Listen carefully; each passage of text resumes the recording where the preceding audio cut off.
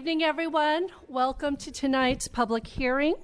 A quick change to the agenda that we have for tonight.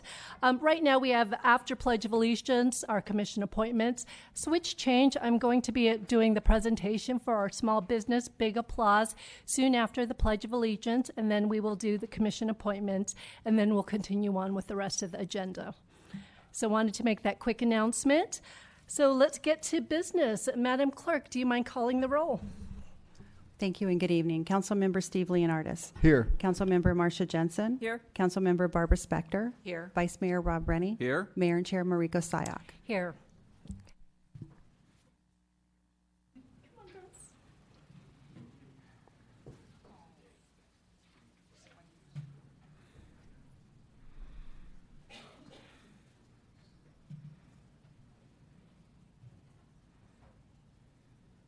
So as many of you know, here, move up closer.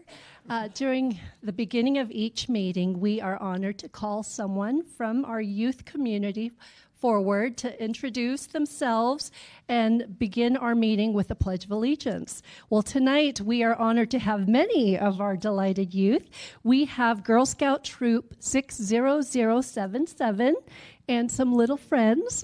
They are fifth graders at Blossom Hill Elementary. Some of them may look familiar to you because you may have seen them at our Spring into Green events. They are truly committed to community service, which is something that we hope to instill in all our youth.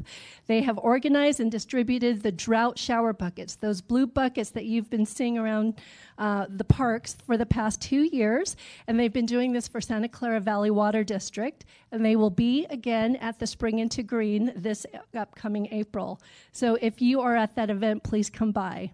But these girls are truly a mix of talent and interest. I have a list here. They like music.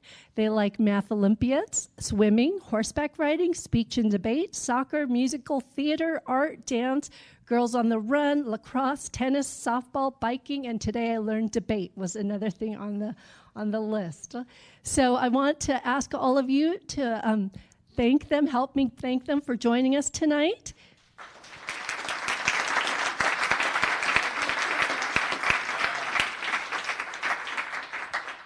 And I'm going to hand over the mic. Please stand. Please place your right hand over your heart. Ready, salute.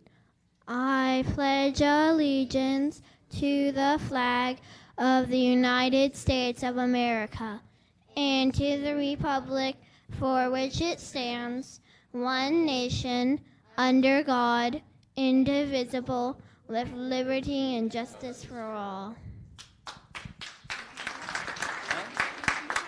Real quick, can you just introduce your name and then pass the microphone over while I hand over a gift to everyone? Oh. Hi, my name is Kate. My name is Mira. My name is Isla. My name is Stella. My name is Jenna. My name is Fiona. My name is Lourdes. And my name is Hannah. Thank you again, girls.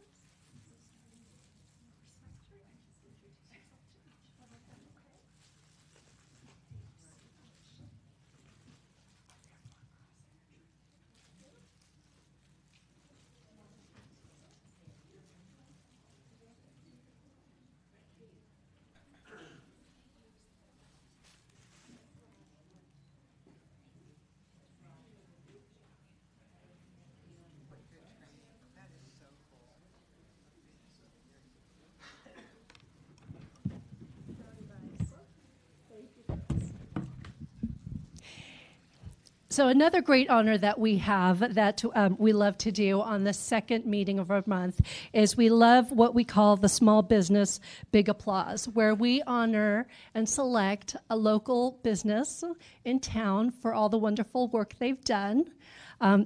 This month, our recipient is Dolce Spazio. And if I can ask Mr. Orlando to come forward.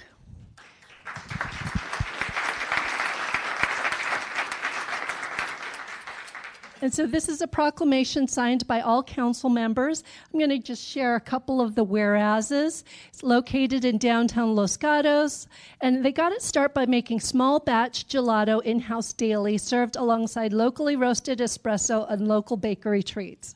I think I can attest personally to all the bakery treats, and it's been, looking at the youth, it's been one of those areas that I know many of the kids flock to immediately after celebration. It's just one of those businesses in town that I'm so happy that you're here for, and I wish you all the best, and thank you for continuing to have your business in our town. Thank you very much.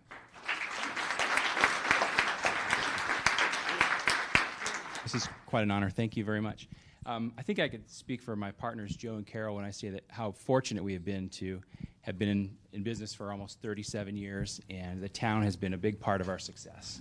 So thank you. This is a nice touch, and thank you very much. Thank you.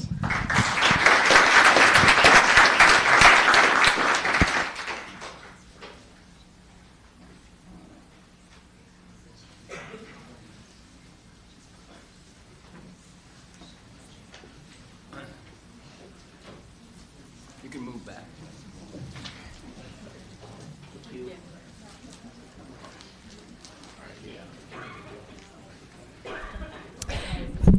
Okay. So now we move to our commission appointments. Prior to the public hearing, we conducted interviews for our finance committee as well as our general plan committee. And now we will be doing the selection process. Madam Clerk, would you like to run us through as a reminder? Yes, thank you. So as a reminder, you'll be voting tonight to fill 2 vacancies on the general plan, but you have one application. One applicant removed their application. You will be filling 3 positions on the Council Finance Committee. You had 5 applicants who interviewed for that position. There were no applications received for the Building Board of Appeals, so we will not be voting on that one. Our Deputy Clerk, Shannon, will be distributing the ballot to you now, and I will go over the names that are on there. So for the Council Finance Committee, each council member has 3 votes. And you can only vote once for each candidate. If you vote more than once for a candidate, all votes for that candidate will be disqualified. So the applicants for the Council Finance Committee are Terry Durier, Ashby Monk, Marcelo Pena, Rick Tinsley, and Rick Van Hosen. For the General Plan Committee, there are 2 votes, but only 1 applicant, and that applicant is Steve Piasecki. So when you're done voting, we'll collect your ballots.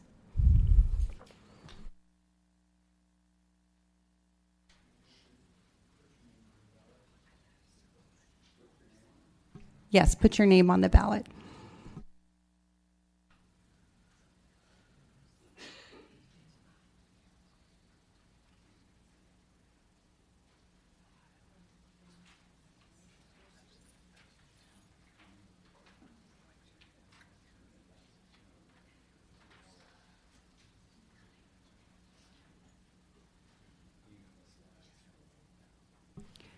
So Mayor, it'll take us just a couple of minutes to tally them.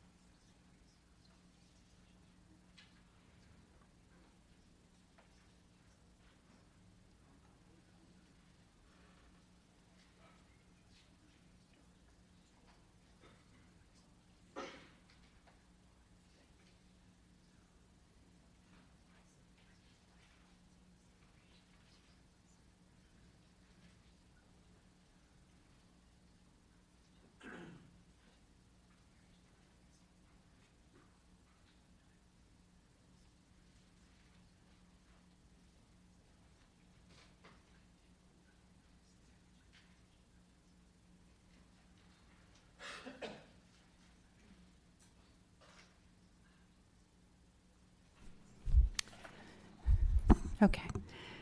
So for the General Plan Committee, we have 4 votes for Steve, Councilmember Barbara Spector, Rob Rennie,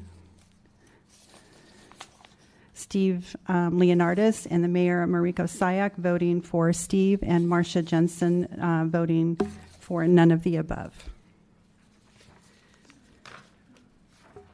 For the Council Finance Committee, Terry Duryea received 5 votes. Ashby Monk received 5 votes.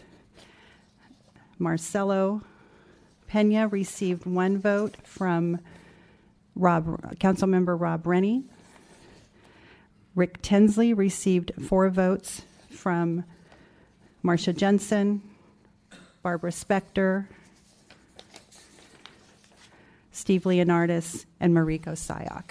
So the 3 appointed to the Council Finance Committee would be Terry, Ashby, and Rick Tinsley.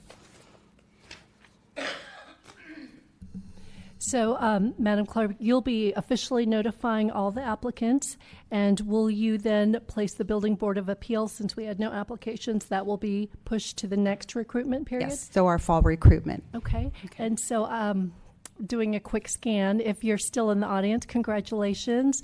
And if to those that did apply and were not selected, I strongly encourage you to just continue participating. We welcome participation at all our meetings. They're all public.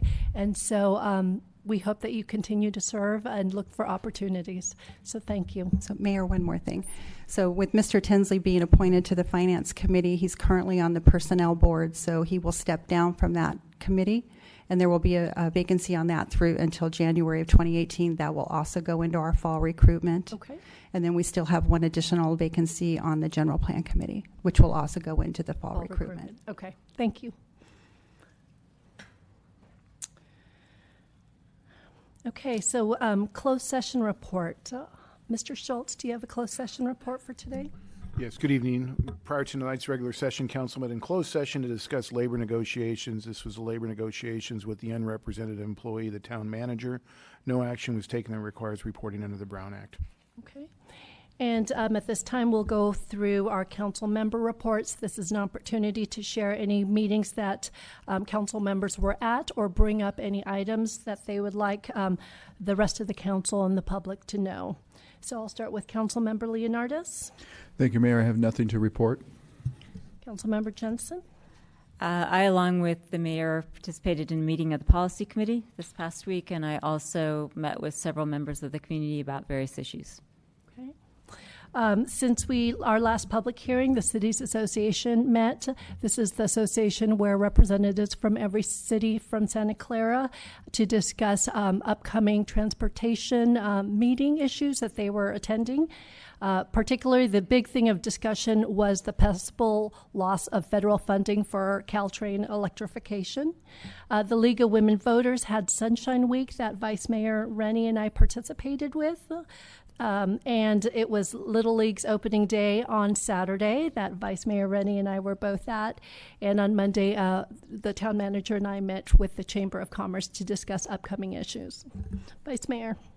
Thank you, Mayor. In addition to the items that you've mentioned on 3-7, I presented at the Los Gatos Chamber about our Silicon Valley Clean Energy Authority. On 3-7 that evening, I also chaired the Silicon Valley Clean Energy Board. During that, just quickly, we approved several agreements, several policies of significance. We approved a change in rollout to combine Phase 2 and 3. We had 3 phases of rollout, so now 2 and 3 will be combined for 180 people, or accounts rather, commercial and residential, coming in on July 1st, and 57,000 accounts. It's 180,000 and 57,000 accounts starting April 1st. We also reviewed our mid-year budget with and approved changes due to this rollout. April 3rd is our launch event and is open to public in the Silicon Valley Clean Energy Authority offices. On March 9th, I attended the VTA Policy Advisory Committee. On March 13th, I was appointed to the Risk Management Oversight Committee for the Silicon Valley Clean Energy Authority, and on that date, we had a 3-hour training. Risk is related to energy purchasing and trading. We have bought all of our forecasted power for 2017 and 18 and large percentages for the years after, but on an hourly basis, our load may be more or less than forecasted. So we have contracted to a firm to buy and sell the differences needed on an hourly basis. They will also be buying a day ahead when load is expected to exceed forecast. So our job on this risk management oversight is to develop and oversee policy and procedures for this process. Some information there. On March 13th, I attended the Housing and Community Development Advisory Committee, which advises the Board of Supervisors on how to allocate federal CDBG, that's Community Development Block Grant funds. We this year are assuming that we will get a 14% cut from years past and allocated with that in mind. Although the Trump budget calls for a complete elimination of it, we're hoping the Republican Congress will ramp it down slower. Because of the loss of and there was several people that had presented at that for their agencies that we donate to, also noted that also on the chopping block is the Office of Violence Against Women that funds some of these agencies, and they were asking the county to help try to make up some of the loss of funds they were expecting from that source. And so another thing to consider is the towns and cities also give money into these organizations, and we may want to consider increasing our donations to help make up for the shortfall so they don't have huge changes in their funding. One example would be the Senior Adult Legal Assistance is an organization that's being cut from $40K to $30K, so they're losing $10K, and they informed us that with this cut that they will have to eliminate their service to Saratoga and Los Gatos, for example. Moving on 3/14, I stood in for the mayor to accept with the Youth Commission an award from the county to the Youth Commission for its work on the smoking ordinance. We on the council and staff value highly the opportunity for our youth commission to learn and experience government. I'm personally impressed that the youth not only had a chance to participate, but to contribute at a high level such that they saved council work by providing us an exceptionally well-crafted ordinance. So congratulations to them on the award and the service they've done to the town and the council. Let's see, you mentioned that. And also on 3/16, I attended the Silicon Valley Housing Trust Investors Conference with electeds from all over the county. And then I would also like us to reconsider the high school zone from last week, which I can do since last meeting 2 weeks ago.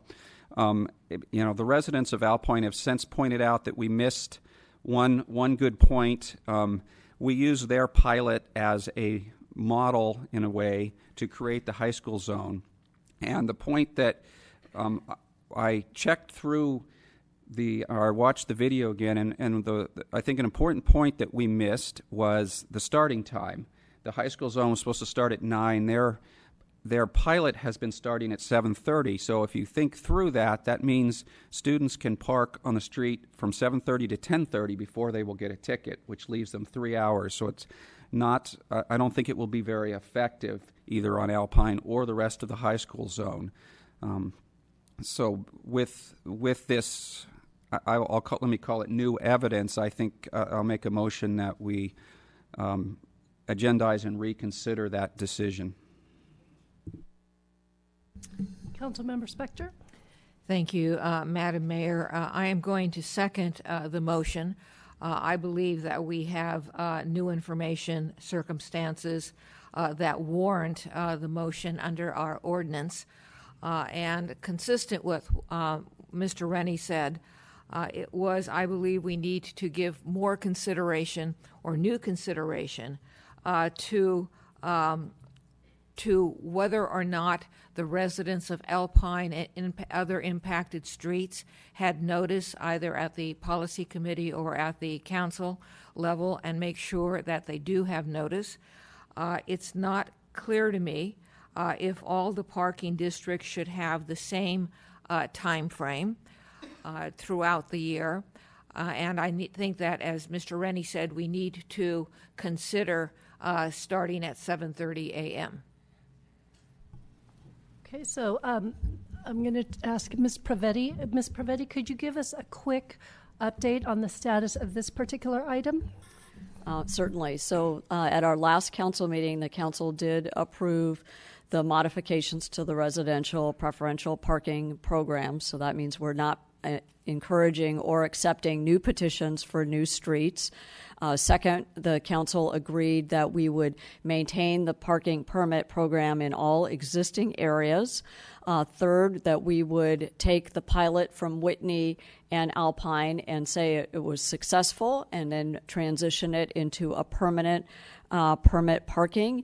And then in that sense, we also recognize that there's a more comprehensive approach that was needed. And so that was the motivation for the so-called high school zone, which would involve new streets that have not yet had the type of vetting that Whitney and Alpine have had. So we fully intend to do outreach to those new streets as well as to our existing streets in that area, Johnson, Cross, Whitney, and Alpine, regarding the proposed change.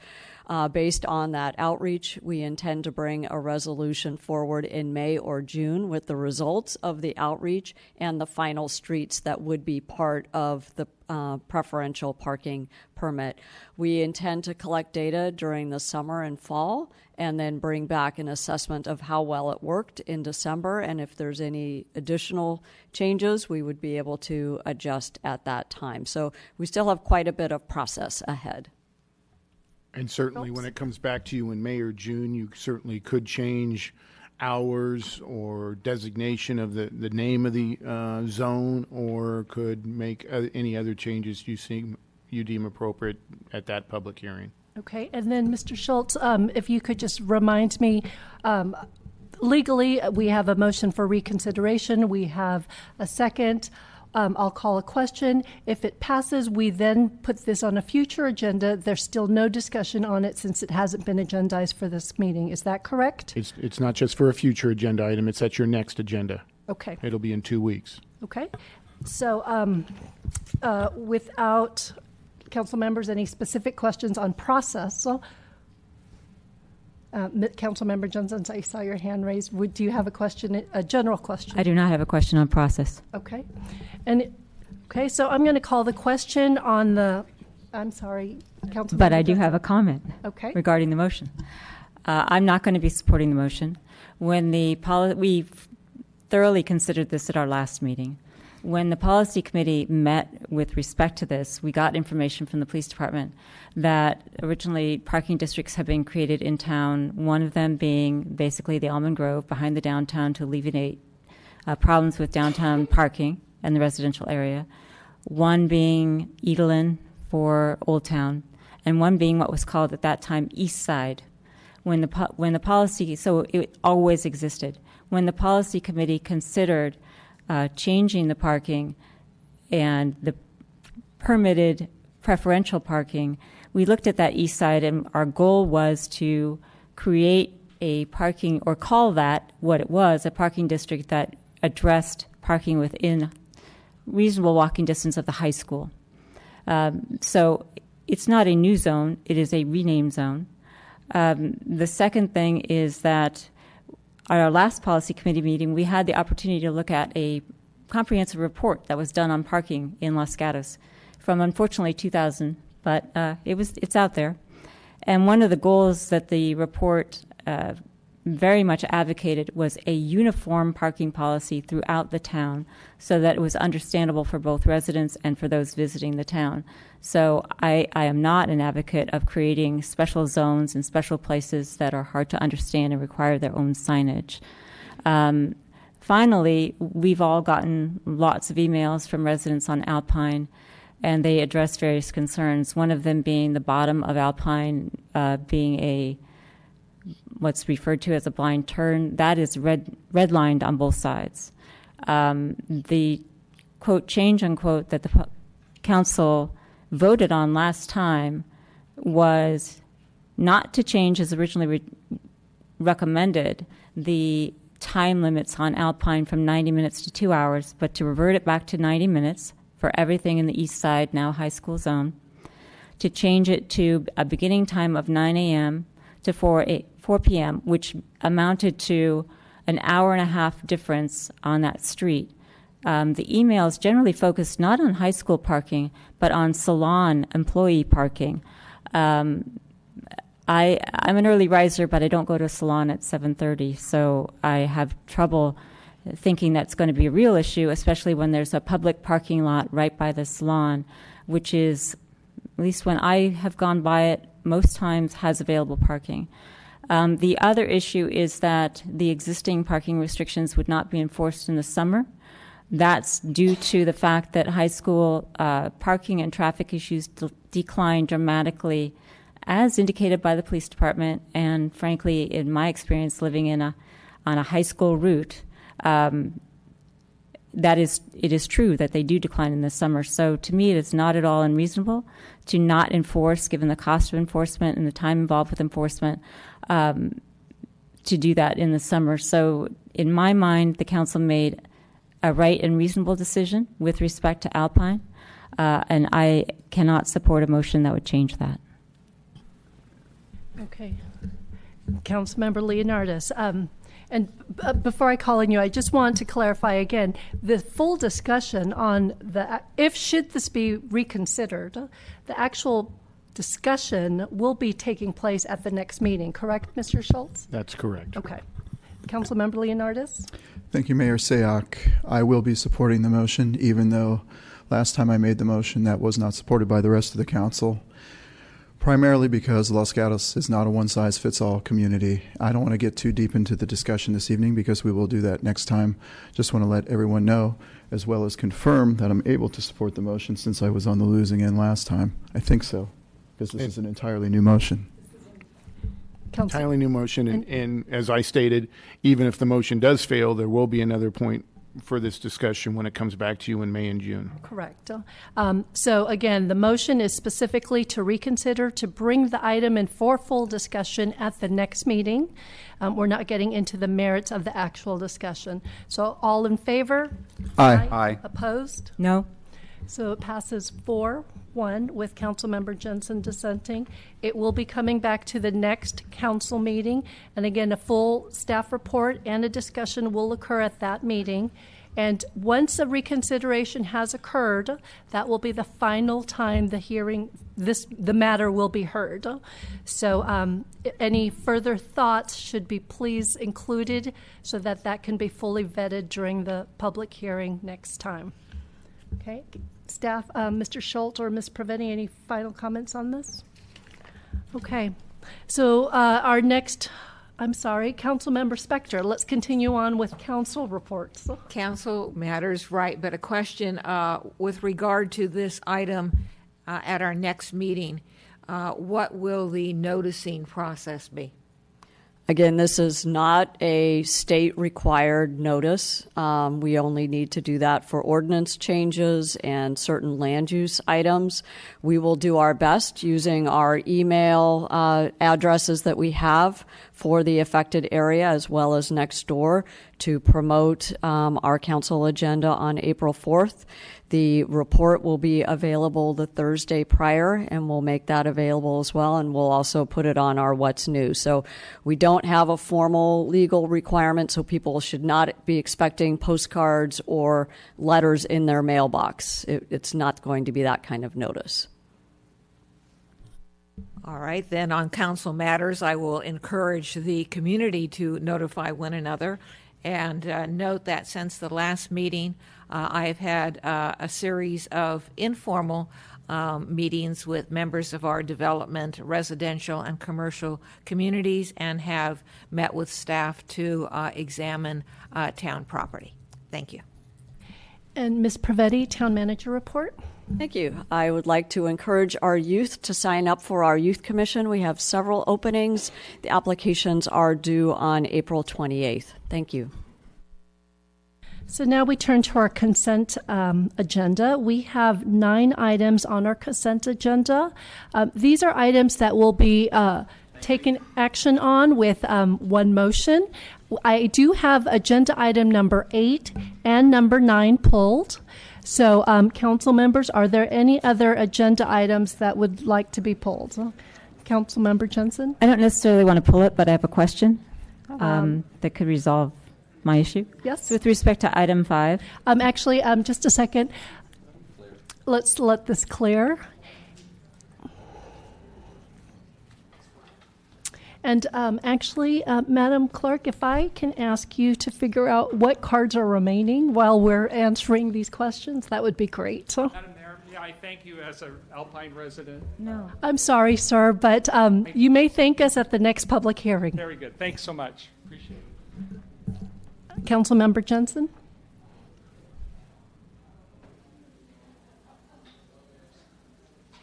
Okay.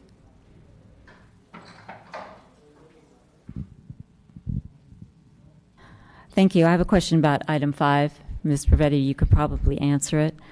My question is, given the communication that the town received from nonprofit housing with respect to our housing element, does the council's action in approving potentially item 5 have any effect on that communication that we received or the response? No.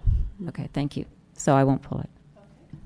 And so I'm looking to the audience. Right now we have agenda item 8 and 9 pulled. See none others. So I'll look to a motion for the remaining consent agenda. Councilmember Leonardis? Thank you, Mayor. Move to approve consent calendar exclusive of items 8 and 9. Okay, a second? Second. Okay. All those in favor? Aye. Opposed? Consent agenda 1 through 7 passes unanimously. Okay. And we are now at agenda item 8 that has been pulled, and it is PPW job number 16-811-9901, the annual street repair and resurfacing project. And Ms. Dorner, would you like to provide information on why you, I'm sorry, does staff provide the quick, I apologize, thank you. So thank you. Thank you, Mayor and council members. Lisa Peterson, Town Engineer. I'm here tonight to request that the Town Council authorize the budget adjustment of $414,000 from the Albright development fees to the 2016-17 annual street maintenance project, and also approve the plans and specifications for the project for the slurry seal and the arterial street overlay project. Authorize the bid. Authorize the bid, and also authorize the town manager to award both pavement projects up to a total budget amount of $2,733,877, including additive alternates and a 10% contingency. And I did have a couple slides I wanted to show. Maybe.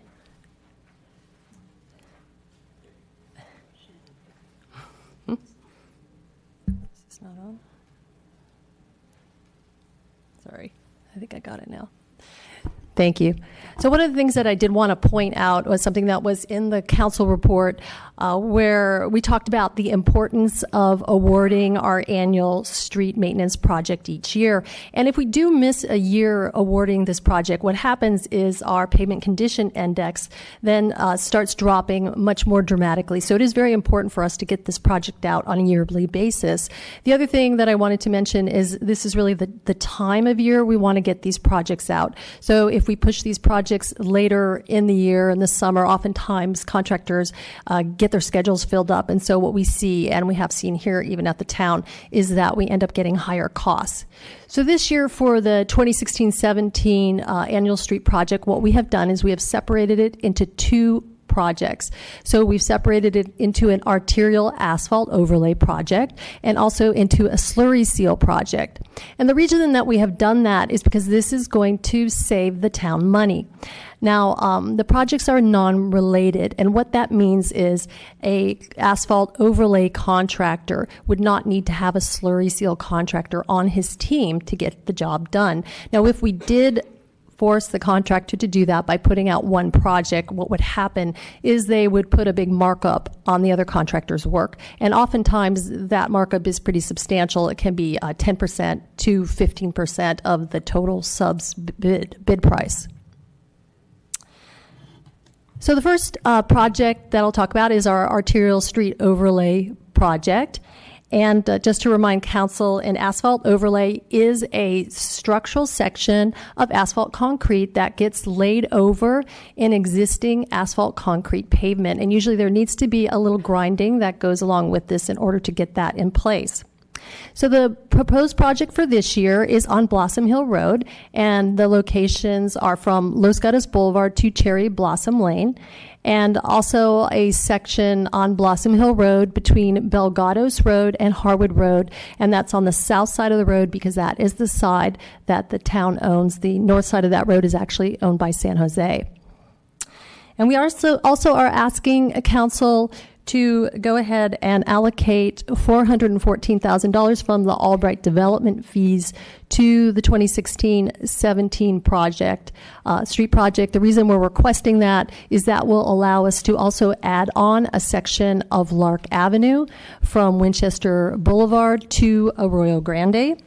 And this $414,000 does not come from the community benefit for the Albright project, so there are no restrictions on that money. However, we actually have picked a location that is near the Albright project. The second project is a slurry seal project. And as discussed with the council at our pavement management program update for you in November, it is the best practice in pavement management to keep our good streets in good condition. We do this by often using slurry seals. And a slurry seal is an asphalt emulsion, thin emulsion, that goes over an existing asphalt concrete street. And what this does is it provides a wearing surface, and it also prevents the intrusion of water into that asphalt concrete structural section below, which is why oftentimes our pavements deteriorate. This is also a very cost-effective way to maintain roads, and putting a slurry seal on does not require us to upgrade ADA ramps, which many of the other treatments do require that. And as we have seen in the town, we do get substantial there's a substantial cost difference between slurry seal and other treatments. So we've even seen from our bids, for instance, that a rubber cape seal is going to be about 3 times the cost of a slurry seal, and an asphalt overlay is going to be about 18 times the cost of a slurry seal. So that is why it's a big part of pavement maintenance to try to get on your streets when they're in good condition. So the slurry seal project this year, we're proposing to put a slurry seal on Los Gatos Boulevard from Highway 9 to Lark Avenue. We're also proposing a little bit of crack filling. It's a very small component of the project on Blossom Hill Road from West Hill Drive to Belgados Road. This is just to prevent that section of pavement from dropping into any worse condition.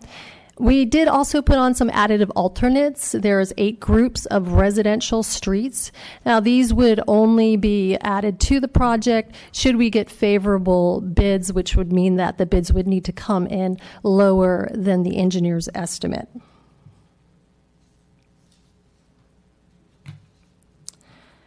So we do have a unique opportunity with the Los Gatos Boulevard project, slurry seal project. When you do a slurry seal, ultimately you do need to come back and put the striping back in place.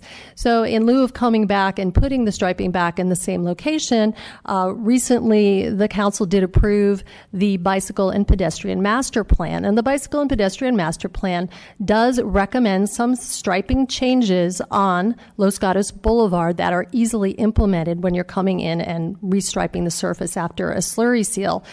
So we are actually recommending putting in some of the components from the Bicycle and Pedestrian Master Plan onto Los Gatos Boulevard. What it requires is some moving of the striping, some narrowing a little bit of the travel lanes, and a little bit of additional striping. So some of the things that we are recommending putting in place would be some sections of stripe buffered bike lanes. We would be able to get that on Los Gatos Boulevard, also on the overlay sections of streets as well.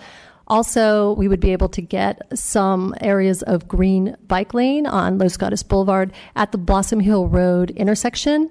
We'd be able to get in some more high visibility crosswalks. On Los Gatos Boulevard, we'd be able to get in a interim class 2 bike lane from about Blossom Hill Road all the way up to Lark Avenue. and get in some of the green back bike symbols. These are just bike symbols that have the green backing. They stand out more. You've seen it on Highway 9 as you go east right before you get to Los Gatos Boulevard.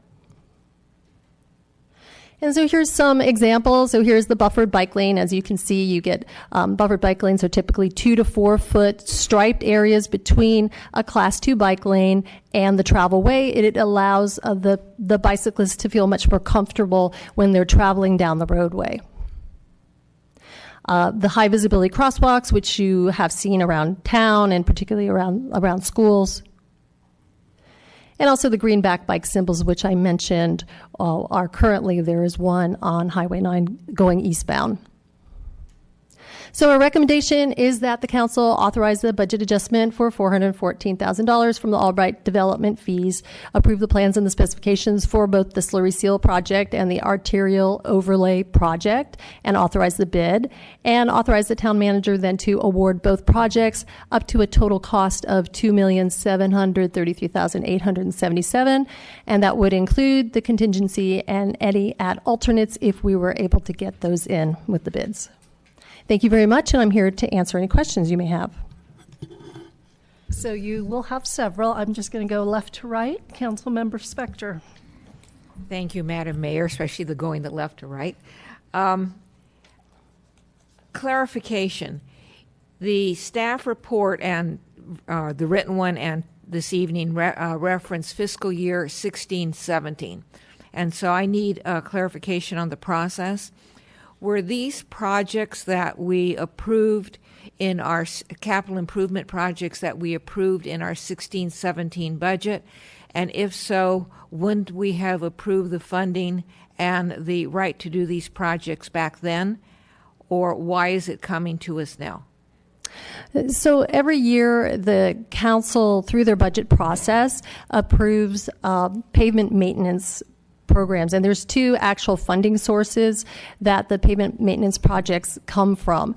So one of those projects is the annual street repair and resurfacing project, and I believe that one is about $1,050,000 that the council puts in there each year, and the other one is the pavement rehabilitation and crack seal project, and so that one is, I think it's about $250,000 each year for that. So typically what we do is we combine those projects for one total lump sum that we put towards street maintenance in the town. And as we move probably into this next budget process, we'll probably recommend just combining those two, because typically we do keep both of those together to do our street maintenance. And let me just add that our budgeting is to deliver these projects takes multiple steps. So the first step was the one that you identified in terms of the June budget adoption of our capital improvement plan. Tonight you're being asked to approve the plans and specs so we can go out to bid. That is a requirement that the council take that proactive step. The reason why we're augmenting the budget is that we found a project that has a linkage to the development fees from Albright. So that's another reason why it takes a council action. So the 2.5 million is more than this council approved for these CIP projects in for our 16-17 budget.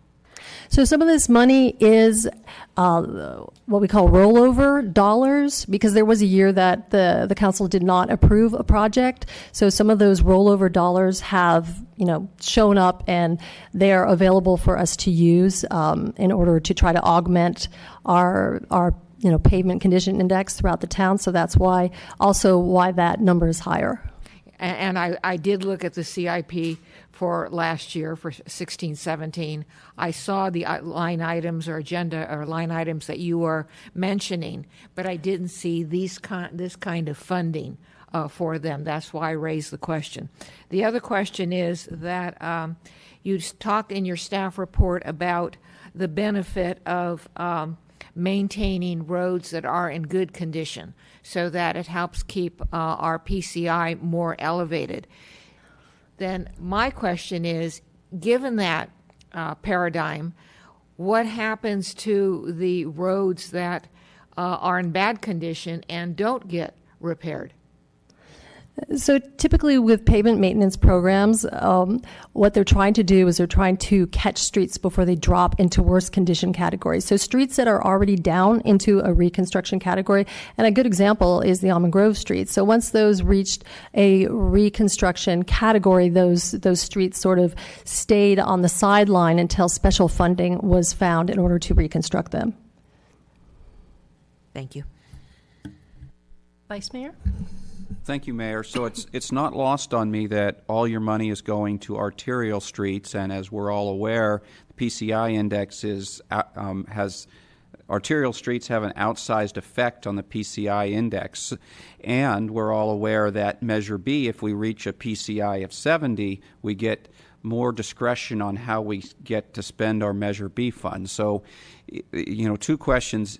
Did you do this intentionally to manage our PCI, and will we get to 70 with this change, or what effect will it have? I think definitely when we came to council last time, there was certainly a discussion about getting onto the arterial roadways. Also, when we did run our Street Saver program, those were some of the streets that popped out, those sections that we are moving forward with. I'm sorry, your second question was? Will we make it to 70 PCI after we do this, or will we move the needle? How much will we move the needle? So as we talked about in the council report, there's certain budgeting that we need each year in order to get to a 70 PCI. What ultimately this would do, it will push up our PCI, maybe 1 point. However, ultimately, if we can stay on the same funding trajectory that we have, as mentioned in the report, we're going to be dropping, about 3 points, 2 to 3 points per year until we start putting more funding into the streets. Street Saver tells us, and also the report that was done by QES that was provided to council at the November meeting, I believe it showed that we needed to put in about $3 million per year in our streets in order to maintain a PCI of 70, get to that point and then maintain that. So if I could just follow on. So as we go on, every dollar isn't going to have the same effect because we're going to run out of arterial streets, and then maybe we'll do collector streets. So we're not going to have as much effect on our PCI index as we have to move to the streets that aren't counted as highly. So this, since you're putting it here first, we should get the biggest movement now and maybe less movement next year unless we find some more arterials that are bad need of it. Well, again, it's important to remember those costs that I showed up on the screen. So, for your arterial roadways, you're going to end up being able to do a lot less just because they're so much more expensive. Whereas when you do get onto residential, even collector streets, if you're doing slurry seals, even rubber cape seals, you'll be able to cover more area. So there'll be more area that will increase in the PCI value. Interesting. Okay, thank you. Councilmember Johnson? This was really, I saw Mr. Morley had his hand up and wanted to address something with respect to what Ms. Spector was asking, so I wanted to find out what you wanted to say. Thank you. I was going to clarify on the budgeting. So we had separated out our original budgeting that was in our CIP, and the CIP budget book doesn't necessarily reflect what's accurately there because it's a snapshot in time that's taken a full year ago at this point, and has changed over time as dollars have been carried over. And more importantly, the additional dollars from the Albright development fees is a separate item in a separate section of pavement. So we wanted to call that out separately for you. So that's a section that's not in our budget but is called out separately, so that you could have full disclosure on funding that particular stretch of pavement. And actually, since we're going left to right, I'm going to call myself next. Ms. Peterson, a couple things that you said made me prompted questions. The first with regard to the November QES report that we saw.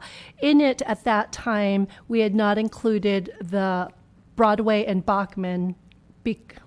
I can't even remember if we've certified the completion at that date, but those weren't included. And since those were had such a small PCI that are now large, I'm assuming at 100%, how did that raise our PCI total to what it is now?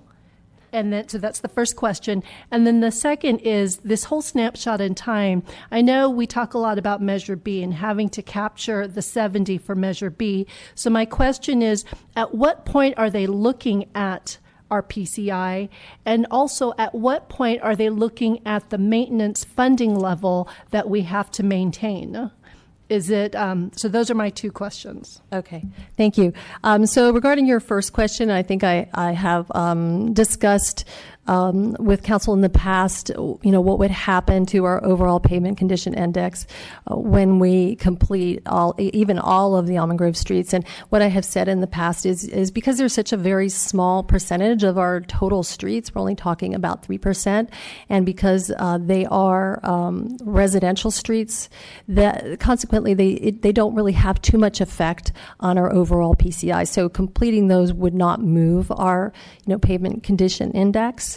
And regarding the snapshot in time question and Measure B, I think I'll refer that to Director Morley, since he's been intimately involved with that. Thank you. So the answer to the first question on when will they be looking at that snapshot in time, it will be the year before that funding is allocated. So for us, it will, for the next 2-year cycle, it will be our PCI as it is now. Keep in mind that this is a 30-year measure, so we're able to catch that up over time. So at the point that we get to 70, we'll achieve that flexibility with our pavement maintenance funding, and that will allow us to divert that funding to increase its use to include congestion management as well as pavement maintenance. And that will have to be a decision at that point of whether council's interested in addressing congestion management as well as pavement maintenance and splitting the funds a little bit. In terms of the maintenance of effort, as it's being called, and how much funding that we're allocating, the current proposal is a 3-year proposal, so a lagging 3 years. So for the next for VTA for the next cycle, it would include our budget document for 16-17 and the 2 years prior. And there is quite a bit of discussion right now on whether that stands or not. It impacts various communities in very significant ways, including us, in terms of the allocations that we've made to pavement maintenance. If you think that potentially the Almond Grove could be included in that calculation as pavement maintenance.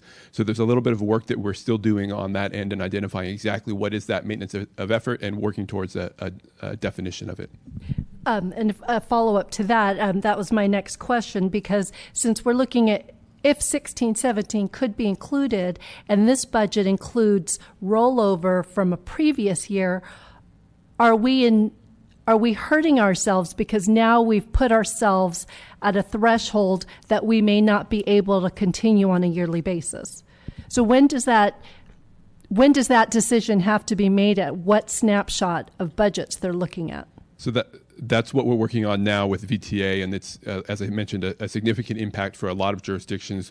Cupertino provided an example where 5 years ago they were funding pavement maintenance at $1 million a year. Because of a significant project with Apple, they are now funding it at $8 million a year.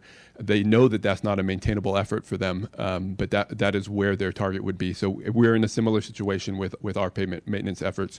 So we're fighting hard with VTA to align the criteria with something that's realistic for us, not including potentially the economic times that we're in, where we may have a few extra dollars for pavement maintenance.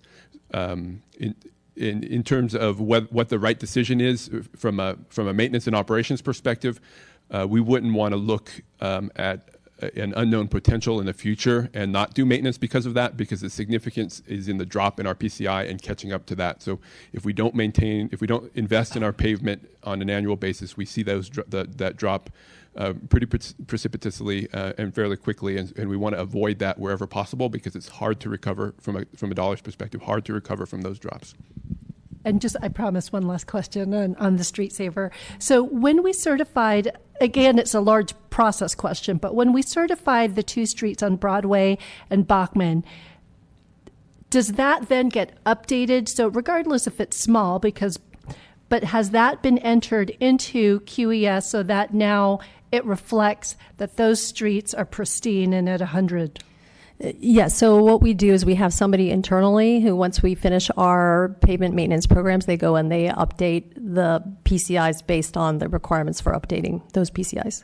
Okay, And so I did want to add one thing about the Measure B, and to keep in mind that we did not put out a pavement project in 2014. So if they did average it, then of course, they'd be averaging a 0 for that year. Councilmember Leonardis. Thank you, Mayor Sayak. It seems as though in the good old days, we would put the plans and specs out and we'd get all the bids, and then the council would get to see a summary of the bids. There was a page in our report that showed what everybody bid and then who we were going to select based on the lowest competent bidder, or whatever we called it. And I have not seen that in this report. So just curious why we're not including that information.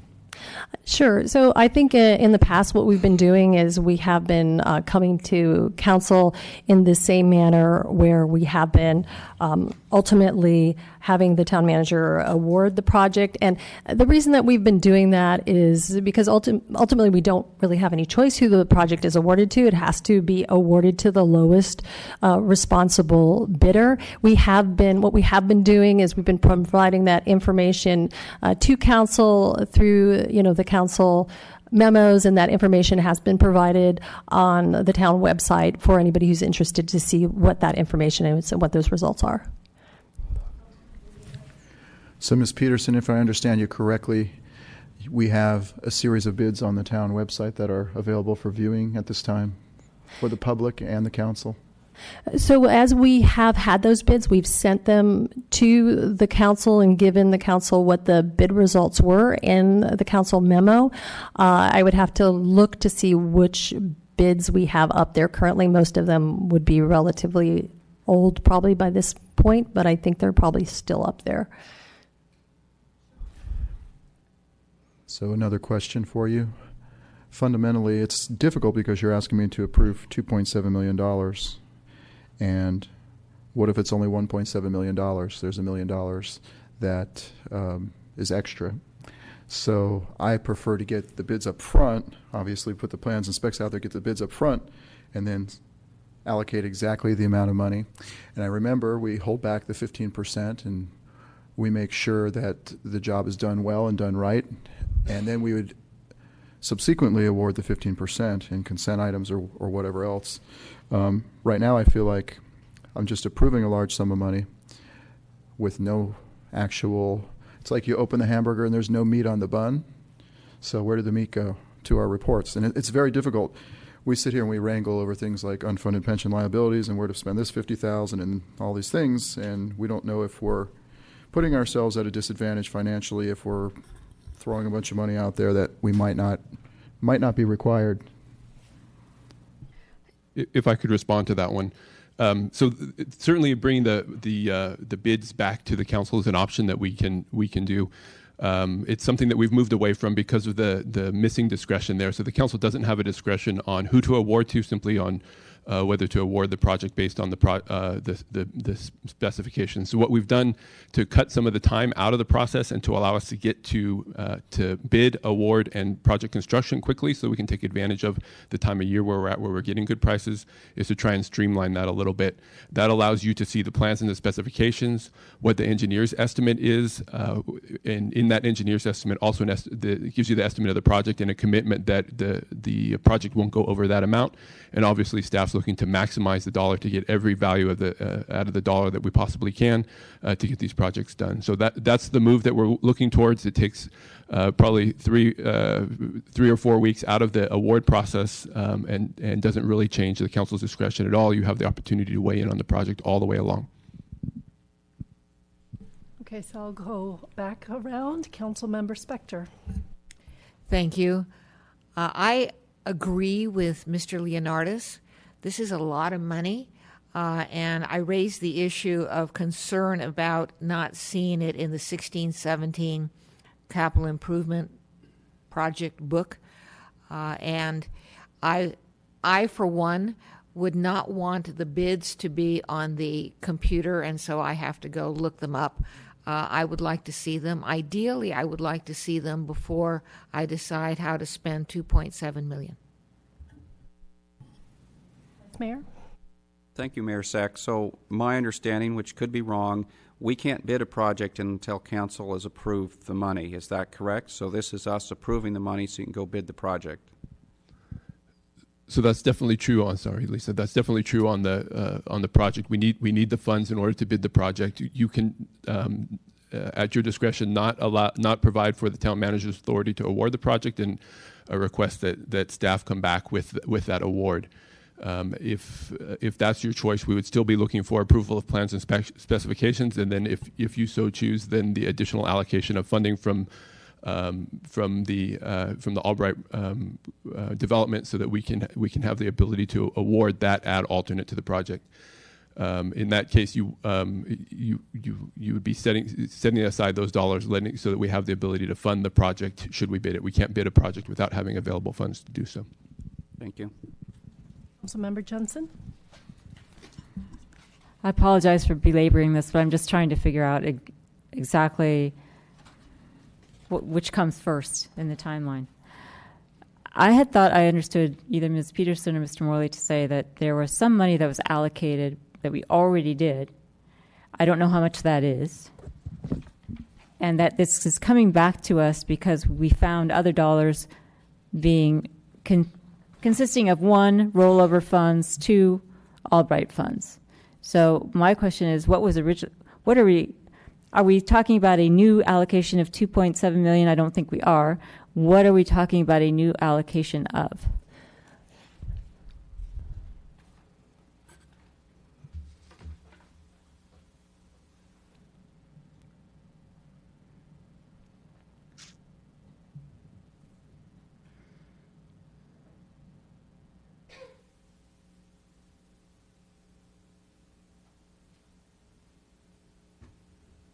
You want to take it? So on this table, we have the two project lines: street repair and resurfacing, and pavement rehabilitation crack seal, for $3.2 million and $600,000. That's the available budget funding. Down 2 lines, you can see the Albright contribution at $414,000.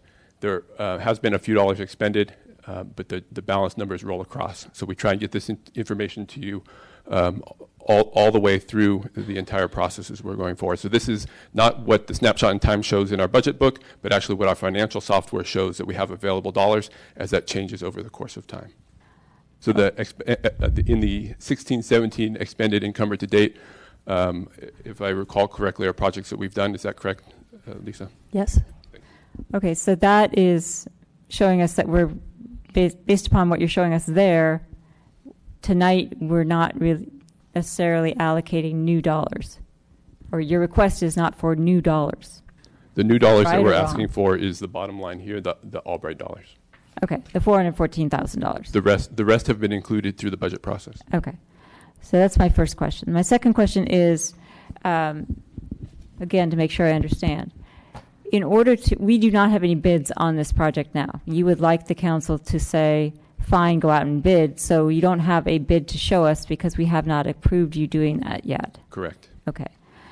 My third question is, if we were to accept your recommendation, authorize the funds, basically add the $414,000, say the project is okay with us, go out to bid, you could bring that back to us, or we could authorize the funds, and if we had authorized more funds than it was actually going to cost, that's when you're suggesting that you could do the alternate additional streets. I asked that really poorly. We allocate X, the bid is Y is less. You would use the remaining, that delta, for additional streets that you're proposing in your recommendation. Correct. Okay, thank you. Thank you, Mayor Sayoc. In reference to some comments that were made earlier, if we have as much as potentially $4.3 million available, why would we be negotiating in bad faith, or how can I say it more politely, not able to release a project with specs to the public to bid on if the amount is projected to be 2.7 million, don't we have more than enough projected funds in the restricted accounts? And then the other comment I have is we have a huge capital improvement budget. We just got through our budget in our strategic goals, I think in February, and there was a lot of competing needs for funds, including a lot of CIP funds. And if we allocate too much at this time, we might be putting ourselves at a disadvantage for other CIP projects. So to me, it makes more sense to go out and bid the projects and then release the funds. In addition to that, we're looking at moving money from the Albright Fund, $414,000. How do we know that we will even need to do that? And one more question is, what is the total amount of funds in that Albright Fund? So I'll take a couple of the budget items. Maybe, Lisa, you can look up the total amount in the Albright Fund, and it may be in the staff report. So the 2.7 million is what was budgeted in the 16-17 budget process. So that was done this time last year. Those were the dollars that you told us that you wanted to commit to pavement maintenance through the 16-17 year. We let our pavement maintenance projects in this time of year, so they lag a little bit because by the time we get approval on July 1st, it's really too late to bid a project for that year. All of the contractors have filled up their load for the summer, and so our prices escalate. So we hold and we let the project in the this time of year, the early spring, so that we can do the work in the summer when it's the right time to do our maintenance. So that's why you see that little bit of a lag. We will have additional dollars and additional CIP discussion this coming year, and that will provide your flexibility to talk about that. And as I think we recalled, we held back $900,000 for additional pavement maintenance beyond what we typically program for pavement maintenance, and that's your discretionary dollars, as is all of the pavement maintenance dollars on how you want to allocate that to pavement maintenance or to some other capital project. These are dollars that you told us to move forward with for pavement maintenance with this current CIP that we are in right now. In terms of the Albright dollars, Sure. So the Albright dollars include, and this is in the staff report under Albright development fee allocation, it includes $486,461 from the $1 per square foot fee, and that had no council set limits on its use. And also there was an additional $350,000 that was paid as part of a settlement agreement, and the council did restrict the use of those funds, and we were proposing using the development fee funds, which have no limitations on their use. So if it was the case that our bids came in very unexpectedly low and we didn't need to tap the Albright dollars or only a portion of them, then those dollars would remain where they are, which is in a separate account within our GFAR. Thank you, Mayor Sack. Just one more question. It was discussed earlier about restriping some of the areas along Los Gatos Boulevard, Blossom Hill Road, bicycle safety improvements. And since it's being considered that part of Lark Avenue will be repaved, I'm assuming it will be restriped.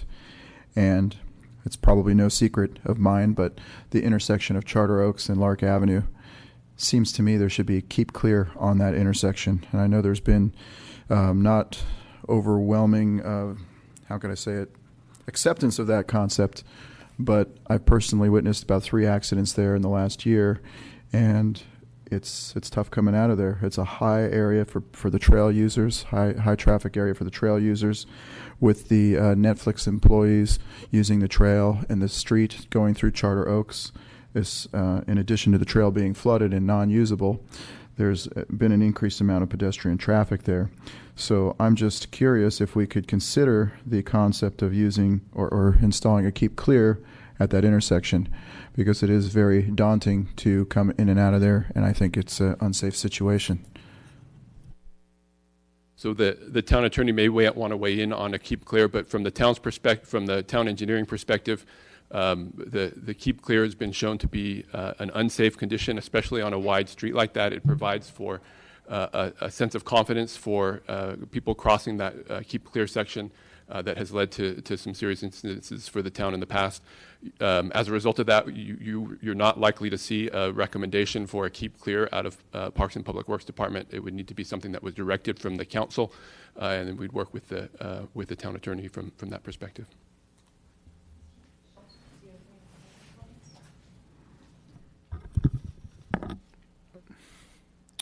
Just a real quick question. You have to rely on your design experts for the design of these roads and streets, because as he said, if we deviate from what the expert states, we don't have our design immunities, and that's exactly what happened with the Keep Clear situation, is that we did not have a design for that and the design immunities, and that's where liability can occur.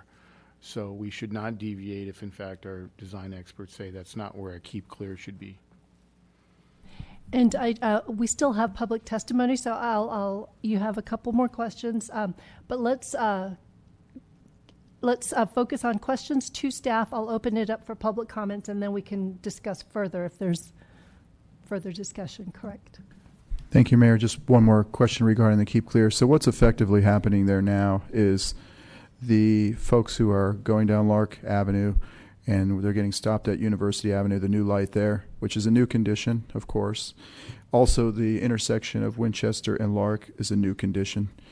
It was reconfigured. But to make a long story short, they're forming their own Keep Clear. They're basically queuing up. Some of them will do it, some of them won't do it, which, in my opinion, presents a more dangerous condition. So based on the comments that the attorney mentioned, I think it would be wise to at least consider consulting with the traffic engineer. If we were going to be repaving that area, this would be an opportune time to do that. There's a Keep Clear over by Millrise Court or whatever, and that seems to work well in that area. It's only a couple blocks down the road, but it's almost a necessity there, I see at this point, with the amount of traffic that's going through there and what is naturally happening anyway. I can agree with you completely. I think that section of Lark Avenue is congested at this point, and a solution is definitely in need. We will revisit the Keep Clear with traffic engineer and bring in a consultant to give us an opinion on that as well, to try and look for a solution that will alleviate the challenges that you're seeing there. Thank you. So I am going to open it up for public testimony. Ms. Dorner, you pulled the card.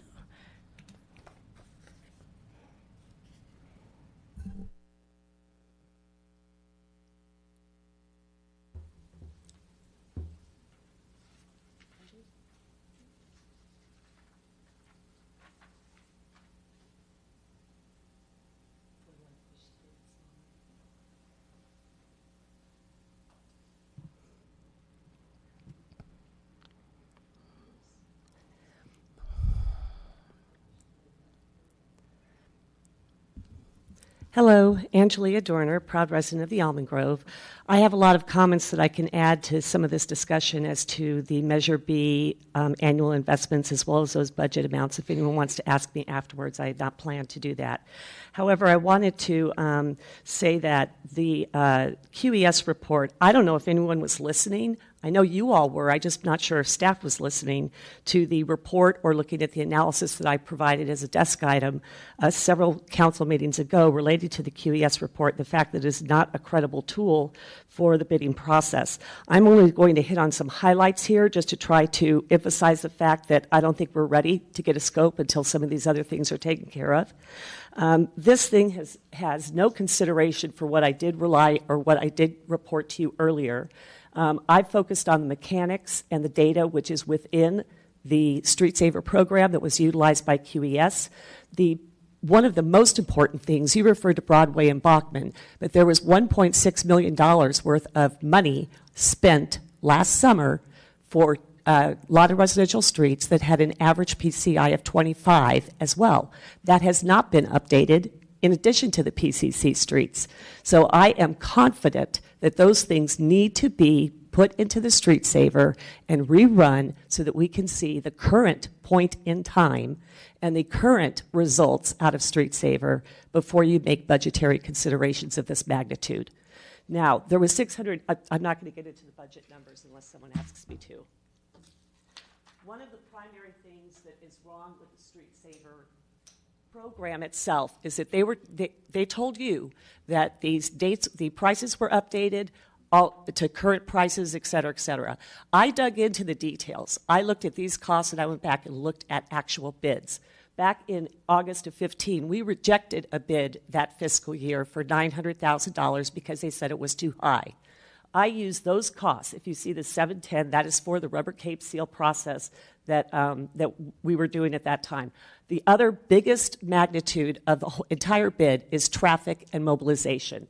So traffic control is 20% of that total bid amount, so I added that. I went ahead and added a 15% contingency to allow for some kind of a pricing variability from that year to this year.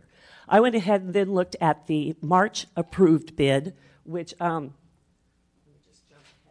so I compared actuals to what's in Street Saver.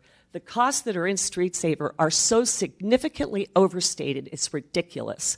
Even if you were to use an average of these two, including these traffic control, including a 15% price variability consideration, you're looking at somewhere close to 80% overstated. Those are the numbers that Street Saver is spitting out. Why slurry sale? Okay. Okay. Thank you, Ms. Dorner. Council members, any questions? Council Member Spector. Thank you, Madam Mayor. I want to see if I understand what you're saying vis-a-vis this staff report. And so correct me if I'm wrong, or tell me if I'm right. Okay. Are you saying that because the Street Saver numbers are inaccurate, for the reasons you stated, that the numbers being requested, 2 million plus, are overstated? Or what are you telling us, again, as it relates to this budget item? As it relates to the staff report is referring specifically to amounts derived from the scenarios within that QES report. That QES report is utilizing PCI determinations as of August of 15, and supposedly was updated to reflect current prices. The latest revision date on the QES report is beyond the bid that we approved in March of 2016. So you would expect that those prices would be considered in the QES report. That is not what is in there. What is in there is this $13, even if you went back and looked at the higher costs. So those are the numbers. That 13 that I showed here, these numbers are the ones that Street Saver says, what based on this street and the PCI, you have told me this is the kind of treatment that you want to do. And this is how much you told me it's going to cost.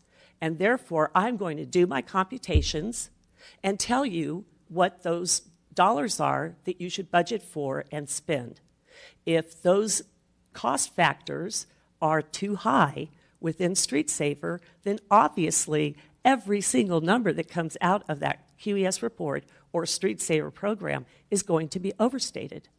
And then when they take those numbers off Street Saver, they go ahead and add another 15% for change orders or potential contingencies in the scope of the work. Thank you. Councilmember Leonardis.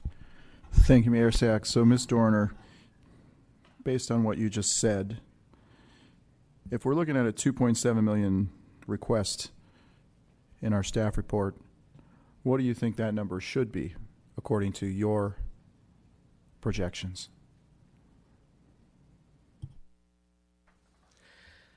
First off, I want to say that I am not questioning the need for work on our streets, and I am not questioning the picking of the streets or that kind of a thing.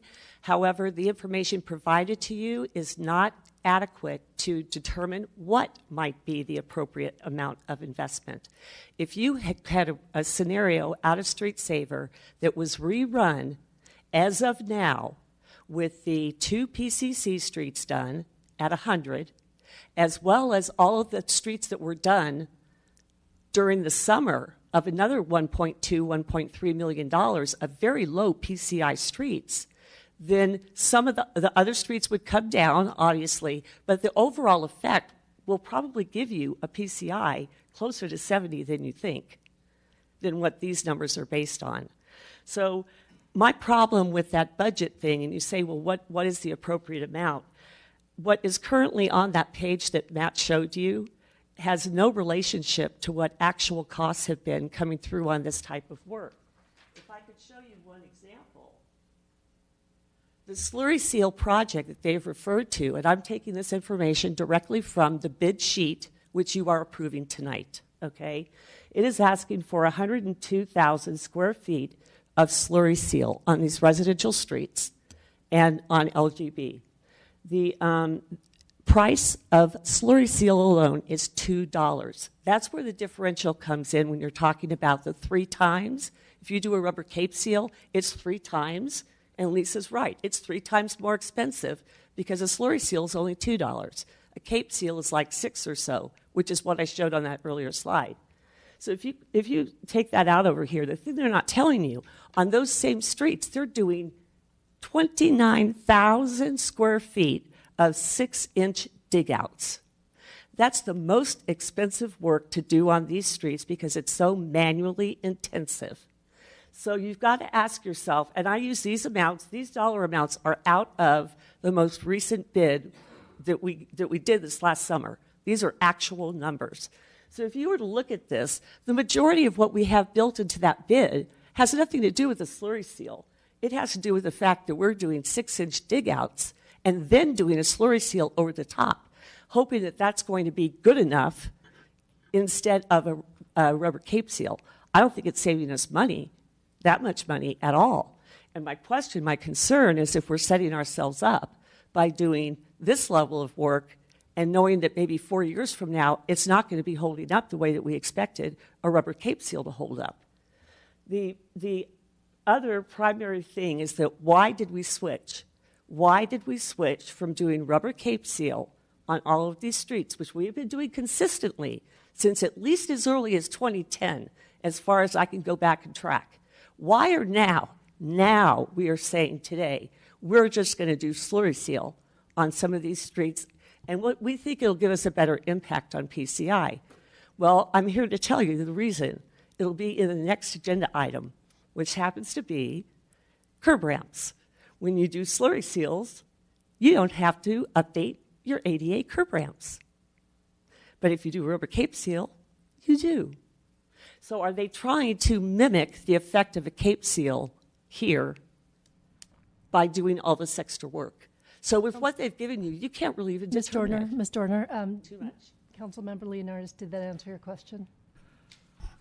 It answered more questions than I actually asked. Okay, thank you. And that's the problem. I don't think you should approve the scope. Ms. Dorner, okay. Okay, would anyone else like to speak on this subject?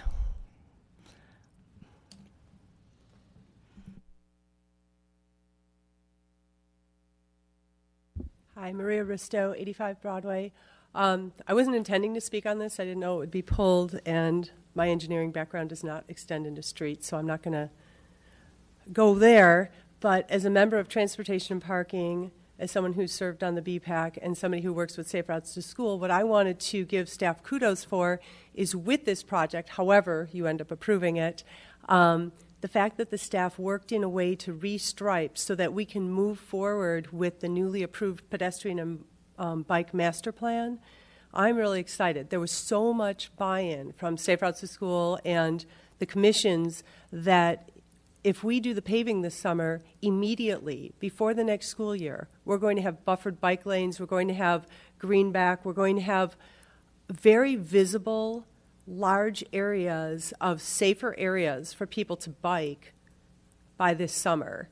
And I think that visual impact, seeing an immediate change, is going to be a big boost. And so, however this all plays out in the weeds, I'm hoping when we get to the top level that we do get the opportunity when the street is repaved to do the striping as staff has proposed, because I think they've done a great job with the idea that, you know, once you've done this surface, you've got 8 more years until you have another opportunity. So let's make sure that we get the improved striping done with this project. Thank you. Any questions? Okay, thank you, Ms. Risto. Any other speakers? Okay, so I am going to close public testimony on this. I turn to staff if there's further questions. I turn to council if there's further questions of staff. Ms. Pravetti, yes. Yeah, thank you, Madam Mayor. I think we need to clarify the record for some of the things that were just put on the table, because we do not use the QES report to determine what numbers we put in our capital improvement program. The numbers in our capital improvement program are actual dollars that this council has very carefully saved and put aside for our annual street repair project. This is an annual project, and as documented in the staff report, the identification of the scope of that project has many steps. One very small step involves Street Saver. All the rest of the steps involve going out to the field, our experience, listening to our community. So we want to make sure that the council is focusing on the project that's before you, which is a street resurfacing project. It's an annual investment in our infrastructure. We have an independent engineer's estimate that does the estimate that is before you. And for your consideration, you know, if you would like us to bring back bids, we can do that. It would probably be in May, and then we may not be able to successfully complete the project, but we'll get as much done as possible. So I just want to clarify some of the things that were said, because this is an annual program based on our existing CIP. Dollars are available. We have a little bit more carryover, so that's why you see slightly larger numbers than what was in the published CIP back last May. But these are real dollars. The other discretion for your consideration is the $400,000 or so from Albright. If you feel that that's not the appropriate use and you want to wait and see for something else, we're fine with that. Since we had been talking about Albright, we thought, well, what's our first opportunity? And so with that, I just offer if Director or Lisa want to add. So I also did want to interject that we do not use Street Saver for costing, so that was not correct. So we actually do a very in-depth engineer's estimate, and how we get that estimate, the one that was provided for this project, is we pull recent bids. So this is all based on recent bids from recent cities and what we've been seeing. So this is, we feel, fairly confident with what we have on our engineer's estimate, because some of these bids really are just from maybe 4 weeks ago. And if I can bring you back to our conversation last year when we talked and the opportunities that we provided for the council to go out and visit the projects as we were doing them, and we talked about the quantity-based projects that we're letting. So we're paying these contracts based on the quantity of material that is applied out in the street. We're providing the contractor with information on where we want that to happen. So we're trying to maximize, for instance, the locations so that they're central to each other. Trying to make a very smart project so the contractor has the ability to keep their unit costs low. Ultimately, we pay those unit costs, and we try and estimate the number of units to maximize the allocated budget. So the goal is to utilize that budget. It's important to utilize that budget on street maintenance so that we can get the best bang for our buck and to keep the street system in good shape. That's why we have ad alternates as another example. So that provides a little bit of capacity to really maximize, get those improvements done this year when it really matters the most. Get them done sooner rather than waiting for another year for them to happen. What you saw from last year, and the reason that the numbers change over time, is that the bids came in good, and we awarded the project, and we didn't have to spend all of our money, so we had some leftover money. That money stays in the program, in that project, under street maintenance, into the next year, and carries into the available balance for the next year. So those are dollars on an ongoing basis. When you say that you want them in street maintenance on an annual basis, that's where those dollars stay. They stay there year after year, and we continue to look to use those for street maintenance. That's the priority that we've been given. So that's how we're allocating those dollars. That's how we're spending them. It's very transparent, as we reviewed with you last year, in terms of how the dollars are spent. So it's an efficient use of our dollars across our inventory. Mr. Schultz, I saw you. I think it's been said, but the process requires the estimate from an engineer, and the engineer prepares that estimate and tries to do his best ability to make an estimate for you to look at. It is just an estimate, though, that's done by engineering, and what the process involves in is this bidding, this closed bid. It's not mentioned it was negotiations. There is no negotiations. They have the plans and specs, and they bid it, and it has to be awarded to the lowest responsible bidder. I have seen in times, and that's where even with this estimate, you don't know when this goes out to bid, all the contractors might be so busy, they don't need this work, so then, of course, their bidding is much higher. They don't want to bid on it at all. On the other token, you might catch it at a special time when you have a contractor who's working right over in Saratoga that says, I can do this, and it works out great for mobilization. So there's a process involved here where the engineer's estimate is just at an estimate. When the bids come in, that's when you can approve the contract.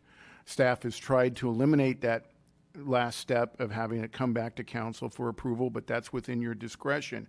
By eliminating council, because it really isn't a discretion whether you do. You can reject all bids, but that usually happens when the bids come in above the number that you've approved from the budget. If they come in below the budget amount, the contract is for that amount. It still has the 15% retention that's done, and all of those things are still in place. But because you authorize 2.3 million and it comes in at 1.7, that doesn't mean that there's still 2.3. The contract will be for 1.7. So I hope that helps you understand a little bit of it. I think all the questions, I think one thing that I would recommend is that we, work in a separate study session on just how the bidding process works, because it seems there's some confusion as to how we go about bidding these, and it's all done by state law. And before I go, I'd like to see if I can at least summarize what I heard and where we're going forward, and then I'll open up to questions. So 2.3, I'm looking at page 7 of our staff report, and I'm looking at the budget funding. So 2.3 has already been authorized in last year's budget to go towards street maintenance, and that was the rollover from the 2015-16 and the money that we had set aside to 2016-17, and that's what we're looking at now. Yes, that's correct. already been authorized. That's been put in that account. So? Correct. Okay. What we're now looking at as a possibility of in terms of funding is the 414 that's been in an Albright envelope or account and moving it towards this effort. Correct. And so really what's new in this discussion are this plans and specs that we are now saying you go out and bid it, but that money will not be awarded until those bids come in, and by state law, it's the lowest amount. Correct. So let's use a hypothetical example. We say 2.7 and someone says, I'm doing it for $2 million. What happens to that $700,000? I think that's where the confusion is lying. So that $700,000 then would remain in the budget for pavement maintenance, and the council could determine how they wanted to program that during your budget discussions. So would that be rolled over into the discussion that we'll be having for 17-18?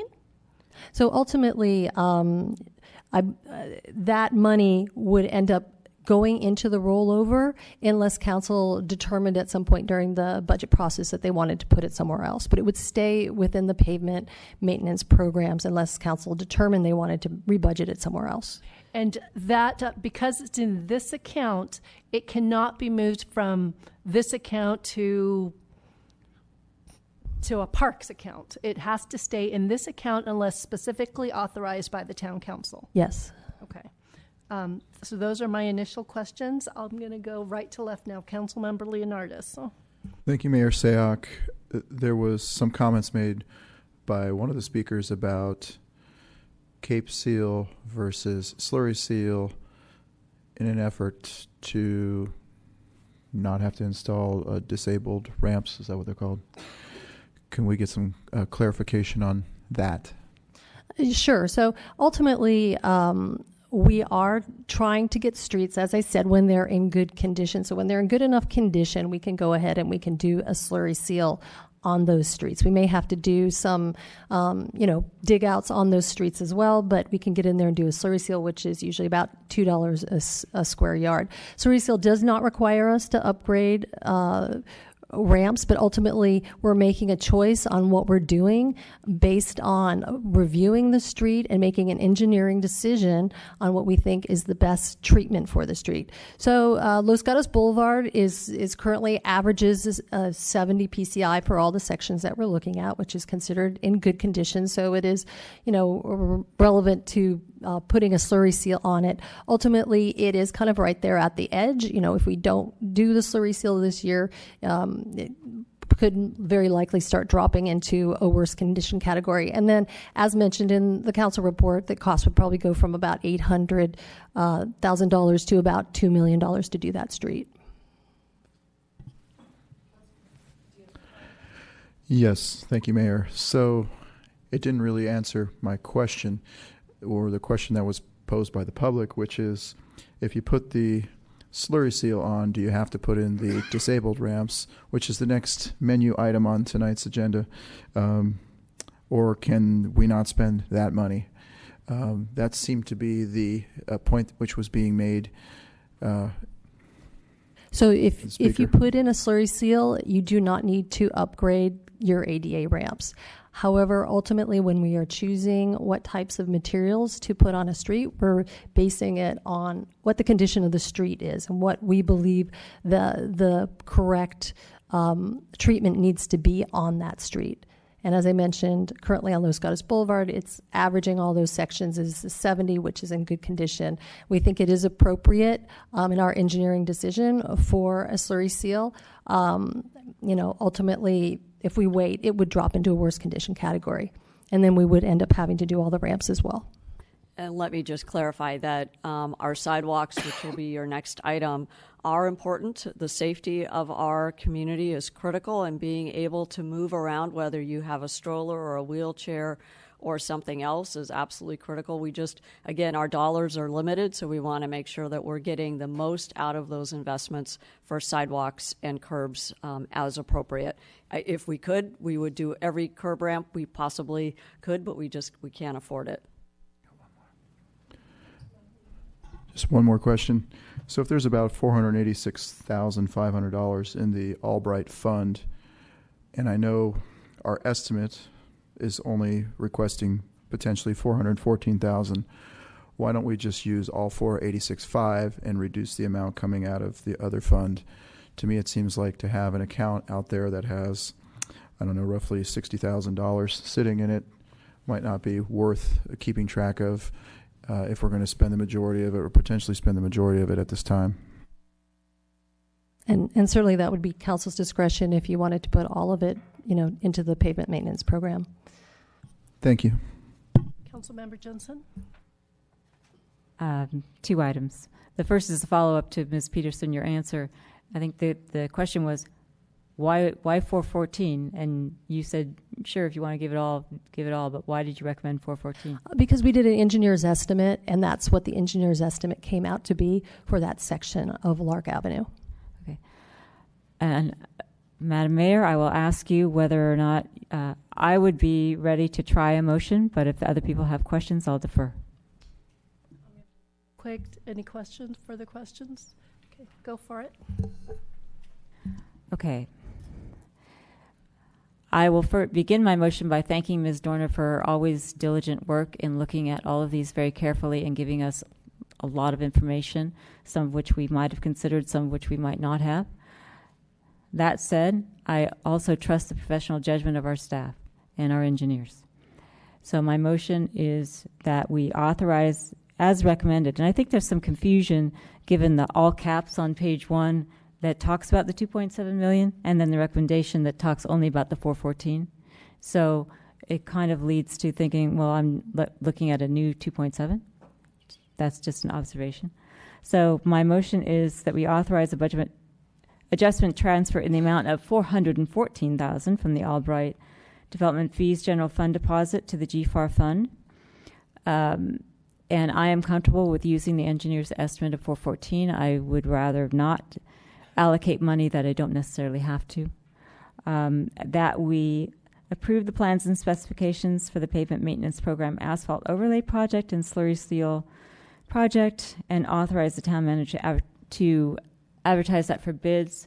And one of the reasons that I make that motion is that as the Keep Clear sign by Charter Oaks is very important to Council Member Leonardis, the restriping on Los Gatos Boulevard and our follow-through on our green bike lanes and our bicycle pedestrian is very important to me. So to have this opportunity go by while we quarrel about 414 or 86 or where the bid is, when we've already allocated this money and we have this opportunity, I would not want to squander that opportunity when it's in front of us. And finally, that the motions that we authorize the town manager to award both pavement maintenance projects and execute construction agreements up to the total amount of the budget, and that's where the confusion is, and that is adding the 414 with a 10% contingency. And the reason that I would move that our manager be able to authorize is based upon the information that we've had tonight from our town attorney, our manager, and our director of Parks and Public Works, that we are not authorized under state law to do anything but award that contract to the lowest bidder. So because we have no discretion, it makes sense to me, given that we've had the discussion, to allow a ministerial, if you will, approval of those contracts so that we can get started. Not only so that we can carry forward one of our chief duties as council people to maintain the infrastructure for our residents, but also that we can show good faith towards our Measure B dollars and what we're doing when we make those arguments to VTA, that we are working, that we're doing things that we're supposed to do, that we can put ourselves in good position for grants by painting our bicycle lanes, and that we get things done sooner rather than later. So that's why I make the motion. Councilmember Leonardis. Thank you, Mayor Sayoc. I will be seconding the motion, and I want to thank the public and staff for all their explanations on this evening. I feel like it was wise to pull the item. I think we all got value out of hearing it publicly this evening. And I just wanted to ask the maker of the motion for the clarification that the Charter Oaks will be included. I think you did mention that. I can't do that. I'm sorry. You can't.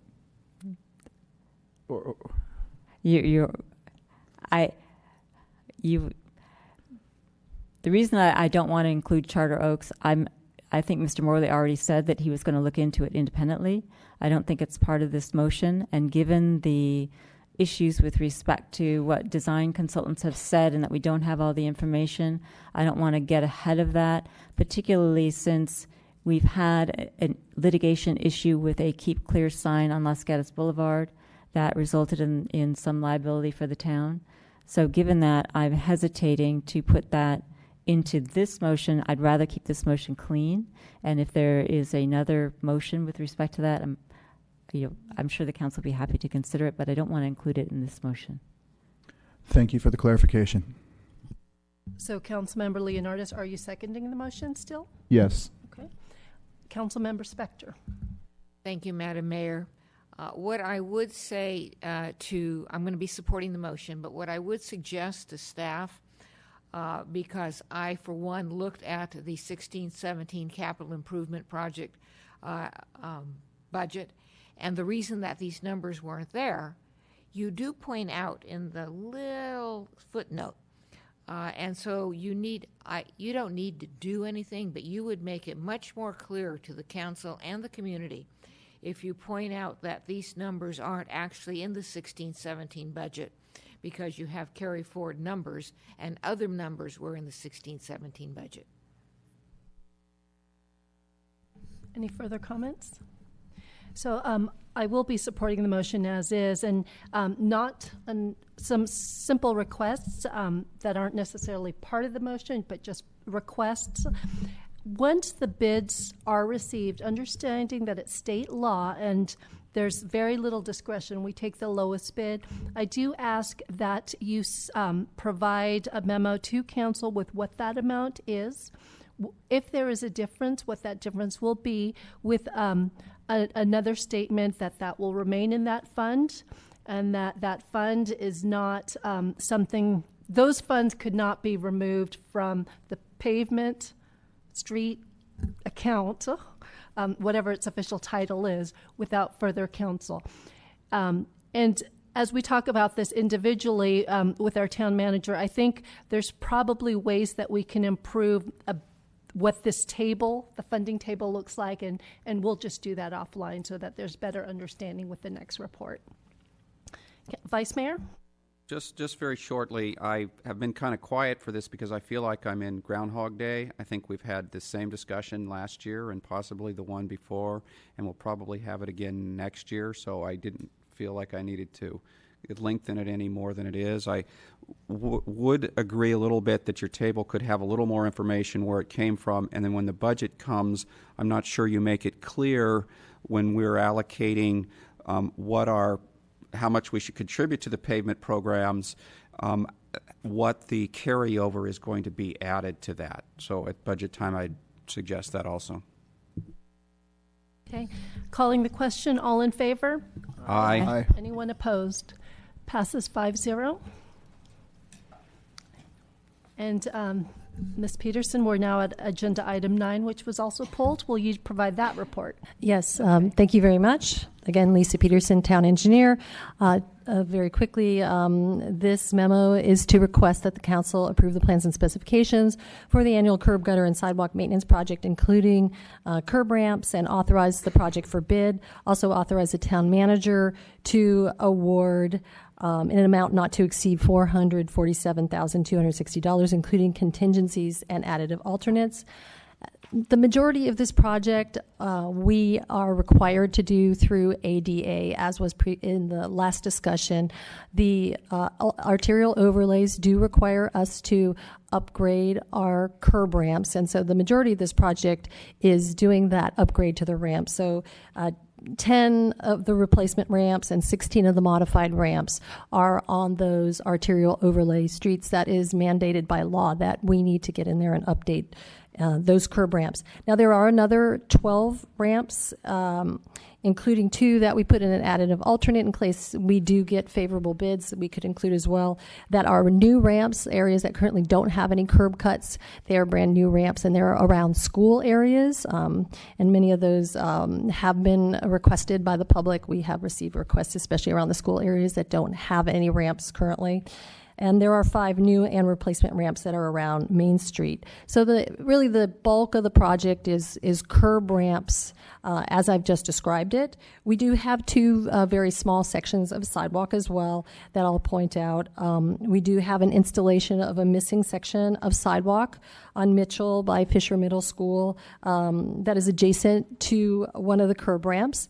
And we are also fixing some sections of broken and lifted sidewalk along Blossom Hill Road. And there are some new trees that we're planting, just a couple, and a couple of replacement trees where we have the concurrence with the property owner. And that's the end of my report, and I'm available to answer any questions. Well, Vice Mayor? Thank you, Mayor Sack. So this is probably a difficult question. I'm curious how far we are through upgrading all the curb ramps in town. Every year we go out and we want to do streets, and we use up, a fair percentage of the dollars available to upgrade curb ramps and other sidewalks that are no longer ADA compliant. At some point, we're going to have to run out of things to do. So I'm curious, are we halfway through the town, 10% through the town? And I know you can't answer precisely, but maybe your guess. So maybe this is, actually I think we lost our town attorney, but I was going to say that ultimately I know that as we're moving forward to putting our ADA transition plan in place, that is something that that ADA transition plan does address. Unfortunately, ADA does change. So even though we have locations where they currently do have ramps, sometimes those ramps don't meet the current standards. And, I really don't have an estimate of how many of those ramps out there and currently do not meet the standard, and so, would need to be upgraded. But it certainly seems that as we're going through with a lot of these projects with our rubber Cape Seal and arterial overlay, that we are in a position, mostly when we go and do our measurements and surveys on those ramps, that they don't comply. So that there probably are still quite a number of them that we need to upgrade. Thank you. Well, Member Jensen and then Leonardis. I have a question regarding attachment 2. On page 1, the second box, modified curb ramps, et cetera, numbers 3, 4, and 5, which involve driveways on the terraces. I'm just curious, isn't the terraces as a private property responsible for its driveways, not the town? So these are locations that actually are within the town right of way. So they are part of the driveway approach. So it is our town location and right of way area. We do many times put in ramps on driveway approaches that are very wide because people do have problems getting across those, and so we often get lots of complaints in those areas, and typically those are, like I said, pretty wide commercial areas or multi-residential areas, but that isn't within the town right away. Thank you, Mayor. Ms. Peterson, you mentioned Mitchell Avenue, and I think the area you were referring to is the end of Mitchell Avenue on the left where they put in all the new houses and then all of a sudden the sidewalk ends. Is that correct? Are they going to be finally finishing that last stretch? Yes, that's part of the project. Okay. And then you mentioned Blossom Hill Road. Where on Blossom Hill Road? So there's some sections that are in front of the terraces, and there are also a couple sections that are on the opposite side of the street, which would be the north side of the street. So that's between Los Gatos Boulevard and Cherry Blossom. Where the magnolia trees are lifting the sidewalk? There's a couple locations there, yes. Okay. And one more comment. I realize this is not in your report, but the sidewalk in front of McDonald's has about a 12-inch ramp in it caused by a liquid amber tree. So I was just wondering if staff could look into that. Yes, we will. Thank you. Vice Mayor? Thank you, Mayor Sack. Another question.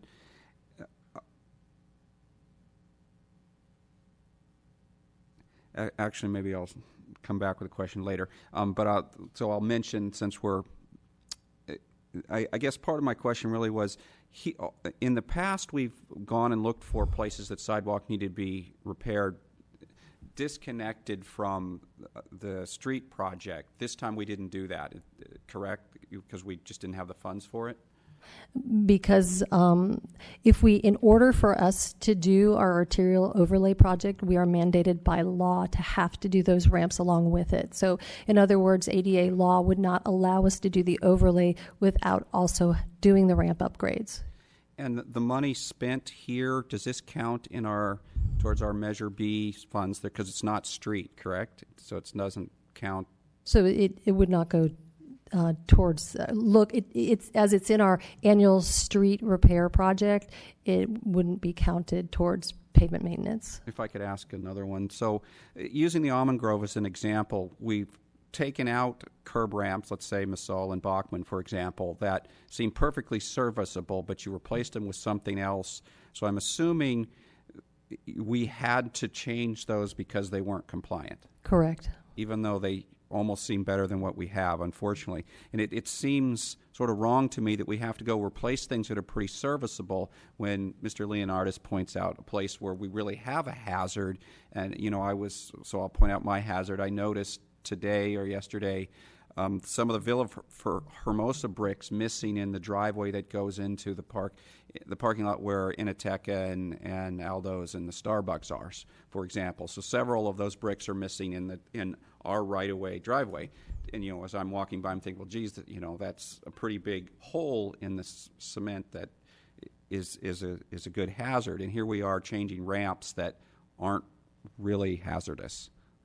And I understand your frustration. I mean, certainly it can seem as if a ramp is perfectly serviceable, but ultimately it doesn't meet the standards of ADA. And what we did on all of the ramps is we actually went out there and measured them and surveyed them, because our goal was to try to not have to completely replace the ramp. And in many cases, we aren't completely replacing the ramp. So there are a number of ramps, as I mentioned. I think there's 16 of them where we're modifying them, which means all we're having to do is put in the truncated domes. So we're actually able to keep those existing ramps. We went out, we measured the slopes. We figured that they did still meet the current ADA standards. They just needed the truncated dome. So those were some areas we were able to save some money.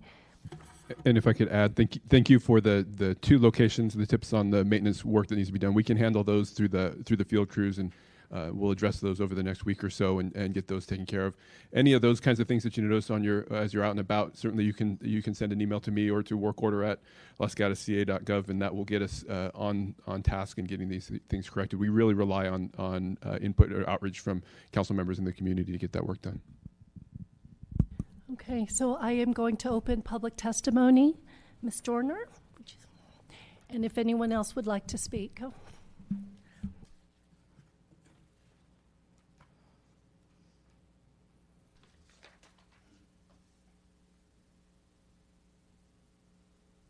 Angelia Dorner, proud resident of the, it is all crooked. It's supposed to be. Angelia Dorner, proud resident of the Almond Grove.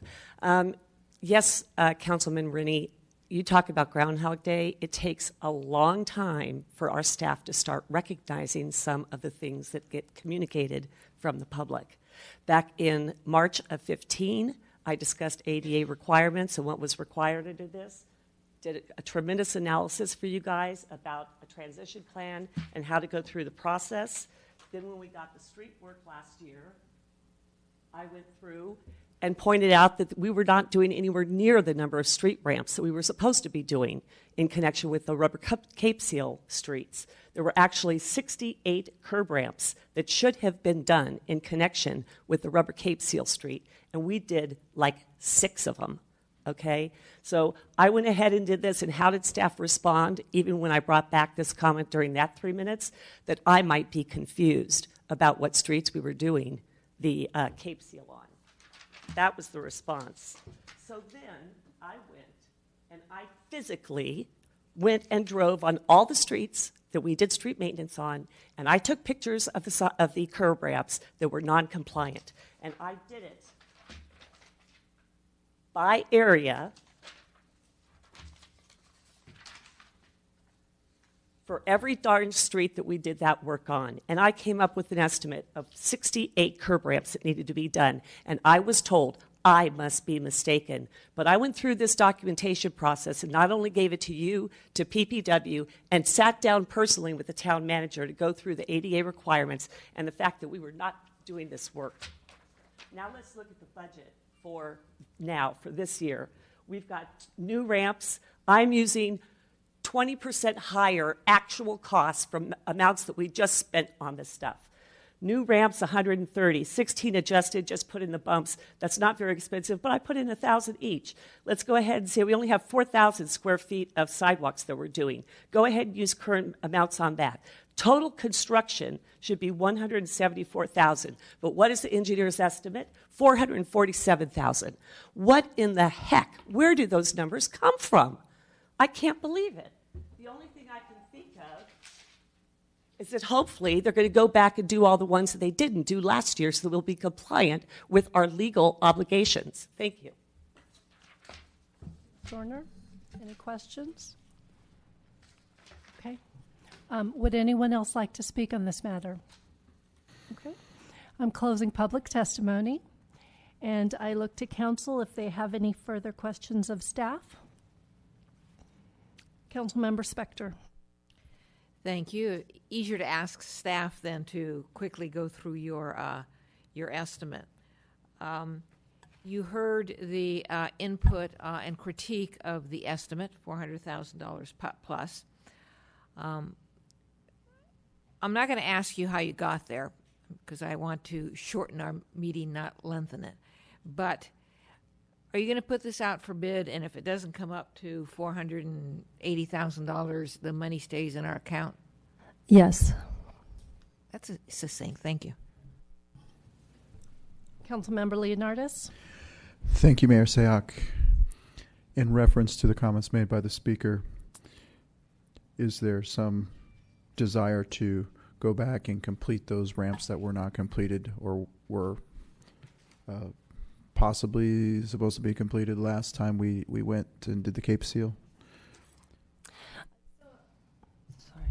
So I think this is probably in reference with some of the ramps with the truncated domes. Ultimately, we were very comfortable with the project that we put out. We had a conversation with Caltrans at that time, and at that time, Caltrans had told us that they were most likely going to be getting rid of the truncated dome requirement, and so we didn't feel the need to go up there and put the truncated domes on some of those ramps. However, they still have not made that revision.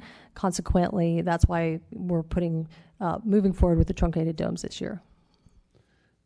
If I could add to the greater need on our ADA systems, we've begun a process of evaluating our sidewalks for the need and our ADA ramps. It will take us some time to do it. We're trying to manage it with our resources that we have available now.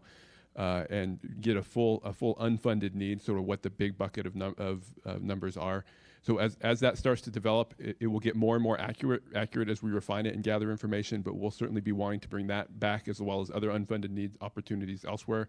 And those will start to tell a little bit of a story about what the needs of the town are. I think we can all realize that whether it's associated with our projects or elsewhere in the town, there's a significant amount of need out there that we're going to need to address one way or the other. And it's just a matter of how do we bite away at that a little bit at a time and make it a significant improvement. I think some of that's been done for us through the regulations with the projects, and that we have to do it. In other areas, we try to be smart. We try to handle things as Lisa has done around schools, around areas where folks may need some assistance or additional help getting across streets. So we try to pay attention to where those areas are. But we do look forward to having that full unfunded needs conversation with you in the future at some point. And at least with this project, are those needs further identified in our bicycle and pedestrian plan, so that as we're looking for future opportunities with grant funding or future development projects, it won't be a complete reliance on this fund to as the resources for those needs? Yeah, to the extent that there's projects identified in the Bicycle and Pedestrian Master Plan, they handle both pedestrians and bicyclists. So there's recommendations in there to address the curb ramp needs, and we'll pay attention to that as well. So as we bring a project forward that does, for instance, a green bike lane or a buffered bike lane, and there's an opportunity to do an enhanced crosswalk, we'll include those in the recommendations so that you can have that full discussion along the way.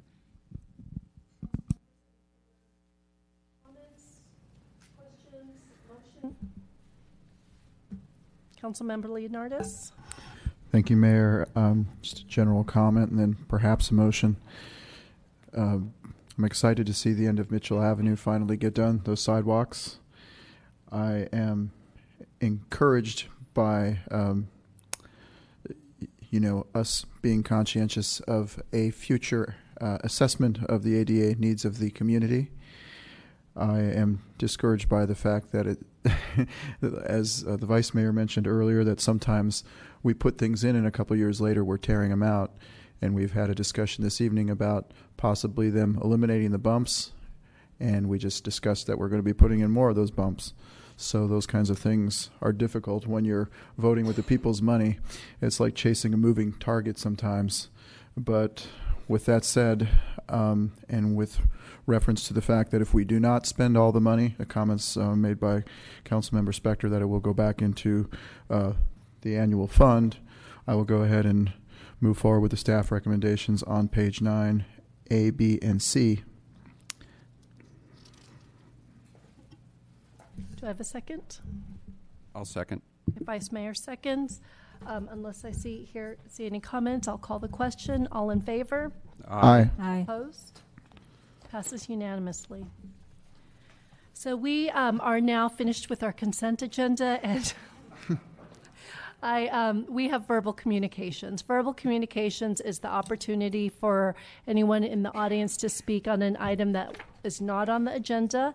At this time, I have one verbal communication from Shannon Susek.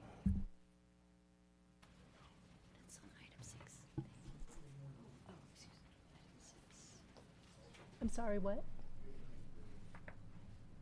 Oh, okay.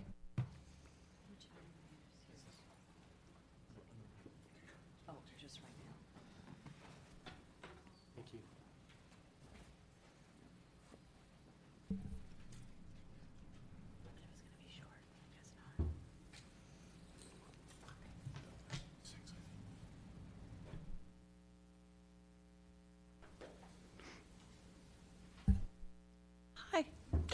Evening, Mayor, Council, and staff. Shannon Suzik, Shady View Lane. 2 weeks ago, an established redwood tree was cut down at 16362 Hilo Road. For centuries, the question has begged, if a tree falls in the forest, will it make any sound? Well, the sound permeated our neighborhood. It was cut down with power saws as an unintended consequence from the conditional approval, despite the fact that it was at the back of the lot with no impact on the proposed development and provided much-needed beauty, air filtration, shade for 4 homes and a home to wildlife. The tree removal was unnecessary, not part of the original application, and Councilman Leonardis did direct to have it reviewed. My point is not just the loss of the tree or the overall intensity of this pivotal application and its failure to conform, the months of personal and professional attacks myself and adjacent neighbors withstood, but that changes need to be implemented immediately to preserve this town, the county pockets as they are annexed, stop the ping pong between planning and council, and to govern with equality and fairness, which will unify our town. I'm asking to please revise the town policy and guidelines on 1, conditional approvals and the appeal process, that any permits needed after a conditional approval from council will require a new hearing. Either a planning commissioner or council member be required to sign the final permit in addition to staff, or even better, that any appeal from planning be remanded back to planning for approval. This would ensure fairness regarding new information or revised application, that the RDG are upheld, and commissioners and staff are supported.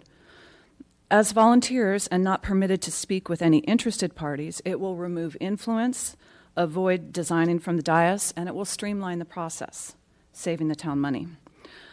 2, govern with equality. All applications must be viewed equally, regardless of the neighborhood or the parcel next door. An application on Hilo would be treated as you would an application on Overlook, for example. 3, create an ad hoc committee for town-county interface and unification, which could assist in permitted LAFCO annexation of small pockets, address impact on town resources, including garbage trucks crossing streets twice a week, sheriff and PD officers patrolling the same neighborhoods, review town policies and guidelines regarding construction, noise, hours, and planning. Whether a factor of the current political climate on a national level or any other cause, we must work towards healing, communicating respectfully, and civic pride as council or as residents. Let's tackle the tough issues. Let's support our staff, guidelines, and planning commission, and preserve and protect. Let's start tonight. Thank you. Thank you. You have a question, Vice Mayor? Thank you, Mayor Sachs. So you said 2 things that are contradictory, and I've heard them before, and I still can't quite figure it out. You said, let's stop the ping pong between Planning Commission and Council, but then you said, please remand things back to the Planning Commission. That sounds like increasing ping-ponging, not reducing the ping-ponging. So how do we do both? Well, I would suggest that I believe that there's other towns and cities that remand them back to planning as opposed to appealing to the town council. That increases ping-pong, not reduces. Not necessarily. I mean, to me, I don't understand. Some applications have a firm denial. For example, the one that's going to be coming back on the corner of Shannon Road and Los Gatos Boulevard, that was denied by the Planning Commission. It never came back. It never was appealed to council, and they're looking at revising the entire plan. This particular one was also denied by a 6-1 vote initially, came to council, sent back. So, and in the interim, things change with that application, and things are discovered on the dais that is new information, and it hasn't been addressed, hasn't necessarily been vetted using our design guidelines the way the Planning Commission would, and also because you are elected officials and you have residents that feel are able to talk to you, and there's lots of influences. I think that the Planning Commission, as the not as the deciding body, but the protector of the guidelines, is often more objective, and because they're not allowed to talk to residents or developers, they're not easily influenced, and they're looking just at the guidelines and at the applications. When it comes back to council, and then it goes back and forth, it's just such a waste of time and money and energy, and it creates a disparity, it creates contention, it makes an ugliness. I mean, for example, when they cut down this tree, Mrs. Wagner leaned over the fence and asked, hey, I thought that this was not going to be cut down right now. And the developer turned and said something very unkind. So, I mean, that's not what we're about, I don't think. Vice Mayor, did you have any further questions? I'm not sure it was answered, but maybe Was there it? isn't an easy answer. Thank you. There often isn't. Councilmember I know it's hard. Leonardis. So. Thank you, Mayor Sayak. I think what Ms. Suzik might be suggesting is that if somebody appeals a planning commission ruling, that their appeal goes back to the planning commission, and then the planning commission looks at all of the new information, and then if they vote the same way, they can appeal it to council, rather than sending it to council and then having council remand it back to planning and then having it go back to council again. Is that? Yes, thank you. That was it. All right. Thank you. Thanks so much. Next speaker, Vivek Correa, if you don't mind correcting me as when you come up and introduce yourself. Just state your name and your address, and you have 3 minutes to speak. Thank you, Madam Mayor and Town Council. Thank you for allowing me to speak today. I'd like to start off by apologizing to all the council members. Earlier in the month, I made a statement to the public that might have mentioned that the council had approved the cutting down of some trees, and I have since found out that maybe you guys have never known about this. So if I made a statement in that regard, I sincerely apologize for including you in that. I would like to urgently inform you and the residents of Los Gatos about PG&E's plans to remove a group of 20-plus redwood trees on Winchester Boulevard. We believe these trees to be an integral to the essence and the beauty of the community. Moreover, due to their size, they are likely to fall within the protected status. We do not believe that this action by PG&E is necessary and is certainly not wanted by the Los Gatos residents. The problem: as part of the Community Pipeline Safety Initiative, without community consultation or information, PG&E is planning to remove all these trees in one operation. This will have an immeasurable and sudden impact on the area. The wishes of the local residents and the council have not been heard or considered. Details of why this is required has not been provided. Other mitigating remedies have not been explored or communicated. Issues around the visual impact do not seem to have been considered. How the work is to be done and how this will increase safety has not been explained. We would like the council, on behalf of the residents and with its own program of tree protection and maintenance, to investigate and assure that this action is fully required, explore if there are other options that may not require such drastic action, but that can be properly managed over an evaluated period to minimize the risk that these trees may have to the pipeline. Indeed, PG&E has already said that there is no immediate risk to the pipeline, but are rushing to complete this work without full and proper consultation. This pressure to complete the work quickly gives rise to our concern and goes against PG&E's own initiative, which states that they wish to get a common understanding of each other's needs to get a shared solution that ensures the safety and beauty of the community.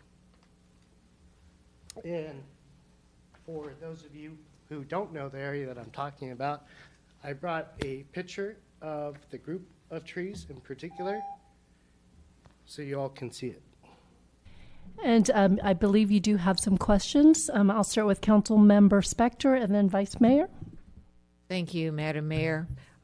We did get your letter, or a letter akin, same as yours, and the last I heard was that the town was going to move forward with its legal system and then have this issue reviewed by our Parks Commission.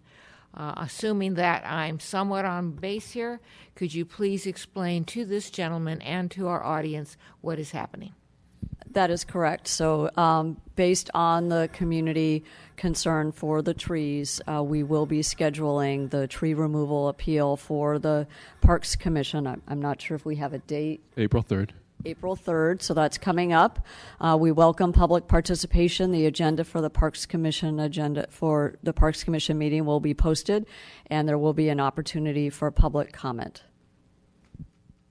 Follow up, Yes, Councilmember? please. So for those individuals, since it's going to the Parks Commission, I would assume that the town has taken the first step of stopping the process via PG&E. All right, so we've stopped the process with our ordinances. Now it's going to go to the Parks Commission. And so those individuals, such as the speaker or others, who are interested in this issue, you need to follow what the date that you've been given, pay attention to the information that we post on our website, and you can appear there and you can speak. Thank you. I guess my sort of directed at staff also. So I'd like to understand, and probably the speaker would also, what discretion do we in the town have on this, since it's PG&E and safety and all of that? And do we have, again, maybe on the discretion or influence, could we just talk them into moving the pipeline instead of cutting down the trees? I mean, what if they were 500-year-old trees or something? So the item is not on the agenda for tonight, so we can briefly respond to something that's not. But we are very limited. The PUC has direct jurisdiction over PG&E, the Public Utilities Commission. But we'll bring that all to the Parks Commission and what their discretion is and whether they do or do not have any discretion. And that's part of our ordinance, is why it's going to the Parks Commission and not directly to council. The decision by the Parks Commission is appealable under our ordinance to the town council, so it could come to town council at one point in time. And then at that hearing, we'll provide Parks Commission and council the entire regulatory framework. But we are very limited from a jurisdiction standpoint on what we can and can't do. Okay, any further? Councilmember Jensen? Just for this gentleman and whoever else might be interested, where and when is the Parks Commission meeting? Thank you. The Parks Commission is at 6 p.m.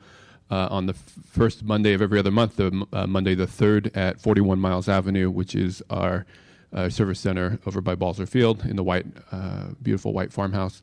And we will we've been in communication with Mr. Correa, and we'll continue to do so. So he'll get the information directly, and then at least 72 hours before the meeting, the information will be posted online. So anybody who's interested can sign up for Notify Me and be noticed of all of our Parks Commission meetings.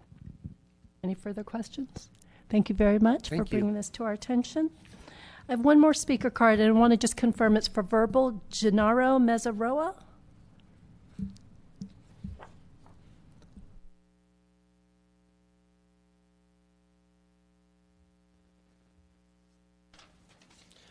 Good evening. My name is Hanaro Mezzaroa. I'm a college student on sabbatical. If Los Gatos were a painting, then the surrounding mountains would surely be its frame. And although the painting itself contains the essence of the artwork, the frame provides the context. In the same manner, the mountains provide the aesthetic backdrop of daily life in our town. The mountainous skyline, sublime and majestic, is a source of inspiration and pride for all of those who inhabit this gorgeous town. However, the ability to enjoy our beautiful frame is currently threatened by development proposals that reach high in the sky and block the view of the mountains. Los Gatos is not a town for tall buildings. It is not a town that should try to compete with other cities for available retail and office space. Los Gatos is a town that needs to protect one of its most valuable assets, the sheer beauty of its environment. To develop buildings that block the view of the mountains is to disinvest in what makes this town so valuable. It is for this reason that I am vehemently opposed to any more two-story developments in the central area of Los Gatos. I urge the Council and the Planning Commission to remember what makes this town beautiful and to reject any such developments. Thank you. Any questions? Thank you very much. Okay, that concludes our verbal communications. We will continue on with our public hearings. We have 3 more items, but we do need to take a quick break. So we will reconvene in 5 minutes at 9:25.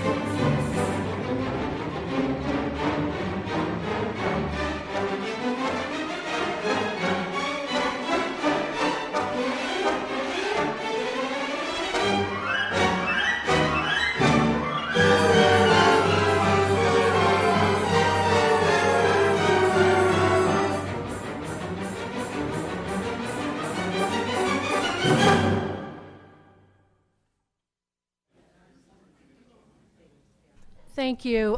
Thank you for the break. Okay, we are moving on to other business. We are at item 10, which is the Policy Committee's recommendation to adopt a policy defining ancillary office within a multi-use business. Ms. Wren, welcome. Thank you. Good evening. I'm Monica Wren, Economic Vitality Manager. So as the mayor just said, before you tonight is the Policy Committee's recommendation to adopt a policy that defines ancillary office within multi-use businesses and then gives us a way to calculate parking for those uses and then specifically only in the LM zone. The LM is our light manufacturing zone that typically is set up to allow for light industrial repair, service-oriented businesses, retail and administrative activities. Other activities that are allowed with a conditional use permit, for example, would be like group classes or restaurants. After discussing this at the policy committee level, what we just looked at with staff and the policy committee is what we really were looking for is a way to clarify the rules that are already there. So the policy before you tonight does not modify the code in any way. It just looks at providing staff and businesses with more clarification as we start to see these businesses evolve and come in and ask for multi-uses within one business, and the struggle has been defining that ancillary office and then also how we park these. So staff is here to answer any of your questions, and then I'll defer to the policy committee if they have any comments to add. Thank you. Council members, any questions of staff? Okay. And okay, I'm going to open it up to our public testimony. Would anyone like to speak to this item? Seeing none, then I turn back to the council members and see if there's any comments or eventually a motion. Councilmember Jensen. Okay, so I'll just make a comment and then make a motion. Thank you to Ms. Wren for the presentation that we got on February 28th at our study session. This was one of the things that was addressed, and it had come up because we have examples of people that want to use those spaces. And the policy committee was very careful to not change any ordinance and not allow something that is not being allowed now. And what we really wanted to do was enact or suggest a policy to the council that really just basically defined what was already available. And so that's what is before the council, and the policy committee obviously is recommending it. We think it's something that can be of value to the town. So my motion would be for us, the council, to approve the suggested policy, which is at attachment 1 of the staff report. Any comments? Second. Okay. And I'll just call, Councilmember Spector. Yes. You can't call the question. First of all, I want to put this in context for myself and then some comments. And actually also, let's start with the question of staff. Did the businesses in the LM zone get specific notice of this hearing or the policy committee? Not outside of our regular public hearing, our public noticing. All right, thank you. When the LM zone was first enacted by the town of Los Gatos, it had a lot of resistance. And that's because there were a lot of businesses, individuals, developers who didn't want to have a car repair place or a tire place so close to downtown. They wanted something that was nicer, that was prettier. But the council and actually the planning commission at that time went ahead and still created and enacted the LM zone for light manufacturing. And with that in mind, the ordinance specifically provides that there should be no change of use to office in the LM zone, and there should be no professional or medical offices or general business uses in the LM zone. Now, we all know that when we go to our car repair place or when we go to our tire place, they have offices, and if I were going to generalize, I would say they're about 10 feet square, and that's where you sign your paperwork or you pay your bill or, that kind of thing. The rest of it is their tire storage or their car repair portion of the LM zone. My concern about this proposal is its impact on the LM businesses, because I think they are extremely important to every one of us up here and every one of you in the audience. It's where we go to get our practical stuff done. And I understand that this proposal limits the offices to 1/2, 50%. And it has to be ancillary to the regular business. Well, that might not seem like much, except, for example, there's a large building being constructed now on the west side of University near Blossom Hill. That I don't know what that's going to turn out to be like, but it looks large, and 50% ancillary office might be a lot of office space. So I am concerned that this proposal, even though I read that staff is actually doing it right now, but formalizing it with this policy will be a detriment to those small businesses that are now on University Avenue. I haven't decided how I'm going to vote, but those are my concerns. Okay. Councilmember Leonardis. Thank you, Mayor Sayoc. Just adding to the comments that Councilmember Spector just mentioned, I had a conversation just yesterday with a business owner on University near the corner of Blossom Hill, and his concern was that the storage place was being converted to office space. And at first glance, maybe there was not much use for the storage facility in its current state, as new storage facilities have been added in town. But his concern was that the parking situation, if you fill it with a bunch of folks who are going to be working there 9 to 5, the parking situation would become much worse in that area. And in that area where they are repairing a lot of vehicles, and in that area where we have the DMV and those kinds of things, you have a lot of extra vehicles hanging around. So his thoughts were it was going to exacerbate an already difficult parking situation. And I wouldn't want that to be the case with other areas of our LM zone. Vice Mayor and then Council Member Spector. Thank you, Mayor Sack. So I also care about the LM zone and worry about it, and I've made comments in past council meeting when it was suggested, might be nice to have tech incubators close to downtown, and I made the comment then, which actually I think was quoted in the paper, that we need to be careful about our LM zone. I did look at this, and that was my first reaction, like, well, I want to be really careful. Reading it, I feel like the policy committee has worded it, and I'm trusting staff to carefully enforce that when office space goes in, it has to be related office space. So how many offices can be related to a storage facility? If for some reason we become the headquarters for some big storage chain, then I guess they might have more offices there, but being the headquarters for some businesses is probably not a bad thing. But I think we should be watching how this goes, but I feel comfortable the wording should protect our LM zone, but I will also be watching to see what happens. Council Member Spector. Thank you, Madam Mayor. I want to follow up on what Mr. Leonardis was said, and maybe a little bit on what Mr. Rennie was saying. Before we enact and implement this policy, I believe it should be vetted not only by the 5 of us, but by people who actually do business, have businesses in the LM zone, or who do business in the LM zone.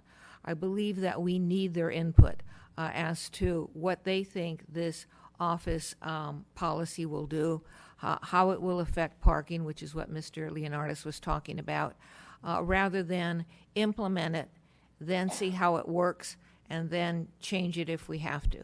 Let's get it right the first time around. Council Member Jensen.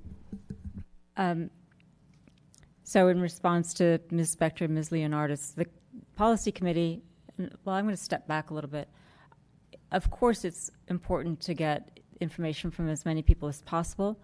However, I would hate to start layering another notice requirement onto things like policy committee, finance committee, historic preservation committee, such that we start mailing or phoning or emailing everyone with those things that are already publicly noticed. I don't want to squelch input. On the other hand, I don't want to create an obligation that we don't have. It's a fine line, so it's difficult. We do publicly notice our agendas. We meet the third Thursday of every month at 10 o'clock if anybody wants to come. But we were very careful to not change the ordinance. We are not changing the ordinance with this policy. The ordinance remains in place. The zone remains in place. The idea was to have a statement, a policy, not an ordinance, that now embodies and communicates and clarifies and defines how our ordinance works. So as Ms. Spector said originally, well, if I go to the tire place, they have a desk where I'm going to pay my bill and they're going to keep their records and they're going to have their computer. Okay, is that an office? Have I denigrated the LM zone by letting them have the desk there? I don't think so. So if I have a business that's not a car repair or a tire place or a storage place, why can't I have an office space to allow me to run my business properly, whether that be car, tire, architecture, flower arrangement, which was actually in the LM zone, or something else. And Ms. Wren is our economic development person. She's in contact with who is leasing or not leasing those spaces and why they are. So I hesitate to figure out what is it more that we are now supposed to do, because if we send out specific notices to every business owner and property owner in the LM zone and say, the council is considering adopting a policy that defines what's already allowed in the zone. What do you think? That we create something that we don't necessarily have to create. So I'm going to argue there's a second to the motion. I think it's a good policy. I think it's just trying to make sure that people understand what they can and can't do, and that it requires that whatever office use there is ancillary, which means it's subjugated, minor, it's necessary for the operation of that business, whatever it might be, that is allowed in the LM zone. And if I could just augment, it was valuable to hear, council members, Leonardis, your feedback from a property owner over there in terms of parking. The parking requirements will remain the same for each use.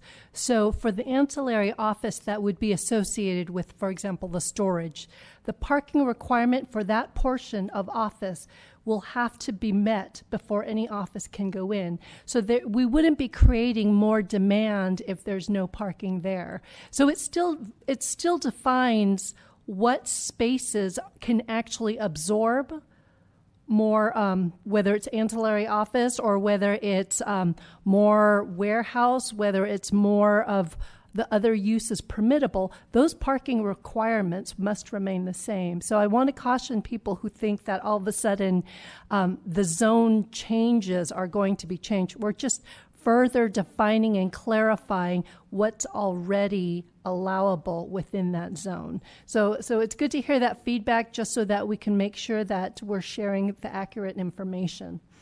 Councilmember Spector. Thank you, Madam Mayor. Another reason I think it would have been helpful to have the input of the actual LM businesses is that not only will this policy recognize a 50% office use, but one of the reasons that the original LM discouraged or prohibited office uses is that is a use that will increase the square footage rental, or could or would, the square footage rental prices. And one of the benefits of our LM zone, based on what I've discussed with the business owners there, is they don't have as high a square footage rent as other parts of our town. So it just gets back to the fact I'd like to have these businesses here. Okay, so with those comments, I'll call the question. All in favor? Aye. Aye. Opposed? No. No. Passes 3-2 with Councilmember Spector and Leonardis opposing. Okay, thank you, Ms. Wren. And now we move to item number 11 of our public hearing, which is regarding property at 130 Massaul Avenue and 205 University Avenue, and it's a request for refund of a demolition fine, request for refund and a request for waiver of demolition fine. And I'm not sure who's providing the staff report. I will provide it with the help of our community development director. I kind of came into this at a later date when it became an issue in front of the council on who could hear the matter. So that's when I kind of took over this issue. But in a nutshell, we have two homeowners that are requesting one is requesting a refund of a demolition fine, and one is requesting a waiver of the demolition fine because it hasn't not been paid yet. A little bit of history. In 1989, the council adopted Ordinance 1789 to define the demolition of historical structures in an attempt to distinguish between a remodel and a new house. The ordinance was necessary looking at the history. We did this because a lot of developers were coming in and buying the older homes, stating that they were going to remodel it, and then during the remodel period, it turned out to be a complete demolition and a brand new home that didn't look anything like the historical home that was there. So we added that in 1989, and then in 2001, we were still having trouble with the same issue. Even though they couldn't do it, it wasn't enough deterrent. So we increased the definitions of a historical home. And we assessed the penalties of 15% in the historical district based on the building evaluation. And so that is really helped, because it's a large fine if there is a destruction of the or demolition of a historical home when that wasn't part of the permit. In fact, I think these are probably the only two cases we probably had since 2001. So that it's gotten to the point where both of these are in front of you. They occurred quite some time ago. It was multiple facet. Both of the appellants or parties that are requesting the refund and the waiver, both were not provided with their appeal rights. Internally, we've requested that, and that it's put in writing. Both of them were not aware that you could appeal this item to council till well after that time period. And my decision was, for their due process rights, we would bring it forward. We then brought forward the one on Masal, and there was one council member, Rennie, had to recuse himself because he was in the 500-foot, and Mayor Sayoc wasn't at that meeting at that time, and the decision was a 2-1 to deny the refund. But that wasn't a majority since there wasn't 3 votes, so it had to be continued. I then provided an analysis that took some time with the Fair Political Practice Commission because the rules changed right in the middle of it as to the 500-foot rule and the presumption and the ability to get a written ruling from the FPPC. And then the second one came along also during that period of time, which had the same facts, but was also within the 500-foot line of Mayor Sayoc's and Councilmember Spector's house. So we had 3 now that we had to get opinions from. We received all those opinions from the Fair Political Practice Commission, who has stated that you do not have a conflict of interest because the homes have already been built. That's all done. It's just the waiver or refund of money. Both of the appellants have provided you with their letters of justification explaining exactly why they believe they're entitled either to the refund and waiver. And I'll conclude, and if there's any questions for myself or the Community Development Director, we're here to answer them. Okay, Vice Mayor. Thank you, Mayor Sack.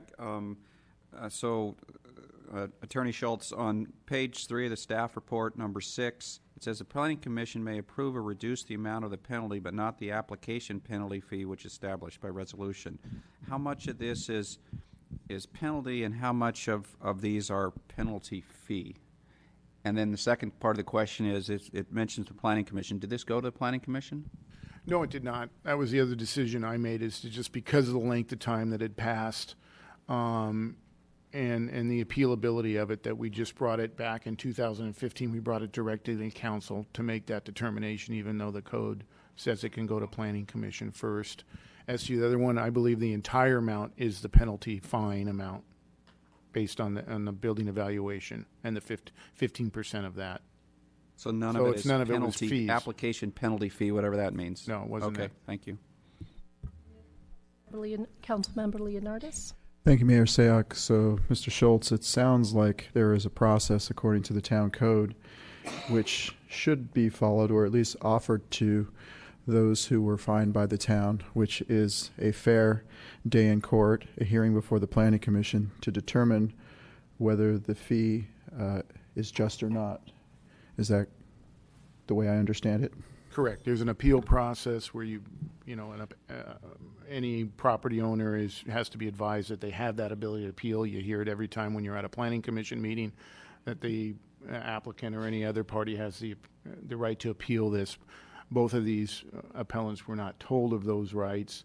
We've taken corrective measures for that. And the other issue you will hear is neither one of the contractors were required to sign the demolition affidavit, and we've taken steps to make certain that happens in every single historical home also. So just a follow-up question. It sounds like we may be, how can I say it, may have been negligent, being that we, being the town or staff or whoever, overlooking, mentioning the opportunity that they could have appealed the fines to the Planning Commission, number one. Number two, not having the applicants or the builders sign those demolition waiver forms, which is technically, in other words, we're not following our own policies, yet we're levying fines. Is that correct? Certainly from the due process and not giving them the rights. So I certainly agree that whether we were negligent or not, we did not do it in these 2 cases. And that's why, even though was well past the deadline to appeal it, we allowed these appeals to come forward in 2015. So we waived their inability to file an appeal within the 10-day period because they weren't provided with the appeal rights. As to the second part, that's one of their defenses of whether their contractors knew about the demolition ordinance and the requirement related to historical structures. It is also stamped on the plans, though, regarding the demolition of historical structures, and all contractors should know the rules and ordinances within the town of Los Gatos. So from our standpoint, although there is no signed affidavit of the historical structure and the requirements for that, we also don't give them the entire code book when they come in before anyone builds a home. Yes. So, in reference to what you just said, wouldn't the logical process be for both of these homeowners that they would go directly to the Planning Commission and have their hearing that they were never given that opportunity to originally have? Here we are at the Town Council, which really isn't a matter of our policy. I understand that there's one of the fines has been levied, and we have a decision to make whether we can overturn that or not. But it seems as though the logical approach would have been to let them, once we've discovered that they were not awarded those opportunities, to immediately direct them back to the Planning Commission to have their hearing about their fines. So logically, that could have been a logical approach. My approach in 2015 when I was asked about it, because of the time limit it had passed, because of the due process issues that were involved, to bring it directly to council back in 2015. That issue didn't come up at all in that hearing on whether we should have sent this to Planning Commission, so I've continued on that path to bring it to council directly to resolve the issue. Anytime in the code it says Planning Commission, you still have final decision, and the decision could have been appealed by council. So my logical decision was to bring it directly to council, but if you want to, we can remand this back to Planning Commission to have them hear it. Thank you. Let's go left to right. Councilmember Spector. Thank you, Madam Mayor. To Mr. Schultz, with regard to 205 University Avenue, I thought I heard you say that the town did not require, I don't know what you were, I think you said an affidavit, but here the staff report says that the town required a demolition affidavit. Is that different? No, that's the same thing. We do require it, but there was not one signed by the contractor for the 205 that I could find in the file. So the statement here that the town required this demolition affidavit from 205 University is just a statement that... So I'm sorry, I was mixing the two up. In Masal, there is no affidavit signed by the contractor for that one. For 205 University, there is one signed, but it's signed by the second contractor that came on, the contractor that actually did the demolition that was fined for. There is not one in the file that he signed. So there was a contractor who did something that we say is wrong, but that contractor wasn't required to sign a document. And it wasn't until you get to company number 2 that you have them sign a document. Correct. And that's why I didn't learn that until just looking at the signature and talking with the actual appellant, because I just saw one that was signed. So that's why I stated in the staff report there was one signed, but it wasn't by the contractor that actually committed the demolition. That contractor was subsequently fired. A new contractor came on, and the process was filed to get the historical affidavit signed. And had the process moved as you would have anticipated, how does contractor number 1 end up signing this document? I mean, does this person come into town hall? They should be signed when they pick up their permit. When they pick up their building permit, there should be a checklist, and that should be one of the items that has to be signed before they get their building permit. Thank you. Thank you, Mayor Sack. I just want to ask, what is the range of discretion on this, or alternatives? I see the recommendation is to deny this appeal. I see alternative that we could grant the request. Can we also come up with a reduced fee, fine amount? Yes, you can. Okay, thank you. Councilmember Jensen. couple questions following up. And the other part I would state is if you do take staff's recommendation, obviously the one fine's been paid, so there's no refund. The one that has been waived, staff would work on any repayments schedule like we did with the Masal address, and staff has that discretion to do that. Following up on Ms. Spector's questions, with respect to both the properties, I'm going to pick on the language here. The town requires an affidavit. There was, with respect to the Masal property, there is no signed affidavit. Is there a packet that has an affidavit in it? Is the document somewhere in the files? It's just not signed? I didn't find one even in the file. So we don't have, there is no document and there is no signature. Correct. Okay. With respect to the university, then there is a document in the file signed by the second contractor. Correct. So they got the affidavit after the first guy demolished it and signed it. Pretty much, right? After the first contractor was fired for demolishing it, I assume. The second guy I don't know. I can't speculate why the first contractor wasn't. It just was not in the file. There's the signed document. Okay. Leaving the documents and due process arguments aside, is there any dispute as to either property that an illegal demolition occurred? No, not that I've heard. Okay, thank you. Questions? Okay, so I'm now going to open the public hearing. What I'll do is I'll ask the owner of, I think it's Dieter Schmidt of 130 Masal Avenue, if you could speak first. You'll have 10 minutes, and then I'll ask the owners of 205 University Avenue, Tammy Shute. You'll have 10 minutes after that, and then we'll open it up for our public hearing, and then we'll close public hearing and make a decision. Mr. Schmidt? 130 Masal, thank you for the invitation. I heard you talk about, is it on? Yes. I heard you talk about demolition. And according to what I learned during this process, the demolition meant if you do not move the two walls that had to be saved in a contiguous fashion. That wasn't done. That is correct. They were assembled afterwards, so after this fine was paid, and we could continue building. And then during that process, I also learned that the town did not have any obligation to alert us through the rules because it was less than 40%. And then I was told by the town manager that because it was 39.1%, it was so close to 40%, that they asked the architect to make sure to sign another affidavit that his calculations were correct. Well, the architect is still alive. I called him, and he said, no, he was never asked, and he never signed anything.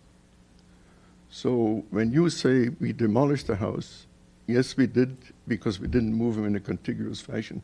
But after they were assembled, and we asked for help how to line up the boards, which the Preservation Committee asked for, we were told, just tear them all down and put new stuff up. I don't think that was right.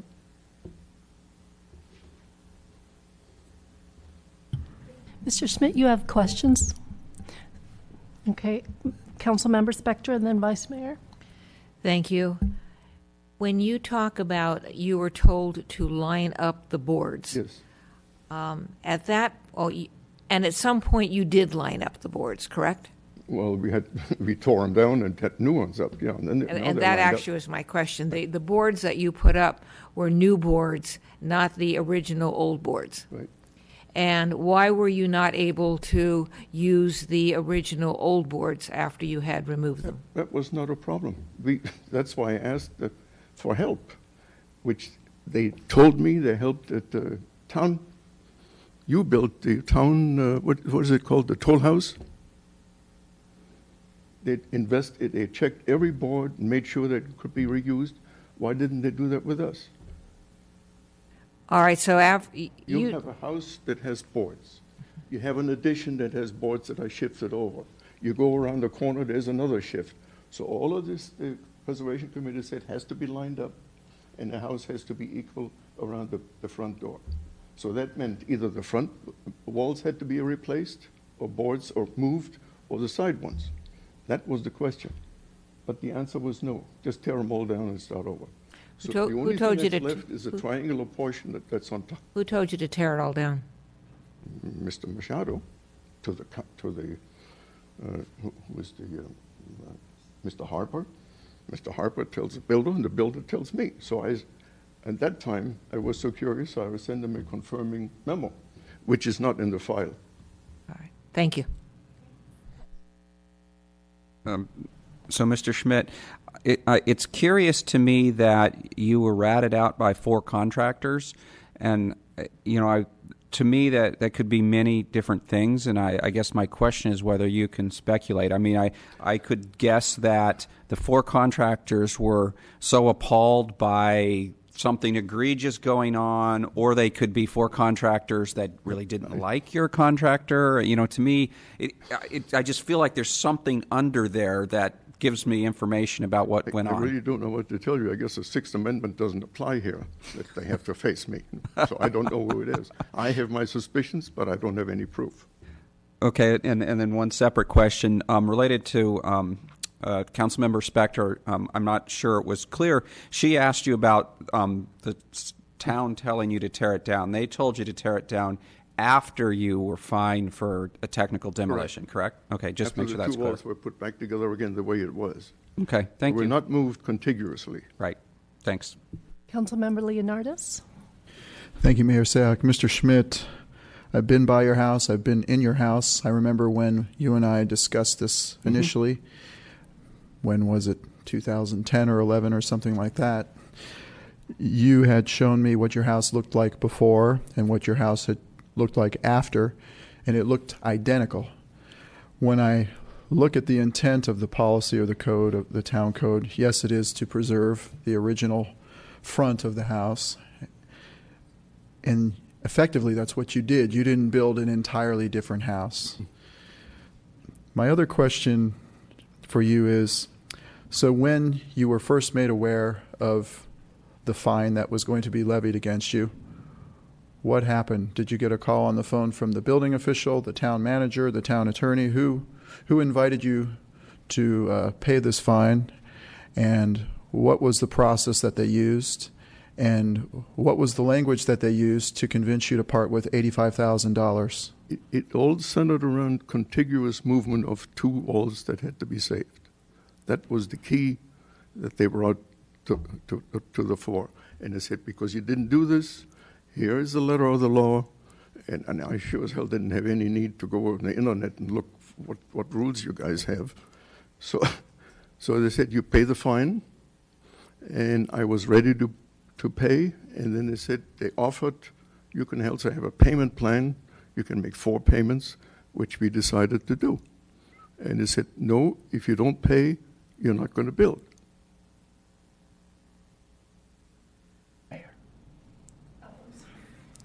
Councilmember Leonardis. Thank you. At the time when they offered you this fabulous payment plan of 4 payments, did they offer you an opportunity to go to a planning commission hearing and dispute? No. The only thing I remember is, unless you pay, you can't build. You can build a tent on the front lawn in front of the town hall for all they care. Did you feel at the time that you were, how can I say it, gently bullied or persuaded, or you felt like you had to pay the fine or else, and no other options? No planning commission hearing, nothing. If you don't pay this fine, you're going to be living in the street. We're going to hold your house hostage, et cetera, et cetera. The commitments we had made, get out of our house we were in. The other party that was going to move in had to get out of their house. So it was a circle of things that had to happen. So I didn't have any choice to wait and fool around, and we had to get going. The process for the town to review the new drawings, and 4 drawings out of 21 had minor terminologies changed, which for $6,500 we had to pay again. It was a new process. And that took 2 months.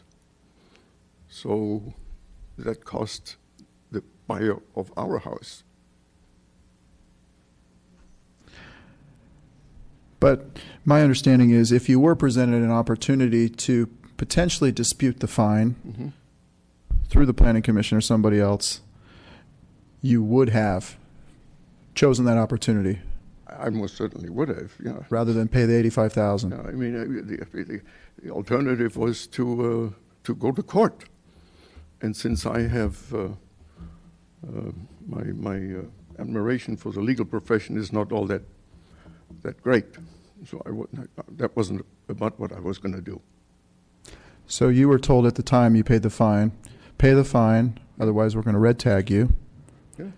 Or you have to go to court and sue us and get resolution that way. But you were never told you could go to the planning commission and and have your. No. Okay, thank you. Vice Mayor? Thank you, Mayor Sack, for another chance. I thought another question. So you provided us a lot of information, and I saw a lot of emails by you. You seemed like you were personally very involved, talking to planning department, and those seem to be after you found out about the technical demolition and the fine. So my question is, were you also that involved in it beforehand? No, there's no memo from me beforehand. The only time I started writing memos after it happened. They want to make sure that the town knows what I know and what the builder is supposed to do. Okay, thank you. As a matter of fact, the inspector, Mr. Harper, tells the builder and tells me that the town isn't really all that enamored with you writing constantly memos. Any They're further not in questions? the file, by the way. Any further questions? Thank you, Mr. Schmidt. Thank you. Okay. If we can, Ms. Shute, Tammy Shute, the owner of 205 University. And if you could both just identify yourselves before you speak. Sure. Thank you. Madam Mayor and town council members, my name is Dave Pliwa, 205 University. I'm Tammy's fiance, and this is Tammy Shute. You can identify yourself again if you want. Thank you for your time, Mayor and council members. Yeah, thank you for this opportunity to discuss our request for a waiver. Before we get started, though, I have to correct the ordering of events with the two contractors. The first contractor, Hodder Construction, is the one that signed the demolition affidavit. He had some workers' comp issues, and so we decided to go with contractor number 2. And contractor number 2 is the one that was doing the construction when there was a technical demolition, and he had not signed the demolition waiver. And of course, his work was not so good. The guy that did complete the project afterwards was Hodder Construction again. What we'd like to discuss is the fact that a fine is defined in the Merriam-Webster Dictionary as a sum imposed as punishment for an offense. And our view is that a punishment for an offense should be based on the relevant facts and circumstances. It ought to take into account whether there was intention or whether the mistake was unintentional. It ought to take into account whether there was reasonable cause for the mistake, or just a situation where someone did something that was a reasonable mistake. And most importantly, the circumstances should take into account whether or not the structure was put into the same place it was beforehand. In our situation, we're talking about a driveway wall that was not moved. It was put in exactly the same place, and unfortunately there was some structural defects with that wall that caused contractor number 2 to make the mistake of not stopping his work, inviting the inspector over to show him the dry rot and other problems. And obviously we believe that punishment in the form of a fine as a deterrent for people intentionally doing technical demolitions is appropriate, but we just don't feel that that was what happened in our circumstance.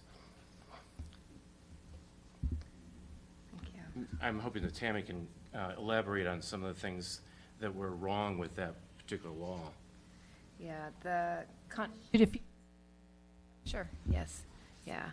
So the contractor began construction.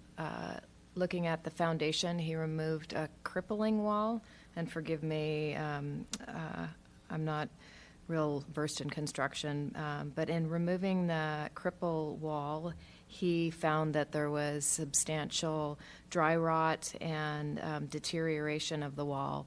And that's when he made the decision on his own to remove that and replace it with like material. There was no intention whatsoever to do anything different than what was already there, but just repair the damaged wall. Unfortunately, he wasn't aware that there was a process in place that he should have followed and consulted with the town first. So I believe the reason that happened is he was not presented with a demolition affidavit, Yeah, and unfortunately, we hired a contractor that did not have a lot of experience in Los Gatos. In hindsight, we wouldn't do this type of a project without knowing that someone had this type of an experience. But, we can't all know that the contractors are not going to know doing construction project in Los Gatos versus another city. We bought this house because of the way it looked. We fell in love with the design, the architecture. We wrote a letter to the owner saying how much we loved the house. And Tammy was in shock when we found out about the demolition. Yeah, it was definitely not our intention, and we did replace that wall to look exactly as it was before, and the facade of the house. And I do believe that we've the final product is something that is definitely an improvement to University Avenue and to the neighborhood, and that was our intention was just to make this home that already was so beautiful but a little bit dilapidated and in need of repair into our dream home with the same design characteristics in mind. Thank you. Thank you. Council members, any questions? Council member Leonardis. Thank you, Mayor Sayak. Because I cannot see it from here, your home on University, is that the white one on the corner of University? No, it's... That's for sale? No, it's the one next door to it. It's Okay. to the right of that one. I don't know. So if you're facing it to the right of that new white home, that's for sale? Yeah, if you're looking at the white home, it's to the right, yes. All right, thank you. Councilmember Spector. Thank you, Madam Mayor. I want to make sure I have your facts right. So you have contractor number one, and that contractor signs the town's demolition permit. And so that contractor, because of this document, knew or should have known not to take initiative to change the wood. Okay. I know the wood stuff, so. But then you have contractor number two, and that contractor doesn't sign a demolition permit, and that's the one who removes the original boards. Is it your understanding, or is it your belief that it should be the town that's responsible for making sure that every one of your contractors signs the demolition permit? I think it's best practice. Yeah, I do think it's part of what the process is supposed to be, then yes, it should be followed. Contractor number one never began construction. When we purchased the home and we knew we were going to do some remodeling, he's who we wanted to go with, but when the time came to actually begin the project, when everything was ready to go and approved and so forth, that's when we realized his workers' comp was not going to allow him to pick up the permit. So no construction had started yet. So when the second contractor began, he's the only one that had done any work on the home. Thank you. there any further questions? Okay, thank you. And this is a public hearing, so if anyone would like to speak on this item, you may do so. Otherwise, I will close the public testimony, and I turn to council. I had a question for staff. This may be for Mr. Paulson, I'm not sure. Just process-wise, when a contractor signs a demolition affidavit, does it remain with the file and the documents that the town maintains on the property? Generally, yes. It can live in one of two places. These permits, specifically Mr. Schmidt's, are probably all Laserfish. We don't actually have the hard copy of the building permits anymore. I'm not interested in that one. I'm interested in the 205 University, trying to figure out when contractor number 2 comes in. I'm thinking that contractor number 2 doesn't get a new demolition permit, correct? That's correct. So does the demolition permit that's already been signed, is that maintained by the town and in the files and building permits and documents with respect to whatever permitting has taken place on that property? Yes. Okay. So it would be in the town file when contractor number 2 comes in, town has that signed permit. Correct. The approved permit. And the town ordinance, I'm thinking, Mr. Schultz or Mr. Paulson, does not require successive contractors or subcontractors to sign that permit. It's just a permanent part of the file. Oh, that's correct. Okay, thank you. Councilmember Spector? I think this is the same question. Thank you, Madam Mayor. That the document is signed, the demolition permit is signed, it's in a town file, and contractor number 2, 3, 4, whatever, is not required by the town to come in and review the file and see what's in it. They are not. So they have a job copy of the plans that have a number of attachments to them, but we don't require every subcontractor to come in, and frankly, not on the historic side, but on some of the other technical demolitions that we've run into, it's typically the subcontractor who runs into this issue. Thank you. Councilmember Leonardis? Thank you, Mayor Sayoc. When we purchased some properties on Ditto's Lane that were pre-1941 built, did we get a demolition permit for that? And did we go through historic preservation before we demolished those homes?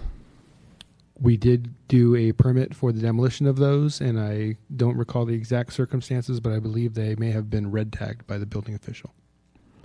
All right. Some general comments I'd like to make. I look at these two projects as incidents where they were not what I would consider to be egregious or purposeful violations. When I look at the home on Masol, I look at the home on University Avenue, they both built them back the same way they looked before. I've seen instances in town, which is what the ordinance was originally created to dissuade, where the homes were completely demolished and then something totally different goes back. Not only does it go back different, but it has no historical design or reminiscent of what was originally there. And I think a lot of that happened post-1989 earthquake, when we were eager to get the town back on its feet. And as we started to get into the early 2000s, when we started implementing these fines, people took a lot of liberties, and they tried to use opportunity of an old house to basically say it's not repairable, but I can rebuild it better, stronger, whatever, and took great liberties. So I can understand why the policies were put in place, which are great policies to protect the charm and character of Los Gatos. The concerns I have with these fines on these two individuals is that we did not apparently offer them the opportunity for a fair public hearing until this night. In the case of Mr. Schmidt, I think we've been hanging on to his money for 5 or 6 years, and I feel at the time that he was effectively bullied a little bit. I remember correspondence getting mailed to me at the town and not receiving it. It was addressed, I was at the vice mayor at the time, and I think Mrs. Spector was the mayor. And I think Mr. Schmidt had to send it registered mail, and I think the second time it was sent registered mail, then I finally got it like a week later. I don't know why I didn't receive his letters with his concerns, But I think if I would have known better and I was not made aware of it by our staff at the time, I would have said, why don't we give this guy his fair hearing through the Planning Commission? Why are we charging him $85,000 and putting him on a payment plan and holding his feet to the fire? And the fact that he was never made aware of his options at the time is very disturbing to me, because here we are the law, we set the rules, and we don't follow our own policies. And I think that's completely wrong, what we did as a municipality. In the later case with 205 University, they still have an opportunity to go through a Planning Commission hearing. I think their incident is relatively recent. They can go plead their case.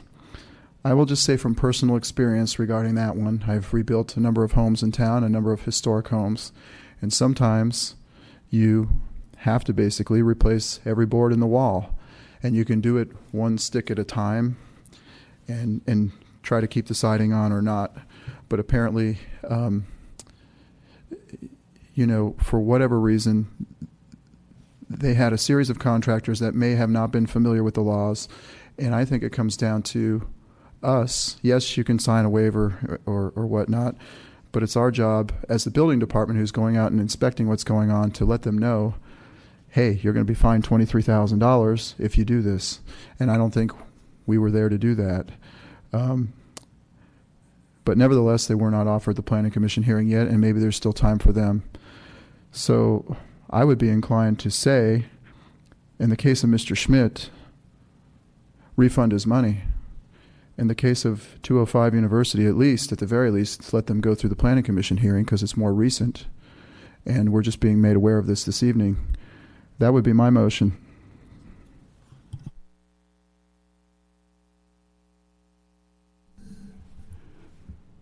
Okay, is there a second?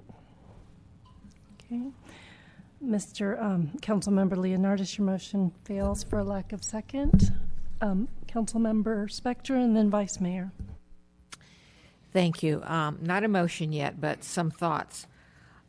First of all, the historic preservation of our older homes, I will tell you, certainly predated the earthquake. And I don't even know when it started, but it definitely predated the earthquake. And having to go through the Historic Preservation Committee and having to keep the same wood and the same porch and the same windows is something that we've had in our town for some time. Now, having said that, I find these two appeals different. I think the first one, I do think that the town made several process errors. I think it made some personal missteps with the applicant, and I actually find it sort of embarrassing. And so I would, if there were a motion, I would look to refund those monies. With regard to University Avenue, I do not think that it is the town's obligation to make sure that when you sign a document and you change your staffing, that the town has to keep at it and know which new business, which new staffing, and make sure that they read the documents. So on that one, I have very mixed feelings. It's not as clear as number one, and I'm looking to input from our council as to where to go on that one. Thank you, Mayor Sack. So I'm surprised it hasn't been mentioned yet, but typically we say ignorance of the law is no excuse. People should know what the ordinances are. That the contractor should know what the ordinances are. So that's certainly one issue I'm thinking about. The second thing is I do agree intent is important. I don't think either of these two, what do we call them, applicants, intended to do something wrong, and I believe they intended to do it correctly. So, and some mistakes were made, and I struggle with how much should a mistake sting. Certainly $86,000 is a pretty big sting. The other applicant may feel the 34 or whatever number we adjusted it to was a big sting. But I'm also concerned about the precedent. I mean, this law was, this ordinance was put in place because people were cheating the system. And, I'm concerned if we just completely refund that, precedent gets out that, we'll accidentally knock down the wall because it's inconvenient to keep it, and, we'll just tell council it was an accident and they'll refund our money. So there's I have a concern about setting the precedent on it also. So that's why I asked the question of, can we also do a cut it in half kind of thing? Because to me that helps to take some of the sting out of the mistake when I think the intent was good, but it's still a fine that hopefully is going to deter other contractors in town from cheating the process. So my desire is to see them cut in half. Councilmember Jensen and then Leonardis. Okay, so again, not a motion, but just comments on what I've heard. I agree with both Mr. Rennie and Ms. Spector in some respects. So with the Massel property, I'm going to say it differently. There's structural errors in what happened there. We did not give notice. We didn't have the affidavit in place. We didn't have the documents on file. So regardless of whether the town went out and notified the person, we didn't follow. We had structural errors in doing that. So the town has some fault. However, there was a demolition. So what do you do with that? And that's where I agree with Mr. Rennie, is that maybe there's some compromise that's appropriate there, given the fact that the town did have errors in that one. And then I'm also going to agree with Mr. Rennie before I go to the second property. Just after the earthquake, I got appointed to the Planning Commission, and I got appointed to the Historic Preservation Committee. And we worked very hard on telling people what boards to use, where to put them, what kind of windows. Did they have to have true divided lights? Could they have aluminum? Did they have to have wood frames? So it's been an ongoing process for a really long time. And one of the things that happened on the Historic Preservation Committee way back when, historic preservation, was that people would accidentally put a backhoe into the side of the house and then it would get reconstructed. Sure, they would come in and say, it looks better. It looks just like it did, before I put the backhoe into it. And so the Historic Preservation Committee in the town said, well, you know what? There has to be a deterrent for people putting a backhoe into the house accidentally. Hence, we have these fines. And if the council were to just say, oh, that was an accident, we understand, sorry about that, the fines would be ineffective, the penalty would be ineffective, and we would be back to everybody coming in and saying, I made a mistake. I don't think that either party put a backhoe into the house accidentally, but there was a demolition, and we have to stand behind the penalties for the demolition, or we will go back to the days of the backhoe. So with respect to 205 University, the town did follow its process. They had an affidavit. It was signed by the contractor. The town cannot be monitoring which contractor comes in, which contractor gets fired, which contractor gets hired. The town is not in the business of predicting whether a wall is going to come out and go out and stop you before you do that and say, hey, wait a minute, you're not supposed to do that. So there was a demolition at University, and the town did follow its procedures. And I do think there is a responsibility on the contractors and the homeowners, frankly, to make sure that they're following the rules. So I would not be in favor of changing that fine, but I would be in favor of a compromise on Massel. Leonardis? Thank you, Mayor Sayoc. In both cases, both of the homeowners are at least entitled to a planning commission hearing. That's what our town process says. I would imagine that the owners of 205 University might want that opportunity if they were going to be levied a fine, because they came into this meeting this evening not knowing what to expect. I think they would probably welcome an opportunity to gather their information, their evidence, and make a case for themselves according to what our actual town policy is. We are not the planning commission. The rules say that they're entitled to that hearing. I do understand the importance of deterrence, and levying large fines to dissuade backhoes from hitting homes. In this instance, whether it was egregious or not, both applicants were entitled to a planning commission hearing, and neither has been offered that, not even offered that. I mean, that's what our rules say. That's what they're entitled to. In the case of Mr. Schmidt, so much time has gone by, I would allow, him a choice if he wants to go with the planning commission hearing or get his money back, because I really think in that particular case, there were other elements that had occurred that go well beyond just not offering him a planning commission hearing.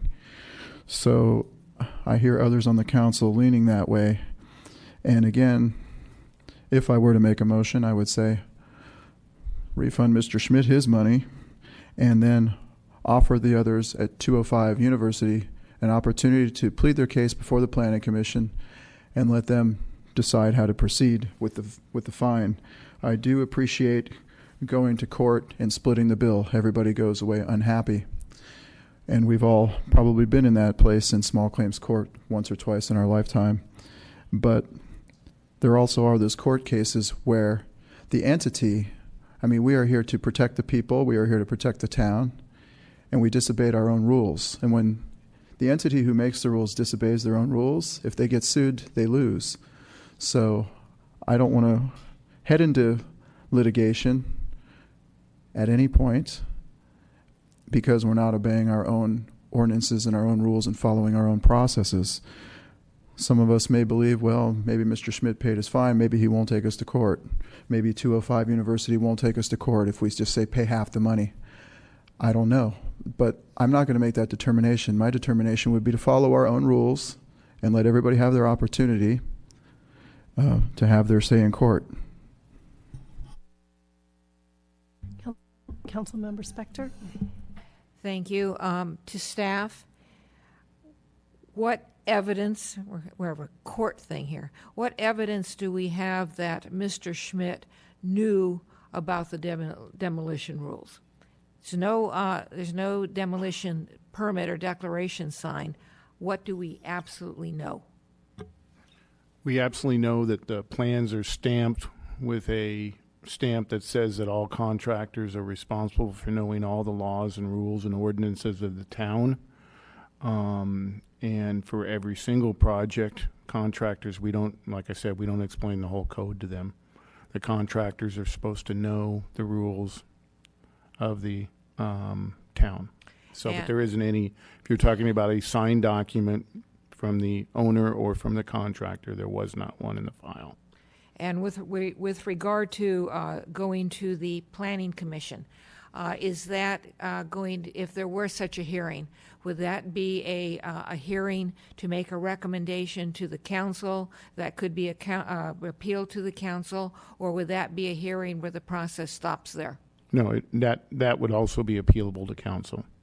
Thank you. And the issue of bringing it to you, so when it was brought to you in 2015 directly to council, that was by the interim town manager, Les White.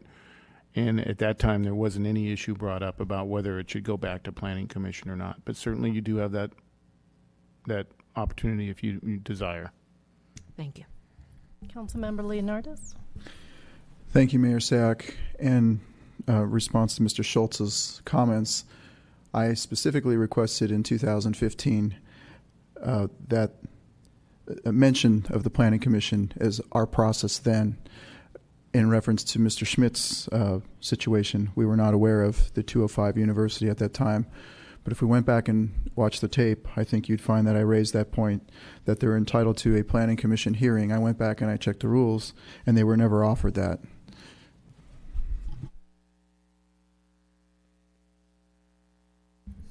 Any other comments from council members? Would anyone like to venture into a motion? Councilmember Leonardis. I move that we refund Mr. Schmidt's money and we give the owners of 205 University an opportunity to present their information to the Planning Commission.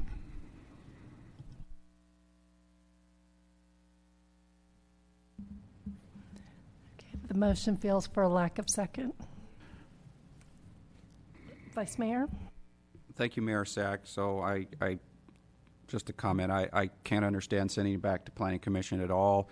I mean, if you've got, the Supreme Court going to make a judgment, the top court's going to make the final judgment. Do you ask, no, take us back to the Ninth Court instead? Well, the only reason you do that is you know how the judges are going to vote. Well, that doesn't seem like an appropriate way to decide what court it should be in. So I can't understand going, lengthening the process and sending it back to Planning Commission.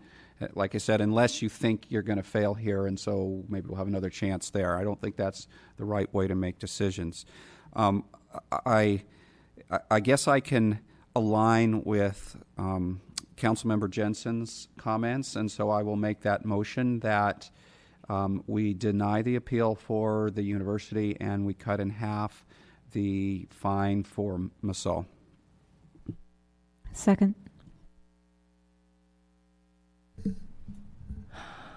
Any comments to the motion? Okay, so Councilmember Leonardis. Thank you, Mayor Sayoc. I just don't think that's fair at all. When I was the vice mayor, my mail was withheld from me, and Mr. Schmidt had to send me a registered letter for me to get my mail. And that registered letter said that he was being assessed a fine of $85,000, and he was very upset. And at the time, I raised question with the town staff, the town manager, about the situation, and it just wasn't something a municipality should do to their citizens. When your policy says you give them an opportunity to contest it, you essentially bully them into paying a big fine, you hold them hostage, you red tag their house, you say unless you pay this money, we're not going to let you continue. Now, I understand there's rules to dissuade demolitions, but as far as I'm concerned, Mr. Schmidt wasn't made aware of his rights at the time. He wasn't given his opportunity.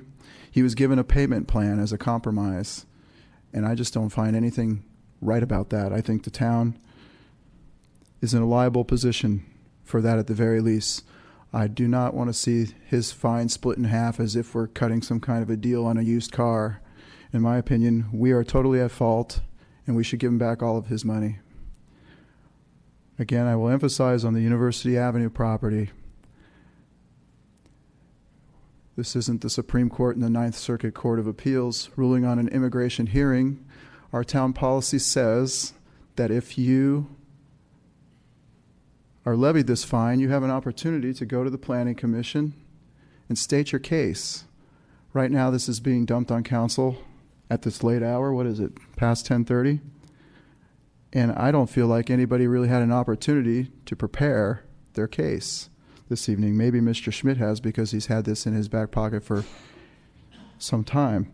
But the residents of 205 University came into this hearing tonight, and I'm not sure what their expectations were, but just to arbitrarily split the fine, yes, it's better than levying the full fine, but I think if our rules say something that the Planning Commission gets to hear it, let them hear it. They're the agency that digs into the weeds on these things, not us. Yes, I understand we can overrule the Planning Commission. Yes, we have ultimate jurisdiction. And yes, everything we do is law, and we create law right here and now. But I'm really uncomfortable with a town that doesn't follow its own rules. Councilmember Spector. Thank you, Madam Mayor. I will not be supporting the motion. I also believe that Mr. Schmidt should be receiving his full, all of his monies back. And I'm going to go ahead and weigh in. And yes, we are not the Supreme Court, but I understand that sometimes the specific issue in front of you as an applicant is the most important issue to you. And so we treat these issues just as importantly as some of the larger issues that are being discussed there. The difficulty with this is that it's not a decision on intent or malice. I understand that in both situations, the intent was to preserve a beautiful home that you both love. It's obvious by the exterior of and by the care that you've put into your restoration that was that. My concern is the rules are not meant to make that judgment call, and they are done to see if was there a demolition, and if there was, these are the fines. And I do believe that with 205, right or wrong, the process was in place. There was a miscommunication with the contractor, with the owner, but that process was there. It sounds like with Masal, it was just, I'm not even sure what went wrong. And as Councilmember Spector said, it's almost an embarrassment that it occurred. But it's a very difficult issue now to try and figure out the pieces of what went wrong and how to fix it. And so the motion that's on the table, where we try and offer a compromise with the Masal, I think is a fair one. I understand the emotions at play with both homes. I understand that the intent and malice was not there, but I also understand the intent of having the fines and the future deterrent so that this will not occur in the future. And so it's a difficult decision, and it's not a judgment on any of the applicants, but I will be supporting the motion. So I will go ahead and call Councilmember Leonardis. Thank you. Maybe I'm stubborn. That's why we put the policy in place with the Planning Commission hearing. Rather than just go and levy the fines, it's like you're taking away the government. You take away the government, the process that the government put in place to protect the residents, and staff levies the fine, and they're not even made aware of their rights to contest. And by just going ahead and levying the fine, yes, there was demolition, we know that, but they didn't have a chance to go and make their case. That's my only point. Not only were they not allowed to do that, they weren't even told about it. So I don't find any fairness in cutting someone's fine in half. In my mind, we're not even at the point that either one of them should be fined yet because they haven't had a hearing yet. So whether there was a demolition or not doesn't even matter to me. It's that they didn't have their opportunity to present their case to the Planning Commission as our policy says. Not only did they not have that, they weren't even made aware of that rule. So I just have difficulty, how can I say it, levying any kind of fine or cutting any kind of fine at this point in time because of the rules and us not following our own rules. Why are we here? I call the question. All in favor? Aye. Opposed? No. So it passes 3-2 with Councilmember Spector and Leonardis in dissent. So Mr. Schultz and Ms. Pravetti, I'll ask both of you to work with the homeowners with the next steps. Okay. And we have one more. Yes, Councilmember Jensen? I wonder, and I do this with a great amount of reluctance, I don't normally, but it's now 10:45 and we have a very important and controversial matter that we are supposed to take up. And I wonder if it is fair to the council and those people that are interested in this item to do it tonight versus do it another time. So I just throw that out to the council for consideration. Councilmember Leonardis. I'm just getting warmed up. I do have a request from a council member to take a break. It's at 1 a.m. I'll be making the motion to continue, and you'll be asleep. So at this point, at 10:04, what I'll ask is I'll ask Ms. Pravetti if, while we take a quick 5-minute break, if people would like to share with Ms. Pravetti their preferences, but I personally would like to keep going. Okay.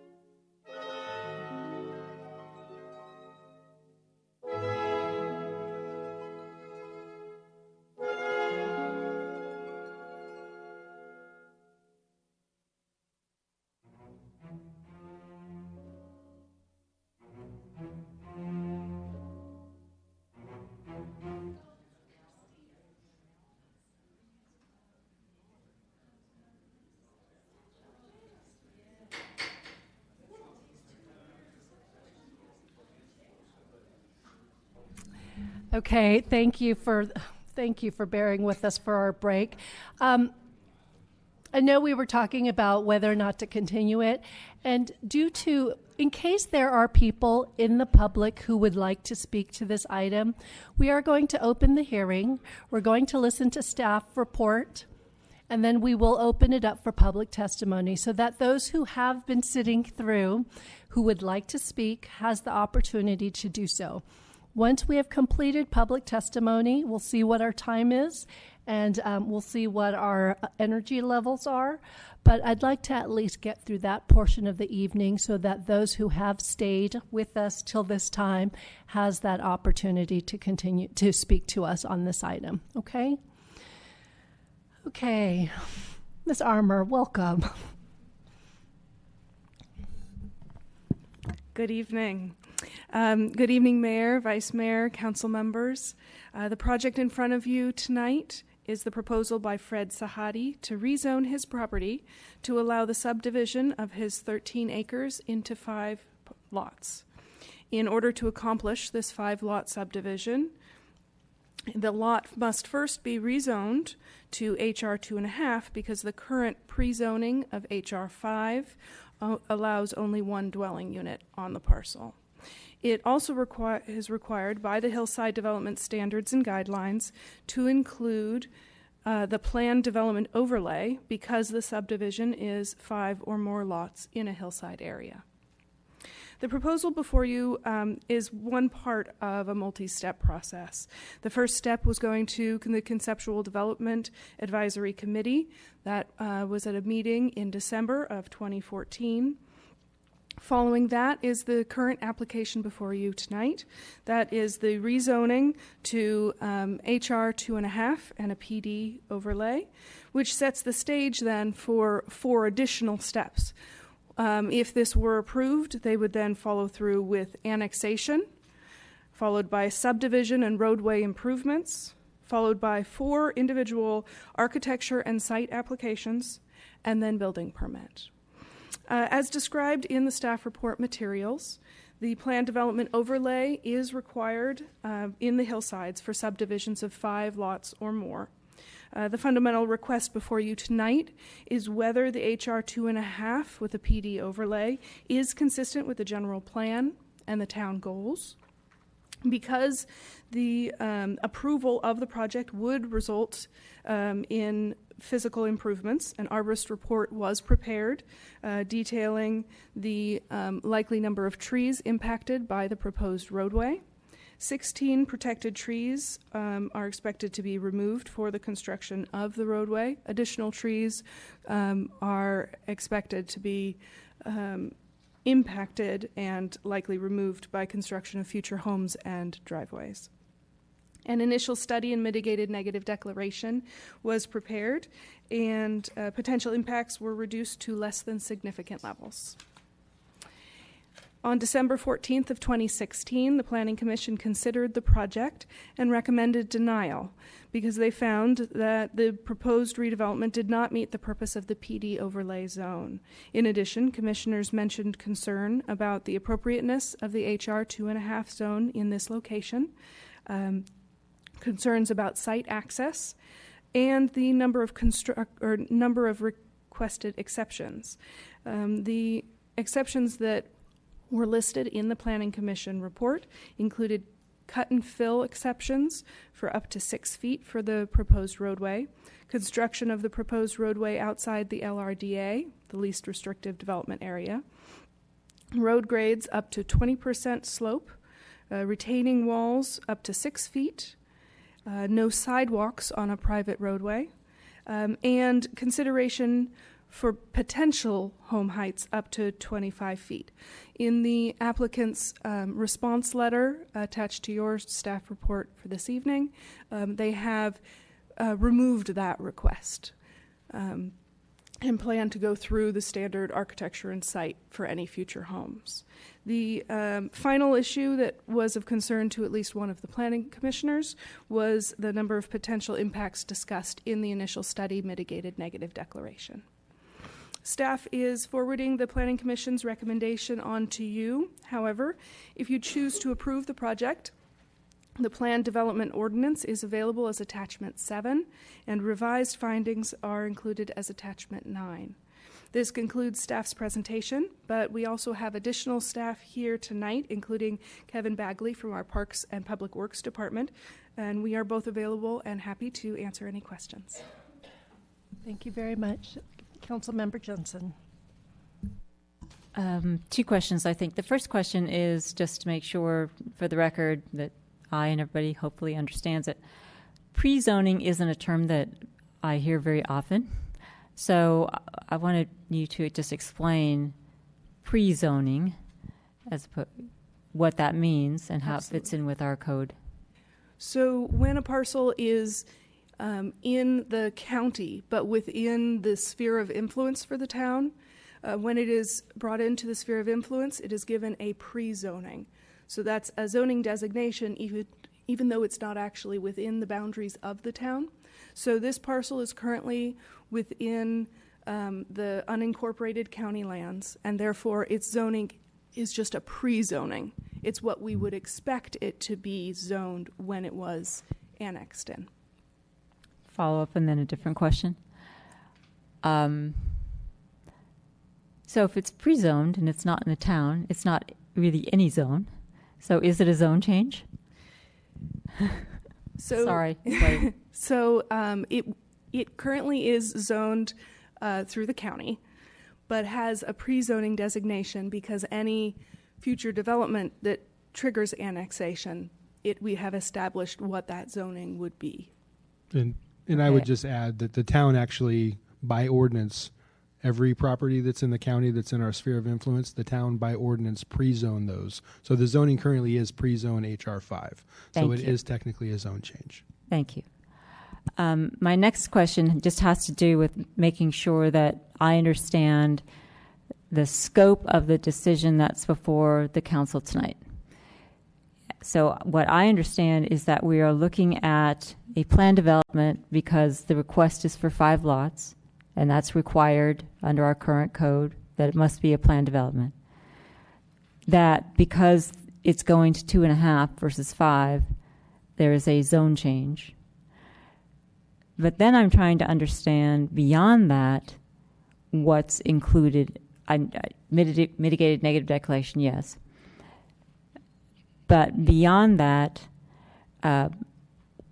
which aspects of the proposed plan development are within our discretion tonight? I know the ANS for the houses is not, but for example, tree removal, access, grading, etc. Are those things part of the requested plan development zone change, or are they discussed or presented as part of the mitigated negative declaration consideration? So the mitigated negative declaration is prepared to try and assess the expected development because at this earliest stage in the process, we need to present that environmental review.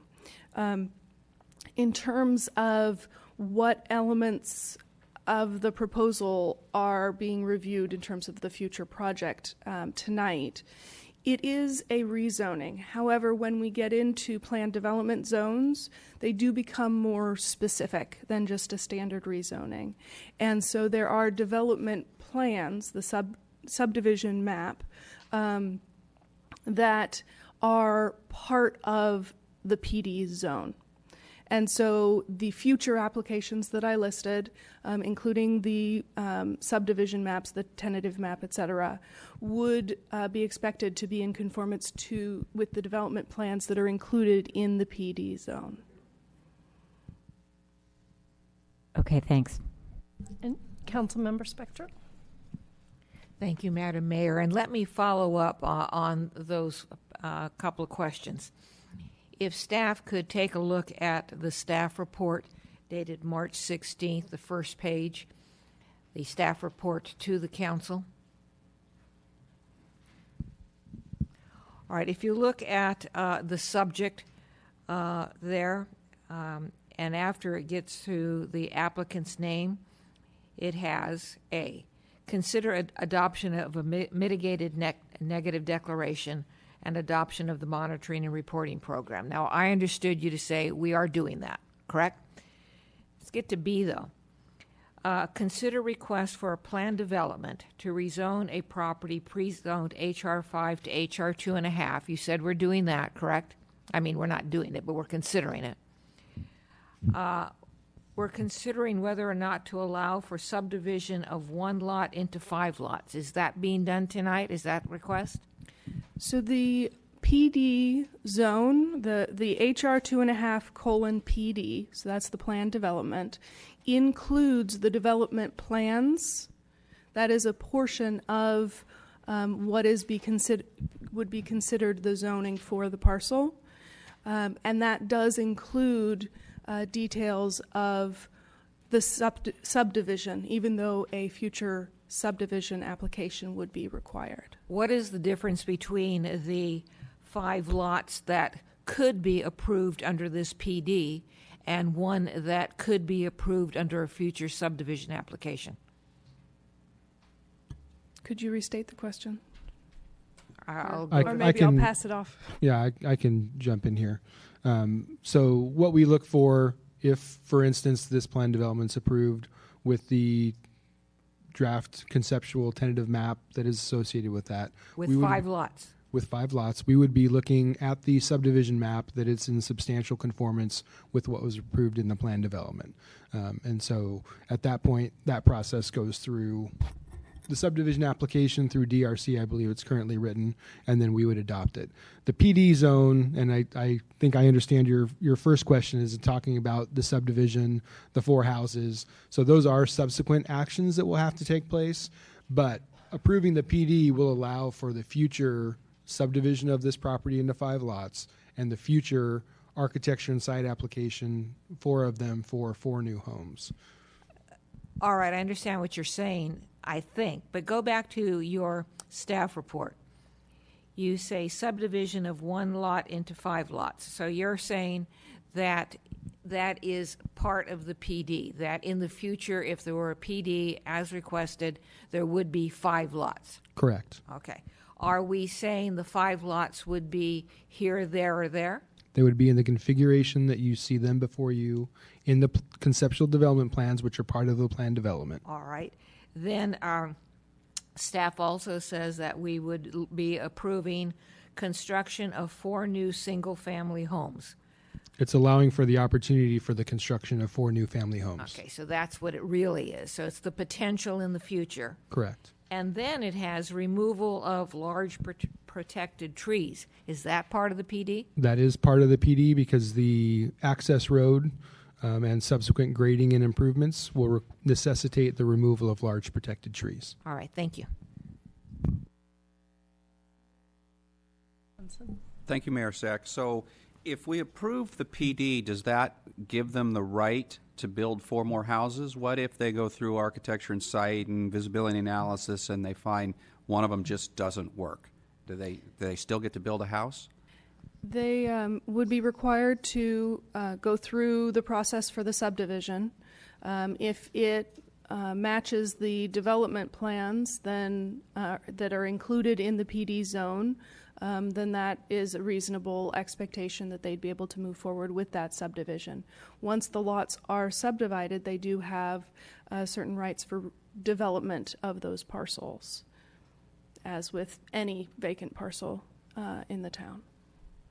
Mr. Paulson, you wanted to add to that? Sure. So just additionally, obviously there are additional parameters if visibility becomes an issue with a reduction in height.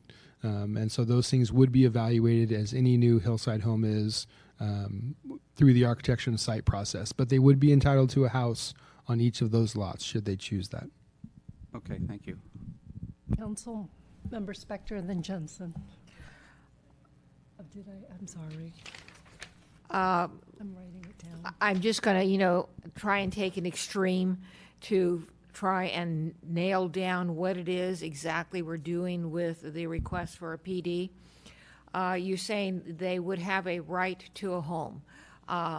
they would have a right to a 5,000 square foot home if they wanted, or they could have a 1,000 square foot home approved by the council. What are we talking about here?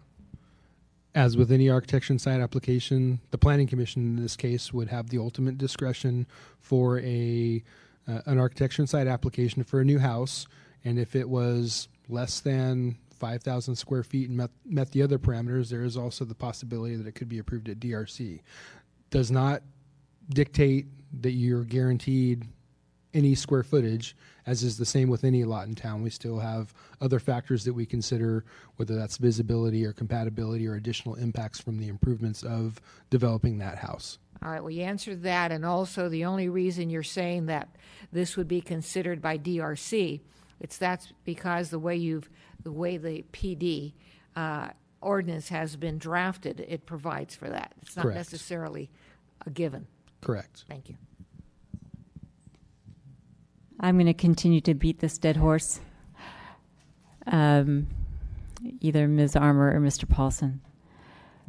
So another project, which shall remain unnamed, had an issue over a vested tentative map. Are we creating, through this, whatever we're doing tonight, which I'm still unclear about what we get to decide and what not, are we creating a vested tentative map per the PD schematic, if you will, map that's been presented to us if we were to approve this tonight? A future subdivision application would be required. This is not does not count as a tentative map. All right, so this is what I'm still struggling with, and either you or I understand the basics of PD, so you don't have to explain that to me. But I want to understand the steps in what's being proposed to us and what we have in front of us. We're being asked to consider an application for a PD to subdivide something that's pre-zoned HR 5 into HR 2.5. We have a map of the proposed PD, which includes a subdivision, but we're not deciding on a subdivision for the Subdivision Map Act tonight, which doesn't make sense to me.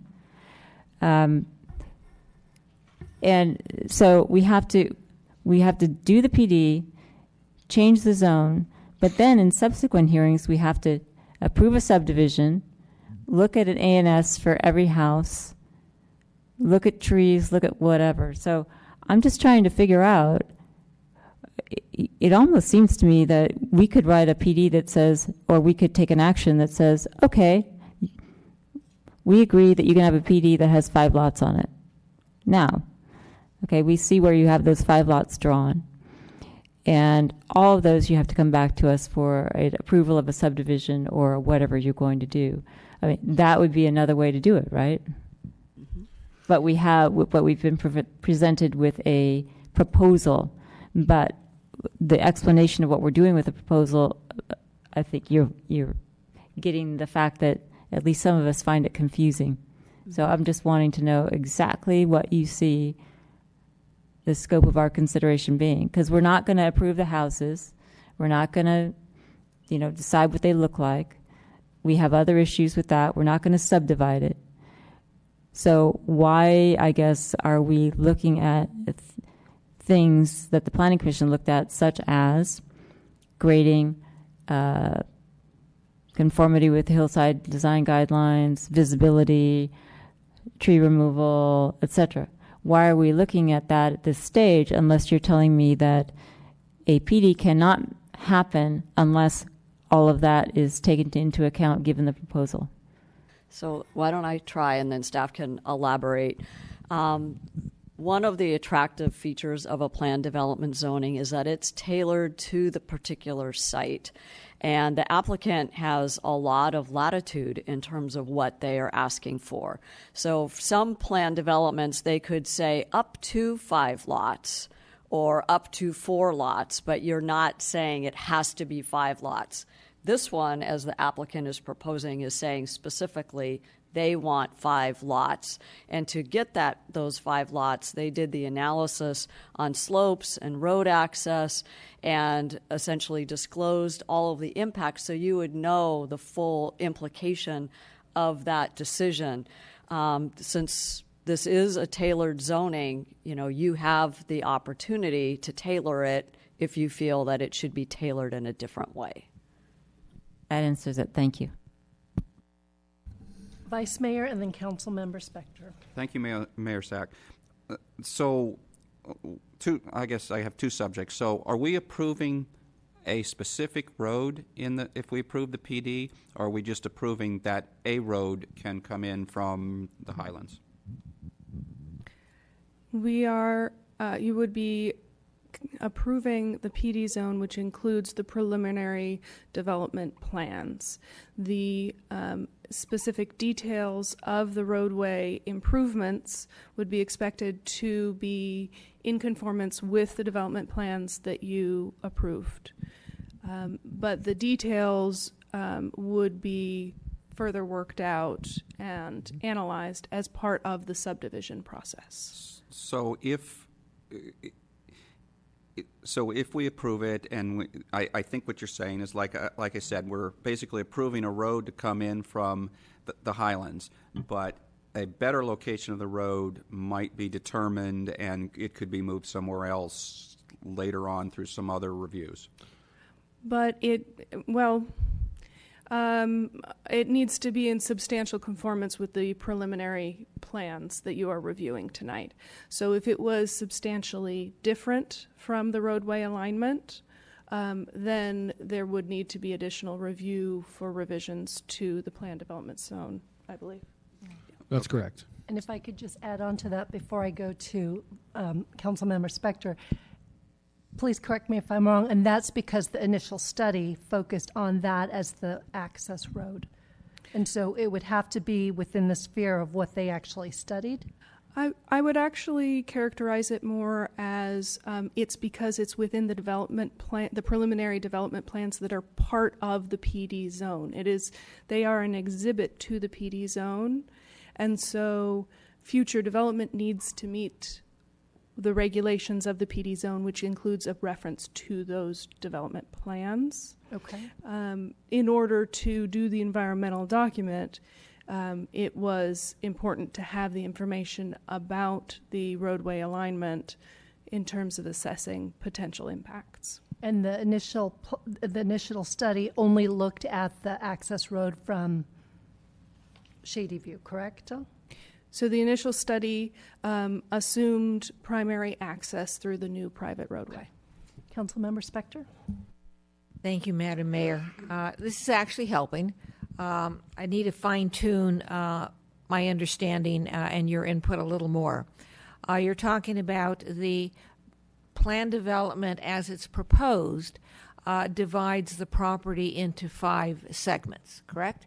But this process, if they get through PD, still has to go to a subdivision application. I look behind me and I see that the property is divided into 5. So what would happen at the subdivision level, application level, that hasn't in effect already been addressed by the 5 lots in the PD? It may be that our Public Works Department may have something to add, but I do believe that the details that are included in that tentative map do go into slightly more detail. But for this particular project, we have reviewed the project in planning, building, fire, and public works with a similar level of detail. And I would just add that from staff's perspective, the subdivision that you see, the 5 lot, the configuration you see coming through at subdivision application, should the zone change be approved, we would be looking for substantial conformance. And if it's substantially conformed, staff, whether it's DRC, Planning Commission, or Council ultimately, staff would be recommending approval of that. Thank you. Yes, Mayor? Thank you, Mayor Sack. So back to the 5,000 square foot house, what I heard you say, I guess the PD ordinance allows, once the PD is approved, that DRC, in other words, just staff, could approve a house that's under 5,000 square feet.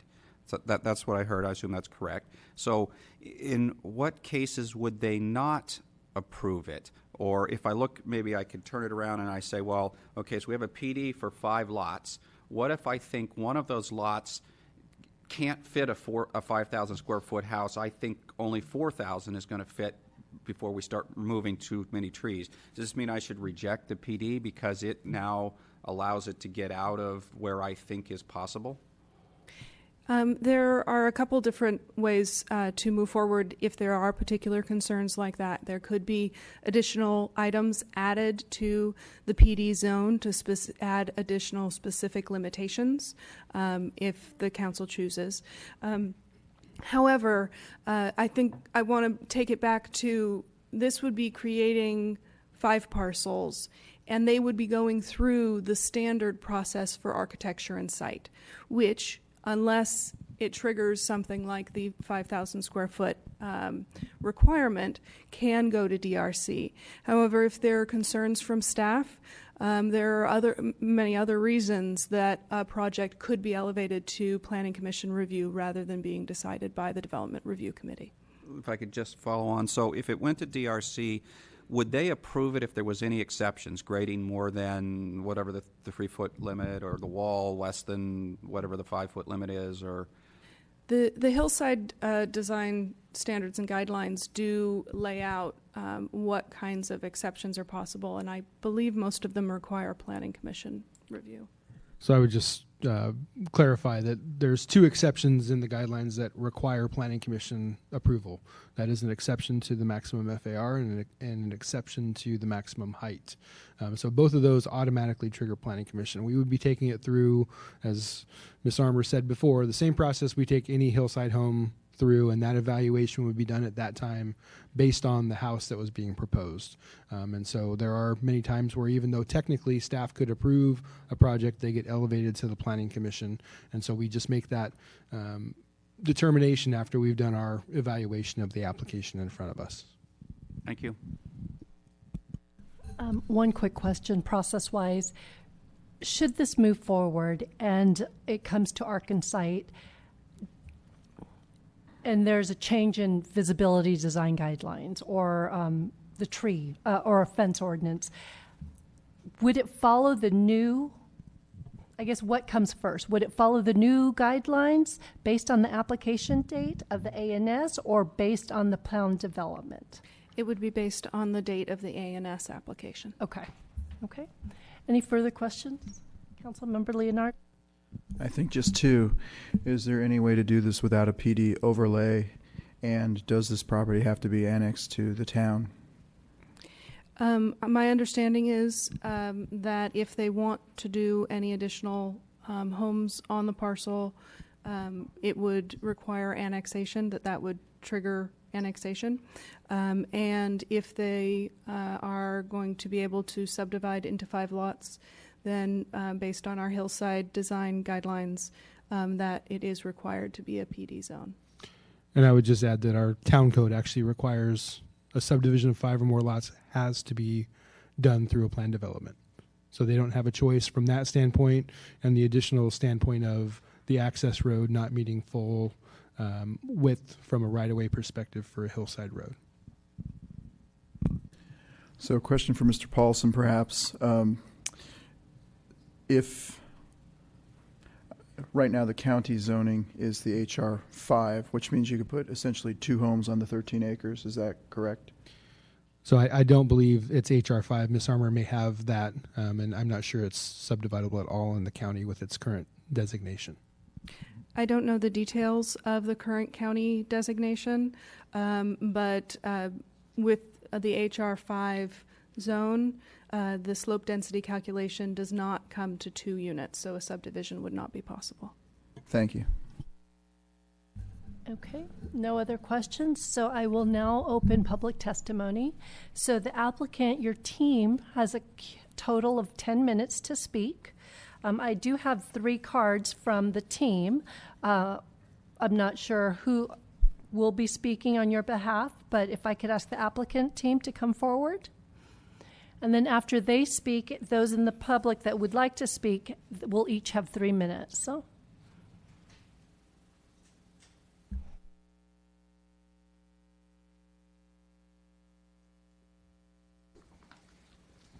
And if you could each individually identify yourselves when you do speak, that would be great.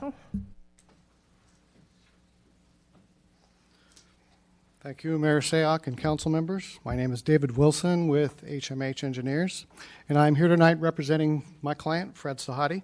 Also with me tonight is Joey Covey from HMH and Bart Heckman, our land use attorney.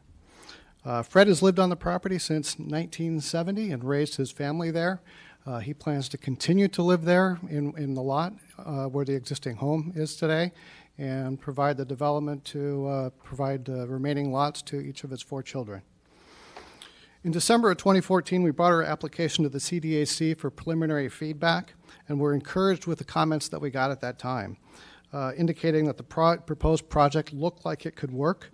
They appreciated that we were locating the development areas within the flat portions of the site, and they thought that 4 or 5 lots looked possible.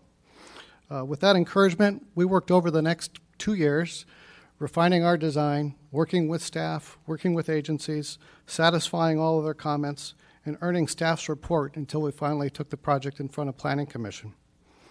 Most of you had an opportunity to be out at the site, to visit the site, and see the proposed home sites. The home sites are spread throughout the site that provide a natural spread of the lots, which give a lot of continuous open space. The development fits within the existing environment. Even though the home sites are located on the intermediate ridge line of the site, none of them are visible from any of the viewing platforms. To show that, we actually did a detailed visual analysis, modeling the homes and utilizing 3-dimensional aspects available on Google Earth, supplementing that with additional 3-dimensional elements like the trees. And we viewed the site from all viewing platforms and areas in between, and showed that none of the homes were visible. Through a video analysis, we actually showed how when the perspective changes to a higher viewing angle, you could actually see where the homes were behind and obscured by all of the trees. Site access is certainly a big issue, and as we described, that is a part of our application. Our goal is to provide a design that meets the engineering and fire access requirements and has the least impact to the environment. The first option that we looked at is the most obvious one, improving the existing driveway from Shannon Road.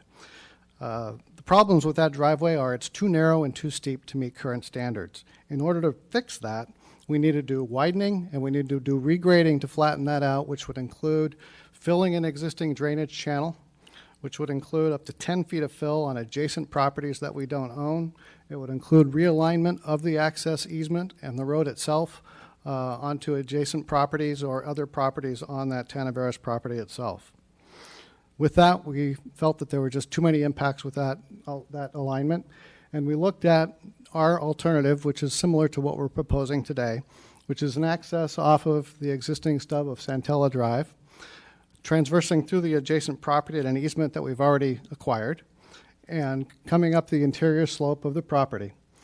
In order to minimize the grading, this access road pushes the road a little bit higher up on the slope, where the cross slope is a little bit flatter. That allows us to conform to the requirements of the 5-foot maximum retaining wall. No exception required. Problem with it is it cuts through just way too many trees. We felt like it was too many trees to make any sense at all. So we looked at another alignment. The other alignment pushes the road a little bit farther down the slope, but it misses many more trees. We're saving 10 to 20 trees by moving the road farther down. Showing that to you in the cross section, what you see is both alignments here.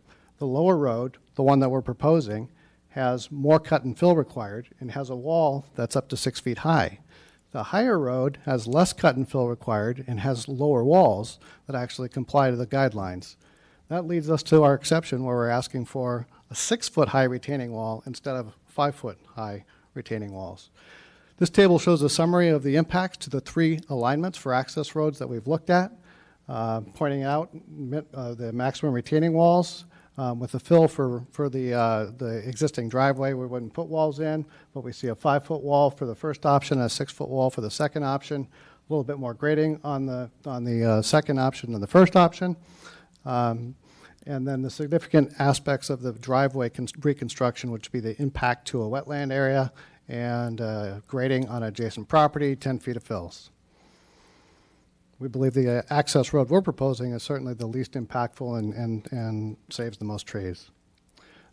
Benefits to the project: we're providing a sanitary sewer that the adjacent neighbor can tie into. We're providing a fire break and an improved fire access for the surrounding neighbors, shown on this exhibit here.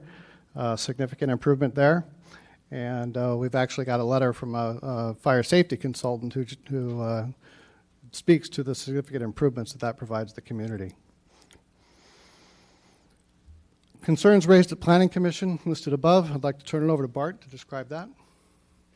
Thank you. Good evening, Mayor and members of the Council. Bart Heckman. Regarding density, for this parcel, the appropriate density, HR 2.5 is really the right zoning. As your zoning map clearly shows, can you show the next slide, please? That designation and the HR1 are overwhelmingly the designations the town uses in its hillsides, except for very steep parcels which get the RC designation. This parcel is not very steep. The information you've been provided shows there are at least 4 flat areas on this parcel that would accommodate new houses with virtually no grading. The map also demonstrates that this town does not use HR5 zoning as a feathering density between the town's 2.5 and the county's hillside zoning, which is incidentally 20 acres minimum. That's what the current zoning is in the county. And in fact, the HR5 zoning is pretty rare in the town. It looks like it appears in only 5 small areas, and 2 of those are on the other side of Highway 17. So we believe, and staff agrees, that rezoning this property to HR 2.5 will help the town meet its housing element goals while staying true to the HDSG. I want to go now to the planning development issue. There was some confusion, we think, among the planning commissioners about the use of PD overlay zoning here. Generally, that zoning allows you to avoid complying with certain ordinance requirements in order to make a better project. Most common examples of that would be reduced setbacks, reduced road widths, sometimes reduced lot sizes. But this project isn't asking or doing any of that. We're not asking for relief from any ordinance requirements. We only applied for PD zoning because your code says we have to for a subdivision of 5 or more. But section 29.80.085 of your code also says a lot zoned PD or planned development overlay may be used either in the manner provided in the PD zone or the manner provided in the underlying zoning, but not both. With this project, even though we will be zoned PD HR 2.5, it complies with the requirements of the 2.5 zoning as though there were no overlay. So though we're not seeking the benefits of the PD zoning, we're still complying with the stated purpose and intent of the PD overlay provisions, which are shown here from the Hillside Guidelines. We explain that in detail on pages 2 and 3 of our March 7th document responding to the Planning Commission. And regarding access, the last slide, all I'll say is there was some confusion about that at the Planning Commission. This site has legal access from both directions. Your city attorney has studied that and can confirm it. And I'll turn it over to David to finish up. Part of the concern that Planning Commission raised is the idea that there was just simply too many exceptions. And I think in part that was caused by how we presented it. We presented the application with the intent of full disclosure, to disclose all of the information and everything that we were proposing, not necessarily all defined as exceptions. The access road constructed outside of the LRDA is not an exception. It's actually allowed for in the Hillside Design Guidelines. Grading cut and fill depths, you can need to get into the nuance of definitions. Access road versus driveway. There are cut and fill standards for a driveway in the Hillside Development Guidelines. There are not requirements for cut and fill maximums for an access road. Now, staff does apply those when they review an access road, which we don't disagree with because we prioritize that. We wanted to minimize grading and minimize tree removal in our application. However, the exception, or it is not an exception to ask for those cut and fill depths that we are requesting of 6 feet because they don't conflict with the requirement in the Hillside Design Guidelines for an access road. Building heights, 18 versus 25 feet, we're no longer requesting that. We acknowledge we're on a ridge line. We are not asking for an exception to height. Retaining wall heights up to 6 feet, I described that. That is something that we're asking for. The roadway grade and 20% maximums, that's a standard that are actually a requirement in working through county fire and working through town engineering staff, not an exception to the hillside design guidelines. And the ANS applications we've already talked to as well, with a requirement of under 5,000 square foot homes, we could still go to DRC, not truly an exception. What we're left with is one exception, and that's with the walls to save trees. Okay, thank you. Questions? Council members, any questions of the applicant? Okay. Thank you very much. So I will open it up for public testimony. Those who would like to speak will have 3 minutes each, and then you'll have time at the end. And I need to confirm, Mark Ree, are you part of you're part of the team? You're a neighbor. Okay. Come on up. Thank you.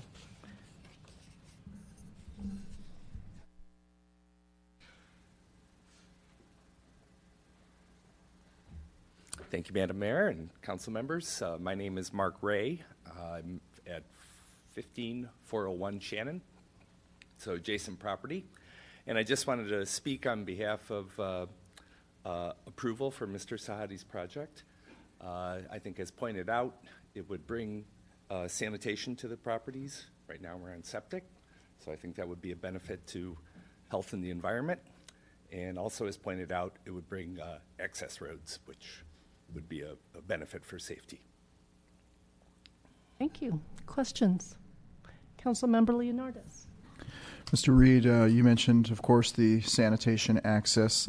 I was going to ask the applicant this, but there was the mention of a trail that would be accessible by the public as well, a connector trail. Are you familiar with that? What that is? Probably should have asked the applicant. I'll save it for them. Thank you. Any further questions? Thank you very much for staying. David Weissman.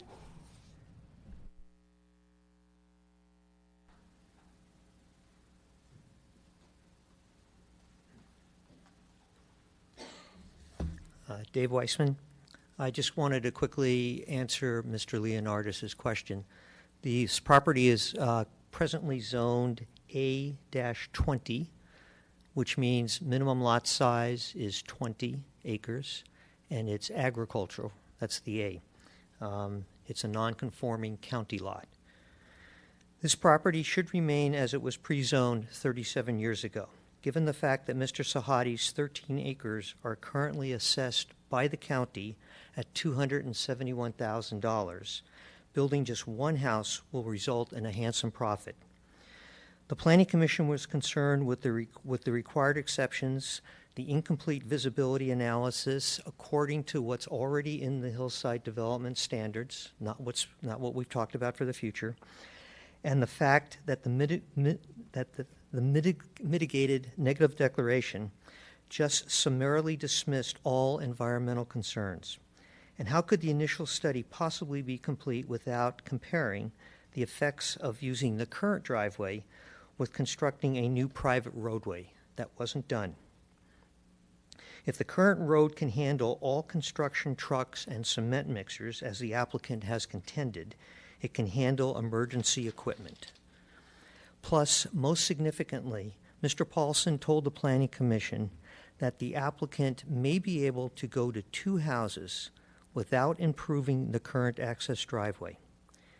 In closing, I would like to reiterate what the Hillside Development Standards and Guidelines say, and I quote, and this council has reaffirmed this many times.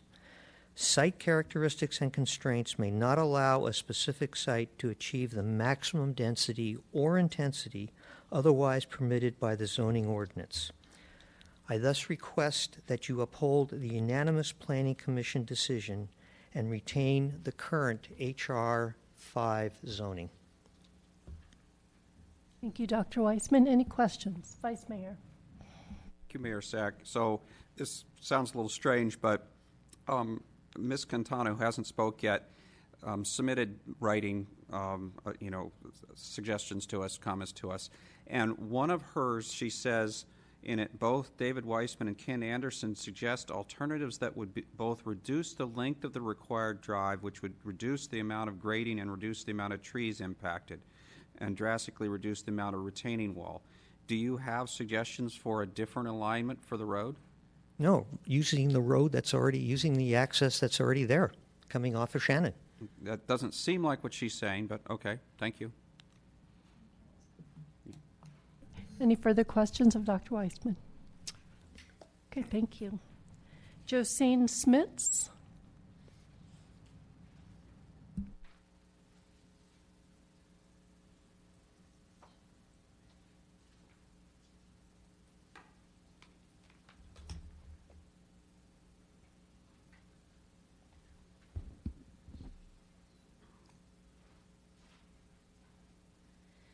Good evening. My name is Josine Smits, and if you have read my very long letter, you probably know that my main concern is with runoff. The runoff that Mr. Sahadi's rezoning proposal will cause if it is approved. The increase in runoff from such a very high density development in the hills will affect everyone living along the seasonal creeks, and this map is very small over here, but Los Gatos, along Shannon Road, and then Short Road, and that is where this picture is taken, when the culvert goes under the road, into Ross Creek, and then Guadalupe, and the flood zone areas in San Jose, and all the way to Santa Clara. My husband and I have lived at our property on Shannon Road since 1986, so we have a very long history with the runoff from development and paving in the hills above us in the watershed.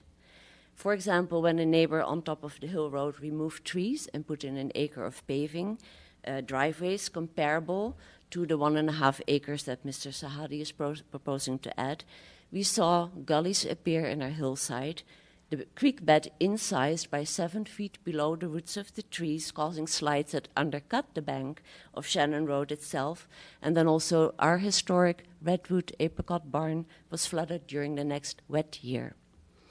All hilltop developments that have been approved in our neighborhood in the last 3 decades have included engineering plans very similar to those submitted by Mr. Sahadi. And just like now, it was always maintained that there would be no runoff impact or that the impact would be negligible. Despite this, we continue to see significant increases in runoff, erosion, and flooding. Clearly, something is not working. Something is not working according to plan. After what happened on Shannon Road this winter, after the flooding of San Jose, we can't do business as usual anymore. The engineering standard and the proposed plans are based on data from a relatively short time period compared to what happens in the climate. A data record of only several decades compared to over 100 doesn't allow us to mitigate the runoff impact in a fail-proof manner. Please prevent further degradation of our living environment. Yes, Councilmember Spector. Thank you. The pictures that you have up on the wall, the lower left one, what am I looking at exactly there? Okay, so these images are also included in the letter where they are more clear, but Short Road is right here.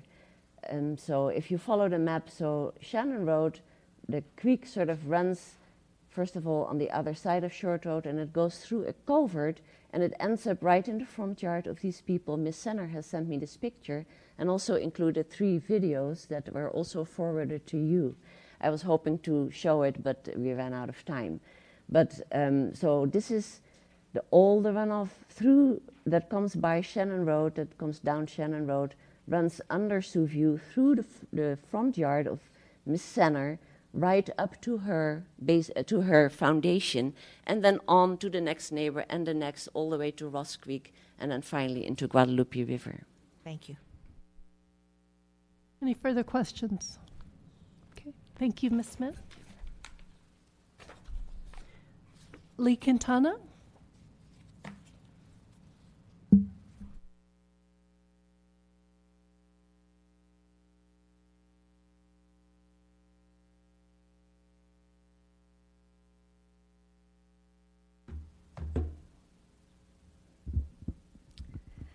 Lee Quintana, 5 Palm Avenue, Los Gatos, and happy to address the council tonight.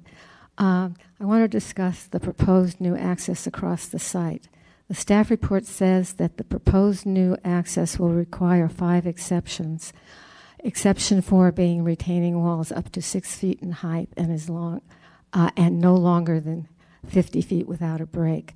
But PW's desk item from today, your attachment 8, says that 42% or 480 feet approximately of the proposed 1,148 linear feet of the retaining walls is at the maximum height.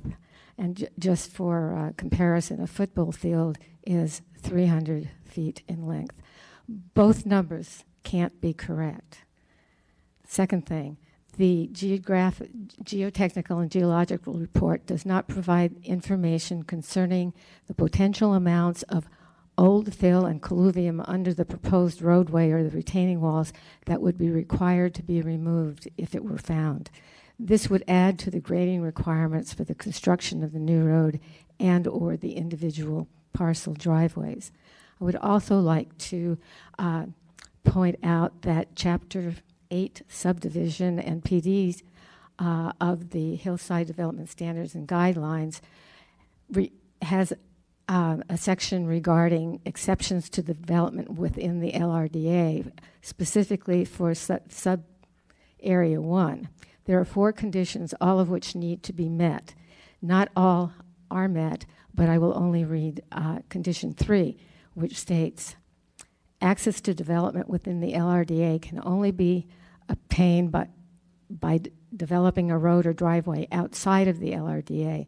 This parcel already is developed and has access outside of the LRDA. As stated by the applicant, access to the site is already available from 2 points. Access to the site from, the access road across the site is only necessary if 5 lots are to be allowed. And I also had some questions in my desk item to you, which I would ask that you ask of staff. And that one is, if the applicant were to request less than 5 lots, could they still apply for a PD? And then the second one is the applicant has stated that they don't actually need the overlay. They could still develop the site at this density without the overlay. So my question is, how many units could be allowed using a straight zoning without a PD? Thank you, Ms. Quintana. Any questions? Okay, thank you. Okay. I now ask the applicant to come forward. You have 5 minutes. You don't have to use it, but if you wish to.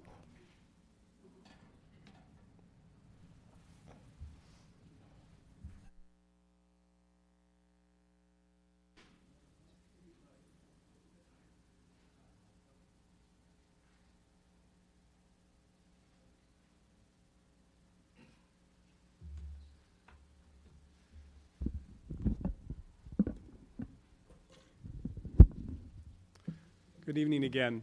Bart Heckman. Just very briefly to respond to the idea that there's an existing driveway from Shannon and that could be used to serve this development. We've tried to make clear in our written information and in our presentation tonight that the current driveway, which Mr. Sahadi uses to get to his house, does not meet current code, and it is impossible, physically impossible, to bring it to current code within the limits of the easement that we have. So the only way to bring it to current code is to go outside of this easement, and we don't have those rights. And if you watch the Planning Commission hearing, you would have seen that the owner of that property, Mr. Santaveras, is not supportive of this, and it doesn't appear likely that he would be happy to grant additional access rights so a driveway could be built to a development he doesn't want. And I would like to address the drainage concern that Mrs. Smits presented.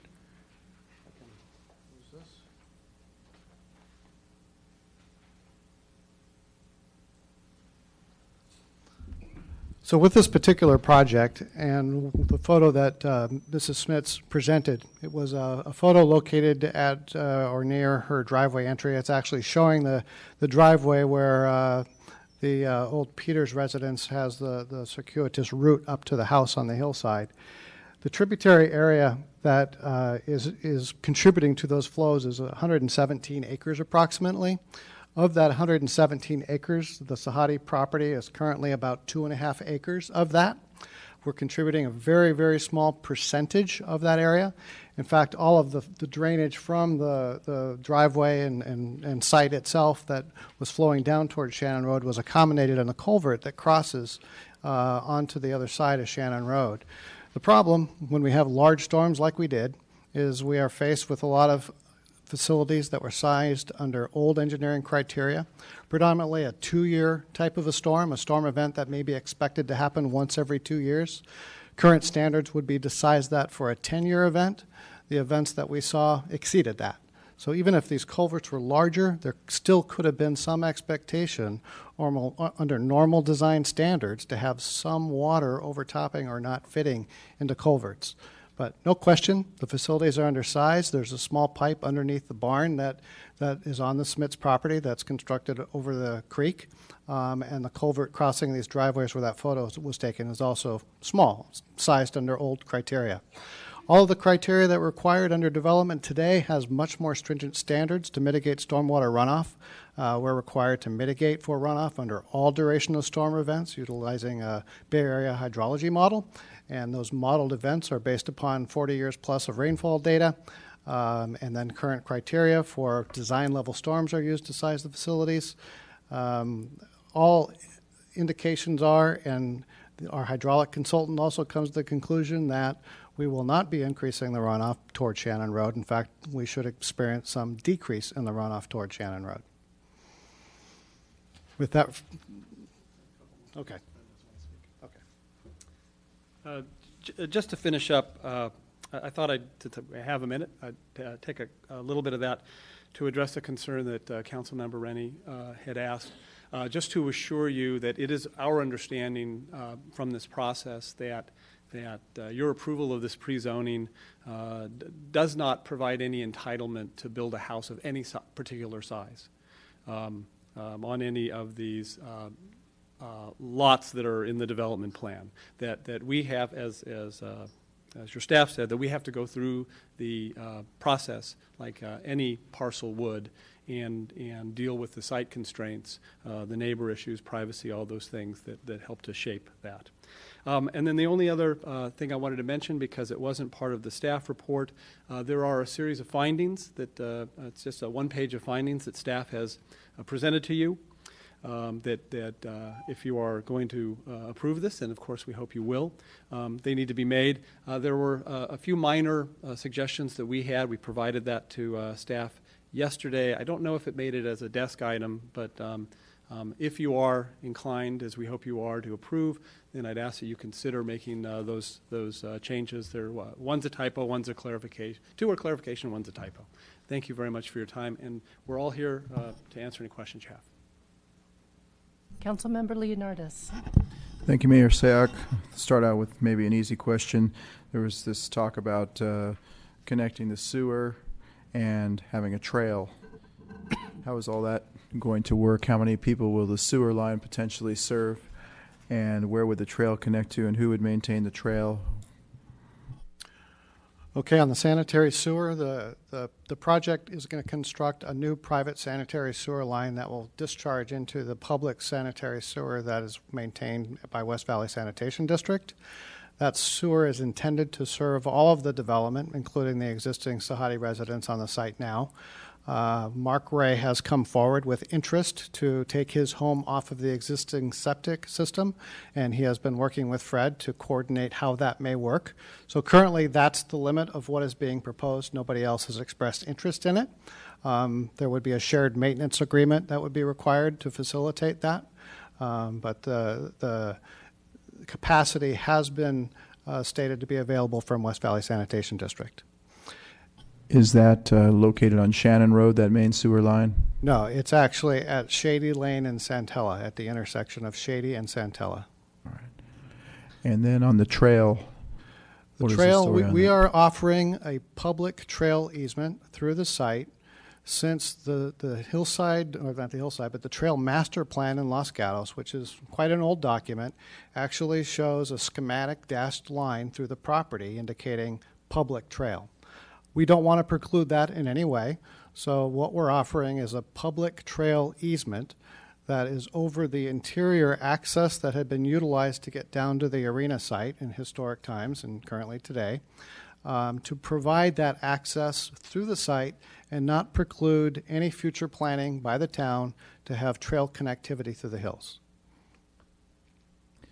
Okay, so I noticed, according to your writing here, there's the information in attachment 4, and it says it's new information that the Planning Commission did not see. Is my understanding of that correct?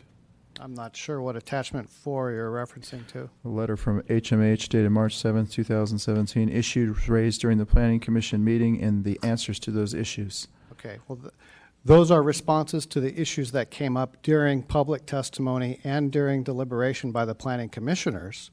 We responded to many of those issues in our rebuttal, but that document is intended to clarify what our response is to the discussion items that were had during planning commission. So it's not new information or a changed project, if that's what you're asking. Okay, but it was information that came up at the Planning Commission meeting that wasn't presented initially and now is being documented and presented to council. Some of those or most of those issues were presented to Planning Commission in rebuttal, and they are further clarified in that written document. Okay. And I have one more question. What would be the result if you took your A20 zoning and you didn't propose any subdivision, you just had the existing house and land, and you asked to be annexed to the town of Los Gatos because you wanted to vote for us? You would have to ask my client that question. Thank you. Any further, Vice Mayor? Thank you, Mayor Sack. So on the drainage issue, you said when you get done, there will be less drainage going towards Shannon. How are you going to do that, and where is that drainage going to go?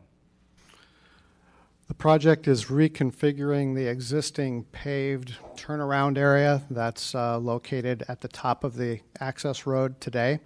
That is proposed to be reconfigured into a cul-de-sac that would actually drain in the opposite direction. All drainage that we are collecting is being mitigated in infiltration trenches. So what we're doing is we're taking the water to points at which we can treat it. So we need to treat it for water quality, and we need to mitigate it for volume, both, so that we are not discharging any more from the site in any direction that exists today, and that we are treating all the water that is running off of any impervious surfaces that are proposed by the project. We've gone into great detail. The stormwater mitigation plan is part of our plan set. It was extensively reviewed by town engineering staff and town's consultant, who specifically reviews the stormwater mitigation measures. From a volumetric standpoint, the report was done by our hydraulic consultant that discusses the volumes and substantiates the evidence of the reduction or at least matching of the existing flow discharges. Okay, thank you. I have a different subject question. Excuse me, Madam Mayor, it's 5 to 12, so you either need to make a motion to continue or adjourn. So I'd like to get through our public testimony. Would you like to make a motion to continue for? Make a motion to continue for 10 till we end public testimony. Perfect. I second the motion. All in favor? Aye. Anyone opposed? No. Okay, 4-1. Okay, so can I go with my next question? Okay, so it's probably for Mr. Heckman. You made some comments about my concern on the size of the houses, and you don't feel entitled to get any particular size of the house, but I don't think that stops you from getting any size of the house according to the process that I heard. And more specifically, I guess my concern is Lot 1. I think without seeing any analysis, I suspect a 5,000-foot house on lot 1 is going to wipe out too many trees. So what do I put in to make sure we don't wipe out the trees, that staff just says, yeah, it meets everything, because I don't think losing trees triggers them to send it to Planning Commission or other reviews. So, what should I put in? Should I say no more than a 3,000-foot one there, or should I say any house on lot 1 must go to Planning Commission? What do I do here? Well, I'm not sure that I can advise you fully on that. I'll point out, and perhaps you picked this up from reviewing the Planning Commission documentation, that part of our purpose for suggesting the 25-foot height for homes, number one, they couldn't be visible, but they would have a smaller footprint. You could take that 5,000 feet and build it more vertically and avoid taking out trees. It's frankly our expectation, since this PD is going to be silent on that issue. We'll just have the typical rule of 18 feet. But when we go forward for an ASA, or whether it's the DRC, we'll be in a position to ask the decision makers, if we think it's appropriate, can we go to 25 feet? And now we're going to do a visual analysis under the then current requirement, and our justification might be we don't want to take out those other two large oaks. So, and again, I think your process, whether it's in front of your staff design group or the Planning Commission, accommodates that and gives the city personnel, whoever's making the decision, some discretion to make a decision that's consistent with your hillside guidelines. If I could ask one more, I know it's getting late, slightly different subject. So staff says you're going to take out 16 trees on your current proposed road. I thought I saw written somewhere that you think it can be less than 16. So why do you think, it's late, I think they said 16 when we started, and I'm pretty sure you said it's 5 and you may be able to save some more. Why is there a discrepancy here? What we're stating is trees that are in direct impact or direct conflict with the alignment of the access road itself versus trees that are adjacent to the access road. So there are 7 trees in direct conflict with the proposed access road. There are 9 trees that are adjacent to the access road that we're identifying that are likely impacted, might not make it, but we want to make every attempt that we can to try to save the trees. They're very important to us, and I know they're important to everybody. So 16 is the safe number to say, yeah, those are the trees that are both directly impacted and adjacent to. We want to try to save more. We think we have an opportunity to try, and hopefully we're successful in doing so. Okay, thank you. Councilwoman Spector. Thank you, Madam Mayor. So what I hear you saying is that if a PD were approved by this body, and if the PD accepted your gracious offer to have 18-foot homes, you might very well still, when you go through ANS, ask for 25 feet. Is that right? The requirement is 18 feet on a ridgeline, right? And anyone who is applying could ask for an exception to that. It might be that we are encouraged by staff under the circumstances to consider a taller house and save trees.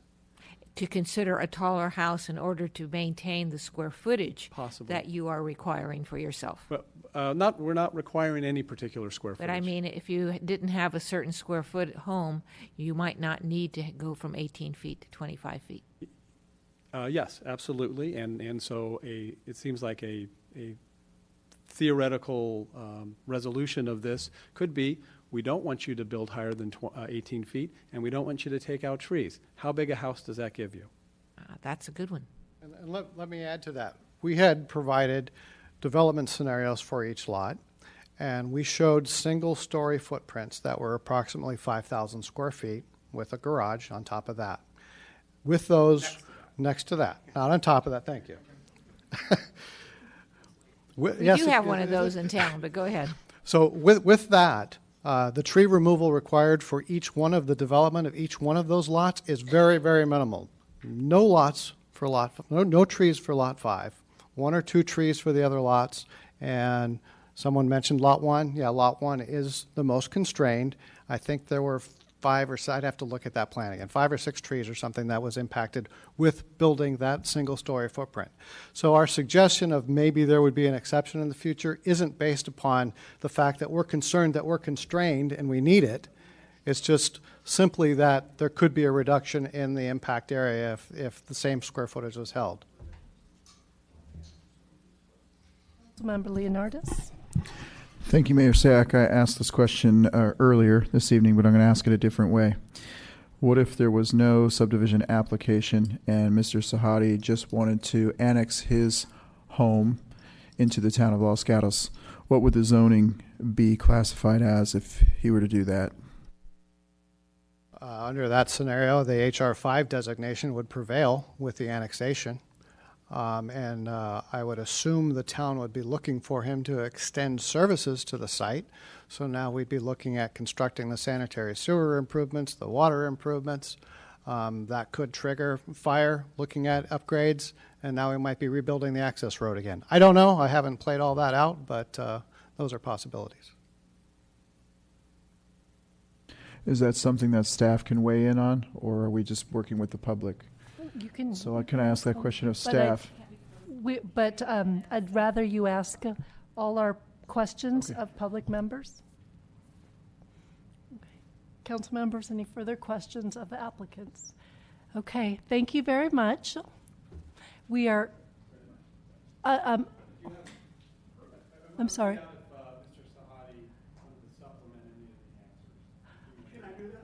Unfortunately, you've used your time, and so unless there were specific questions of Mr. Sahadi, you know, I'm sorry. What I would ask you to do, if you would like to submit something in writing that has not been articulated, I think that would be best. But at this point, I don't even know how much time was. Do we even have that still maintained? So I'm sorry. Okay. So I want to reiterate. So now we have closed public testimony. We are going to continue this to a date certain. So at the next meeting, there will be no further public testimony, but everyone is still welcome to submit written comments if, for example, if there were some items that you would like us to know that were not shared, you may do so in writing. Okay, so do we need to make a motion for it to? Yes, Councilmember Jensen. Can we ask questions of staff during this portion before we continue it? Yes, you may. Okay. So 2 questions, both process questions.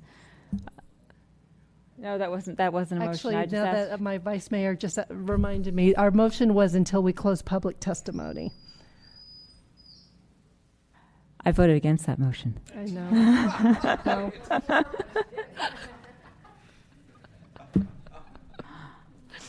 They're short. When we come They're back. short, Madam Mayor. I won't remember them next time. You won't remember.